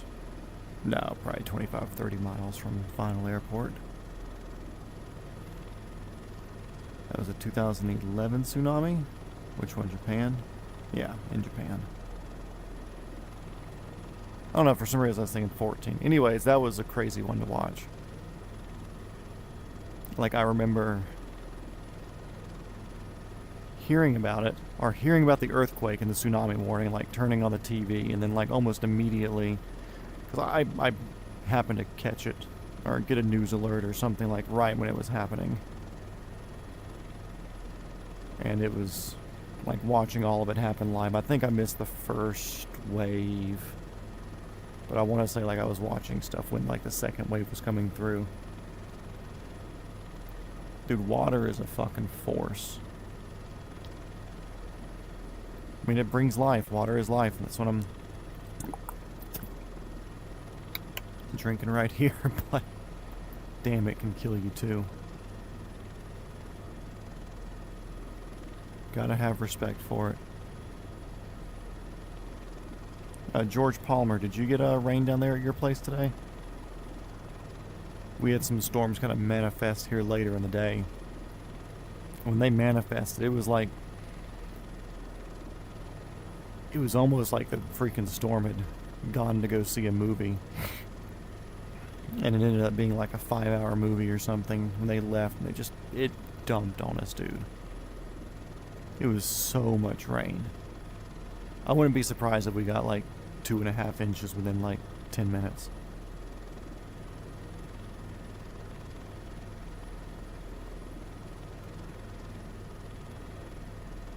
Like, it was raining hard enough where I couldn't see the end of my driveway 60 yards away. And the radar was still showing nothing over us because it just developed so quickly.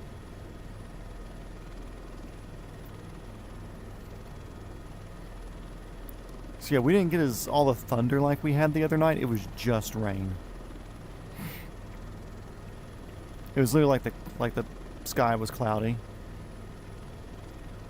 And it was just saturated air. Then something happened with the pressure, something happened with the temperature, something happened just enough to where it took all the moisture that was in the sky right there and it just dumped us. Yeah, it slowly moved over us and developed more as it was going over us, and I think it kind of petered out 20 minutes later. But I mean, it was stout. It was a big rain.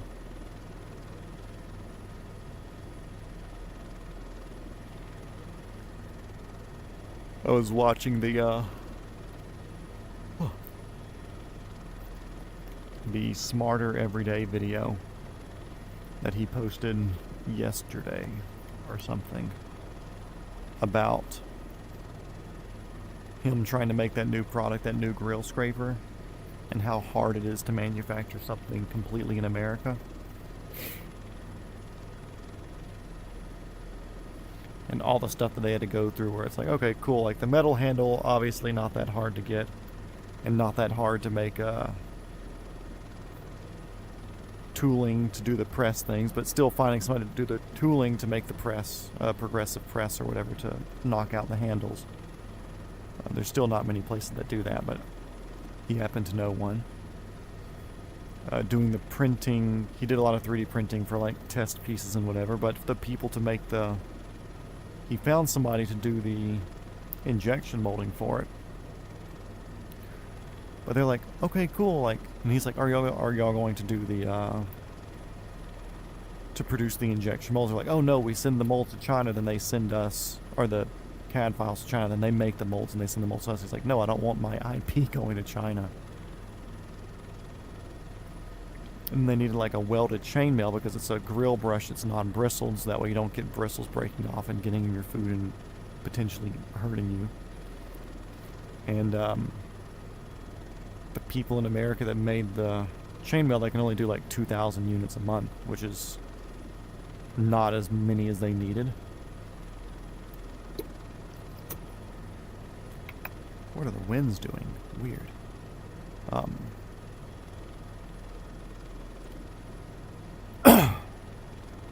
So they found a place in China that would make the welded stuff that they were using for like testing and shit. But they didn't want to use it for the production. So they were like, okay, cool. Well, they found a place in India that could supplement the 2,000 units that they had from the American producer.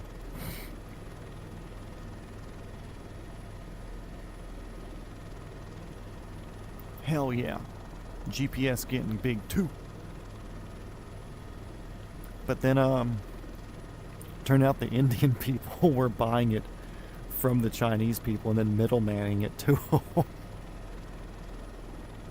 So they're still working on trying to find a company to produce welded chainmail in that specific pattern to use on the grill.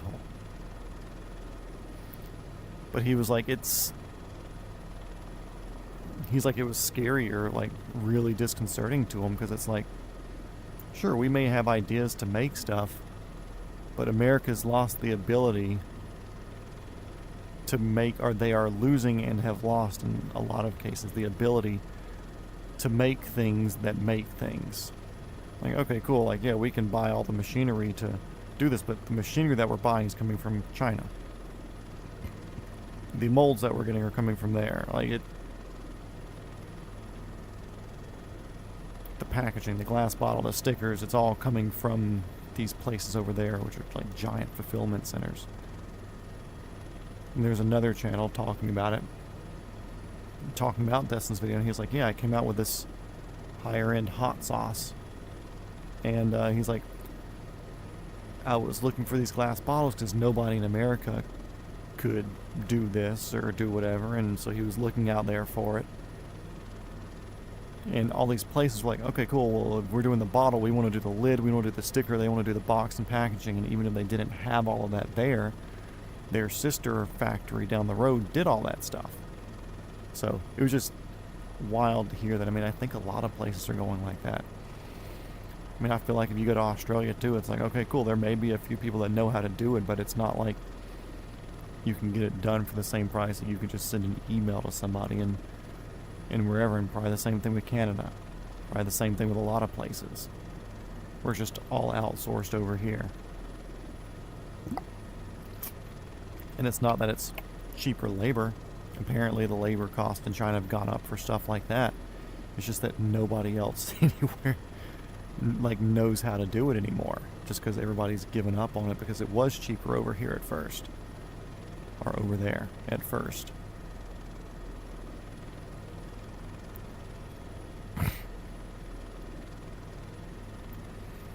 Okay, probably 15 to 20 miles left.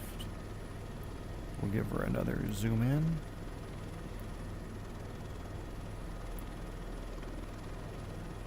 Let's see, that's like a 2, 4, 6, 8. Yeah, 15, 20 miles. Hello, Windward Passage. Hello. Whatever.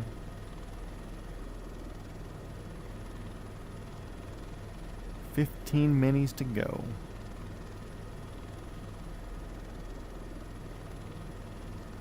Tom, what's this area we're about to fly over?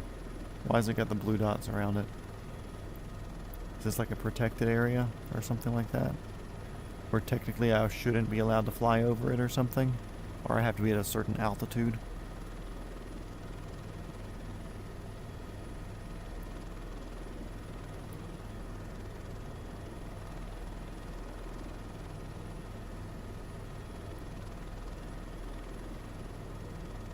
There's usually something odd shaped like that that looks like it's obviously covering something. It's probably like a wildlife area here.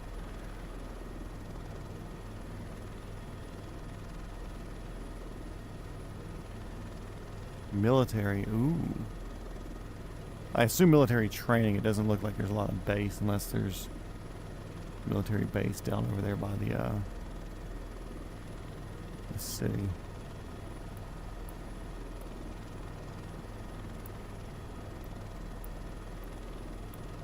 There's some roads.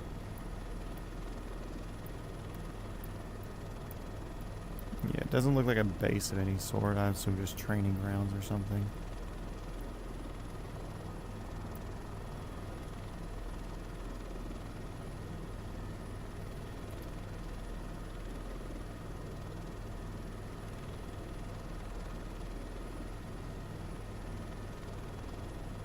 Army training. That makes sense. They do a lot of shooting there. Okay, yeah. So if you're crossing this, you probably need to be at 10 or 15,000 foot or something like that in altitude restricted crossing.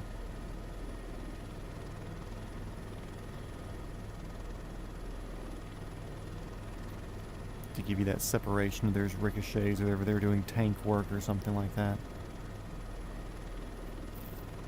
Looks like a range over there.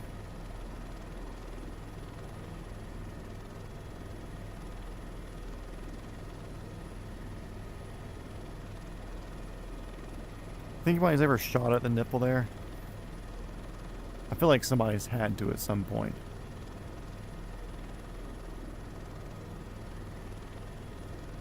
There's 2 runways there.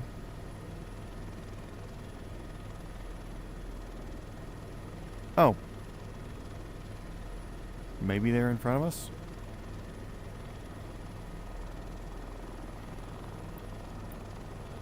Yeah. Definitely, they're X'd. There's a car there or something. And then there's this down here.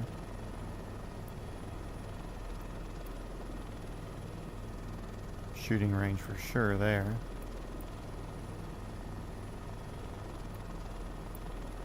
Buildings for storage. Looks like a little stormont town or barracks or something. Yeah, that's more the base. Okay, interesting.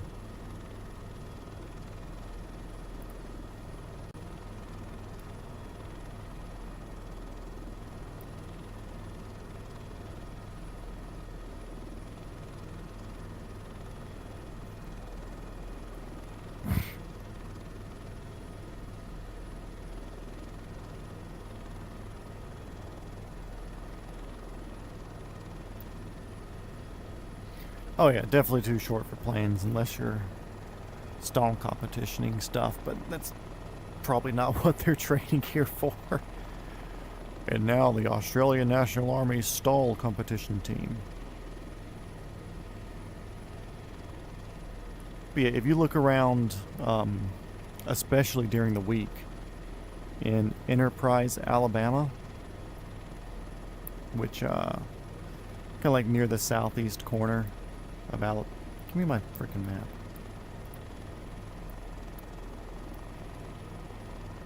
Which is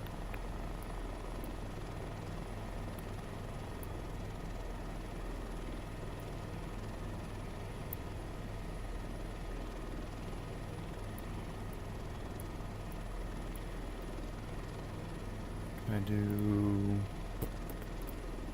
maps default? Why don't you give me roads? Okay, so there's KCSG. So Enterprise, Alabama is down here. somewhere. Anyways, there are hundreds of helicopter airports.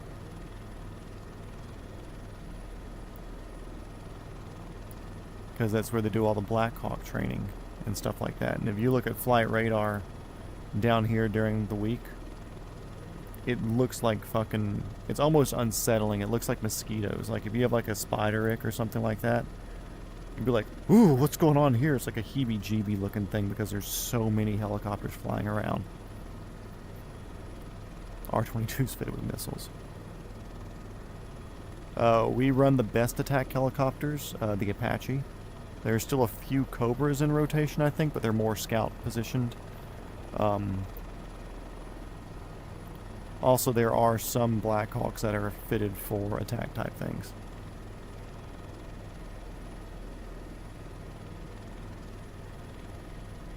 Oh, you're talking about in Australia. I mean, they're U.S. friend, so I assume they probably have Apaches as well. What is this? Somebody crashed a B-2 bomber. Look.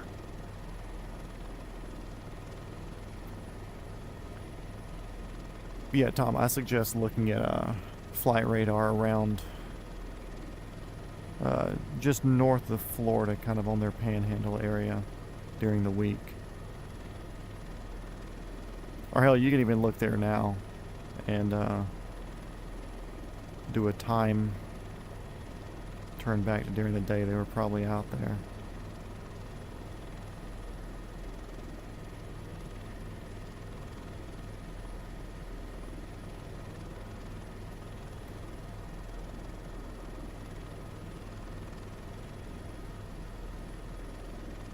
Cobras. Oh.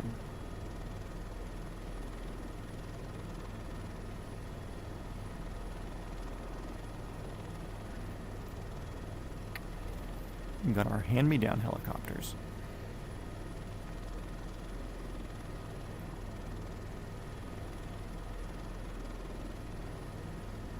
Yeah, you look down there and it's like 30 or 40 Lakota 70 or UH-72 Lakotas, which is the 145 C2.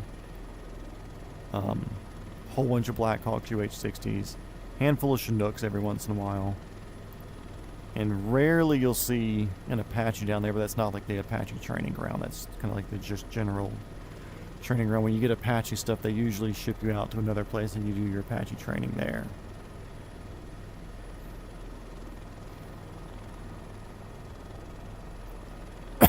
Yeah, there's a retired Cobra near me that works for the Army Aviation Heritage Foundation.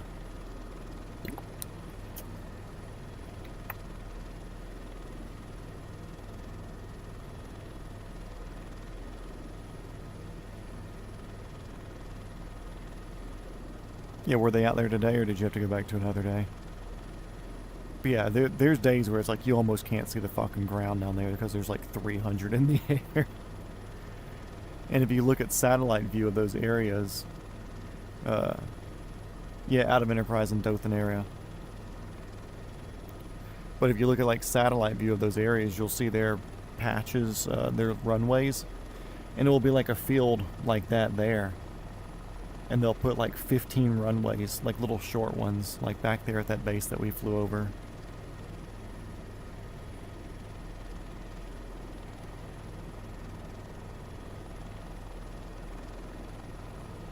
You should.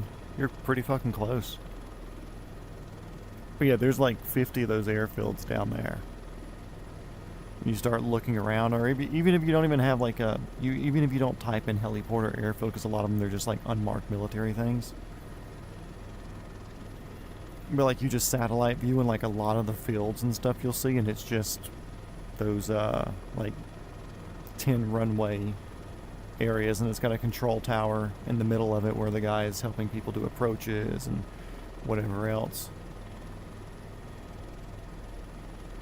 And then they usually build in a couple of slopes and different stuff around those so they can practice slope landings one side or the other, or one wheeling in.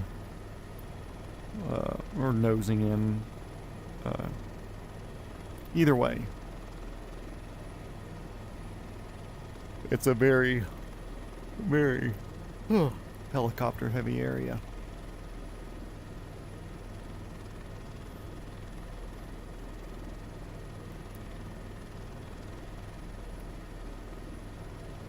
Yeah, dude, I don't know if you'll be able to spot one down there. There's so few and far in between.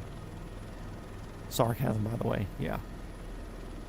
This feels New Zealandish, just seeing moderate hills and stuff. But New Zealand, I think they're a bit more aggressive out there. Their hills are a bit taller, but the same kind of vibe as that right there.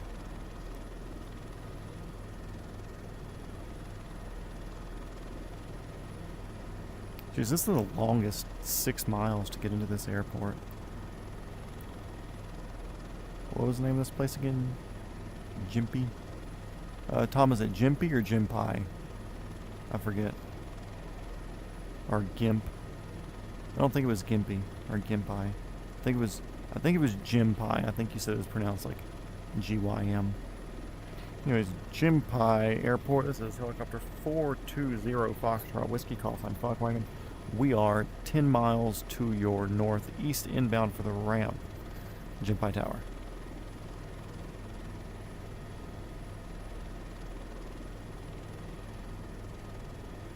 You just flew past McDermott? What? Where?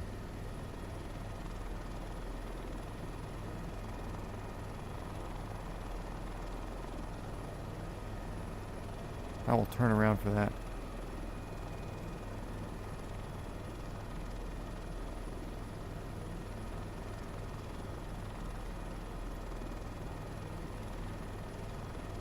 Is it called McDermott Aviation?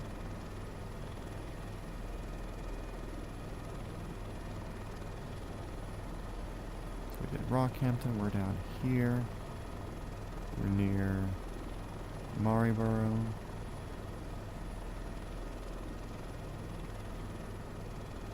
McDermott Aviation.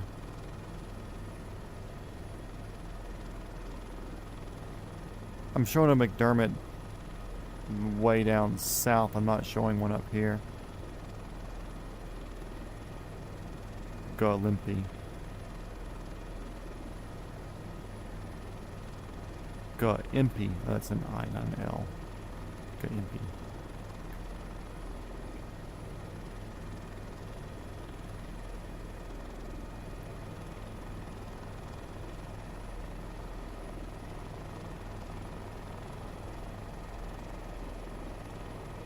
McDermott, where are you? Show yourself. Yeah, I'm showing that one that's in I can't even fucking pronounce this place. Oh, that's down. No, they're showing down closer to you in Sunshine.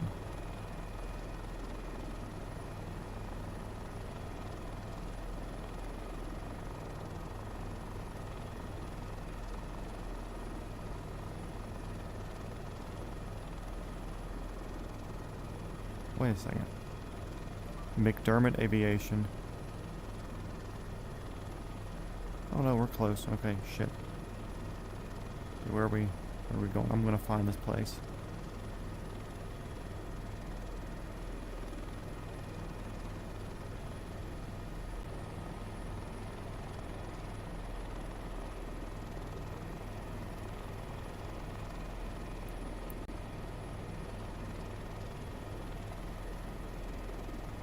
Yeah, that's McDermott. Yeah, we're not close. We'll add that to the trip tomorrow, unless they have another place.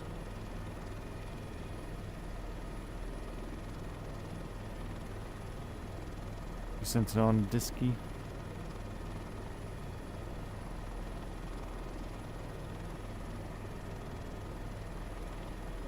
Yeah, we'll hit that tomorrow. We're just gonna come in and land for today. Getting close to 2 o'clock here, and it will be on the way tomorrow, so we're going to swing by there because I do like McDermott.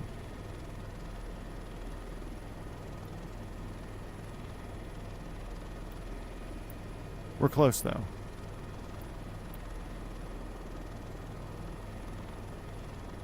Sorry guys, I know I confused everybody on the ground there.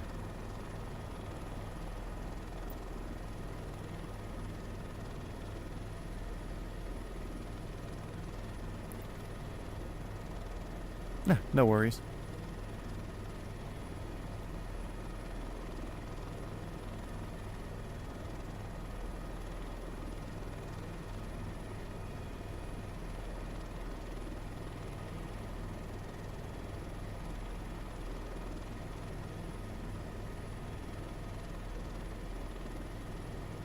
But yeah, we're gonna add that to our path tomorrow, that's for sure. Because they have some cool stuff there.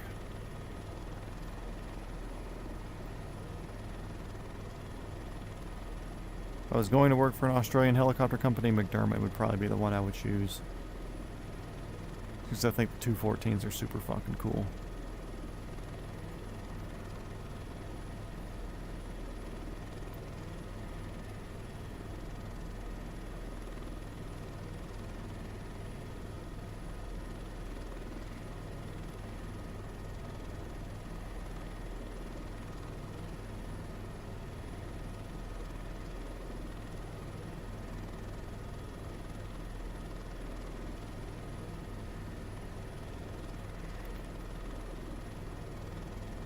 And a 1 knot headwind to finish out the day. We went from 200 knots air, or 200 knot ground speed, more than 200. I think we saw 204, 205 once.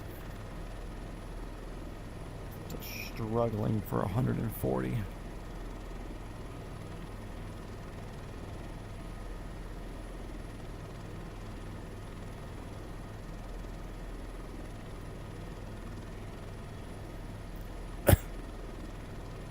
Yeah, since we're getting close, no, we'll just wait.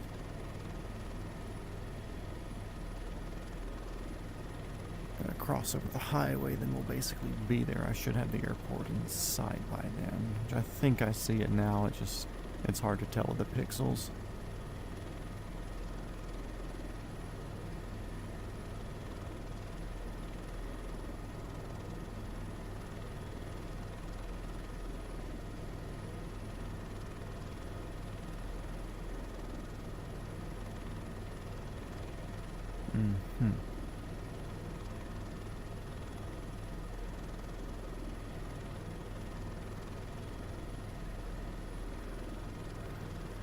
Gimpy Traffic is helicopter fuckwagon. We are 1 mile to your northeast, inbound for the ramp.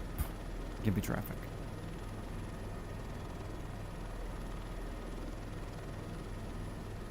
Got Impy.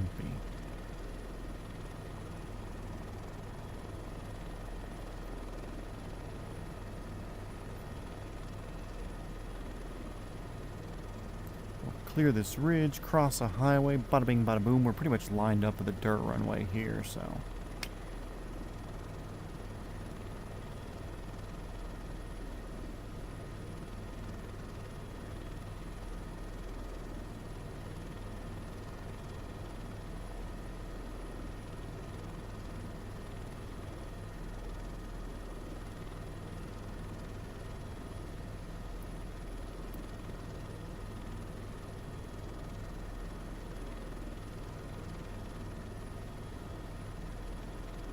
No, wait, didn't we take off out of here in the Cirrus SR-22 and fly down to somewhere?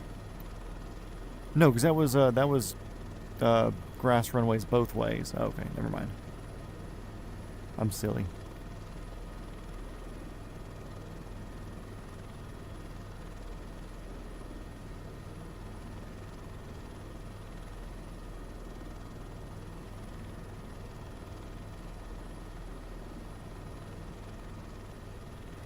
I'm slowly lowering down on our collective here on the left side, back on the cyclic, slowing our airspeed, doing a little descent, coming in here to the grass side. And we'll do a nice little controlled taxi. We're going to park down there.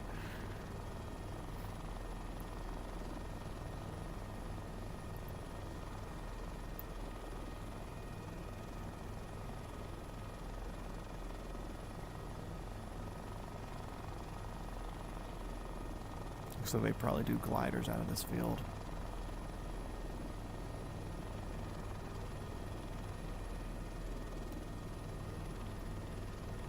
The 130 shadows just look so fucking cool. I'll say that.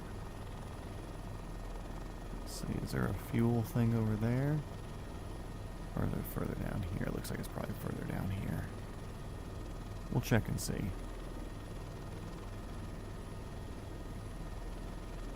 Yeah, only 4.5 hours tonight. Well, we doubled it up tonight, so 2 hours is kind of too short. 5 hours is kind of too long, so we doubled it up. We can taxi lower and slower. Look how cool that shadow looks with the... Yeah, boys.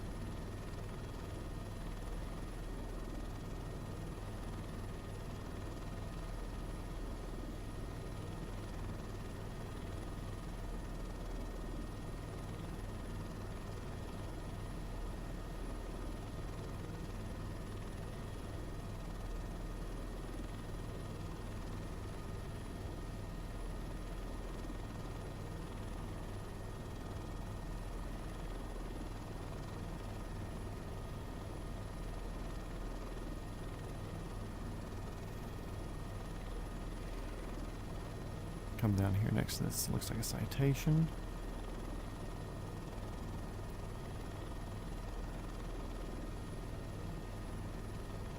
A lot of gliders here. Goodness, guys. Get a new hobby.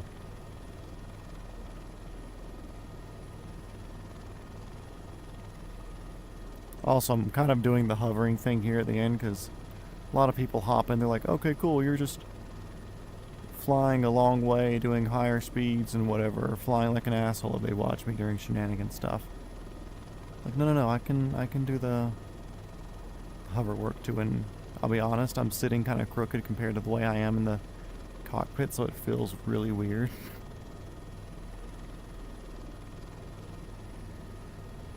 Oh, we're gonna park over here. Oh, let's go down here.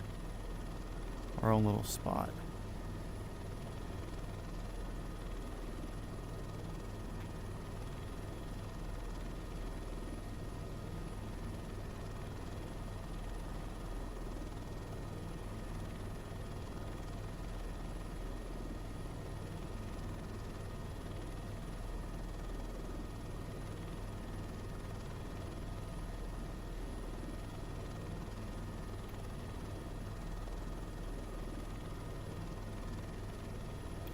Don't want to go too far back because I don't know where tail, rotor, and building are. Collective all the way down, roll the throttle off.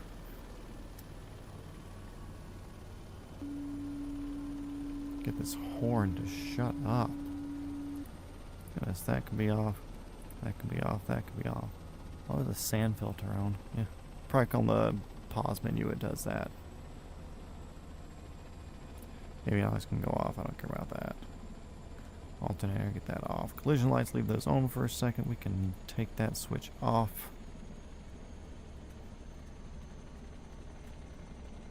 Okay, cool. Well, we'll have a truck bring fuel to us anyways, whatever. Actually, because I don't care about the other stuff. I'm going to shut that off. Shift C, we'll let that thing spin down. Okay. I'm not going to do shenanigans stuff tonight because we did 4.5 hours or whatever here. So we can go in and get rid of that. So, yeah. Thanks to everybody for tuning in. Looks like we had pretty good numbers today, so that's cool. We still have a lot more episodes of this left to go. So if you enjoy talking and chatting about helicopters, airplanes, aviation, cars, guns, women, turtles, dogs, doesn't matter. Show back up.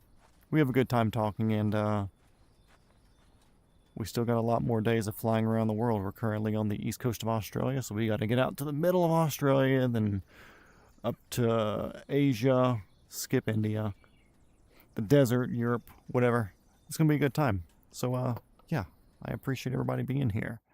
And we're locked in here at this location for today.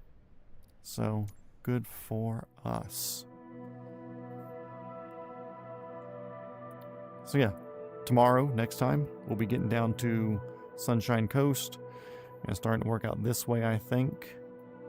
Then we're going to get out to, eventually, we'll do a couple of, like, 2 big jumps, maybe 2 to 3 big jumps to get out to the nipple, which is the big rock.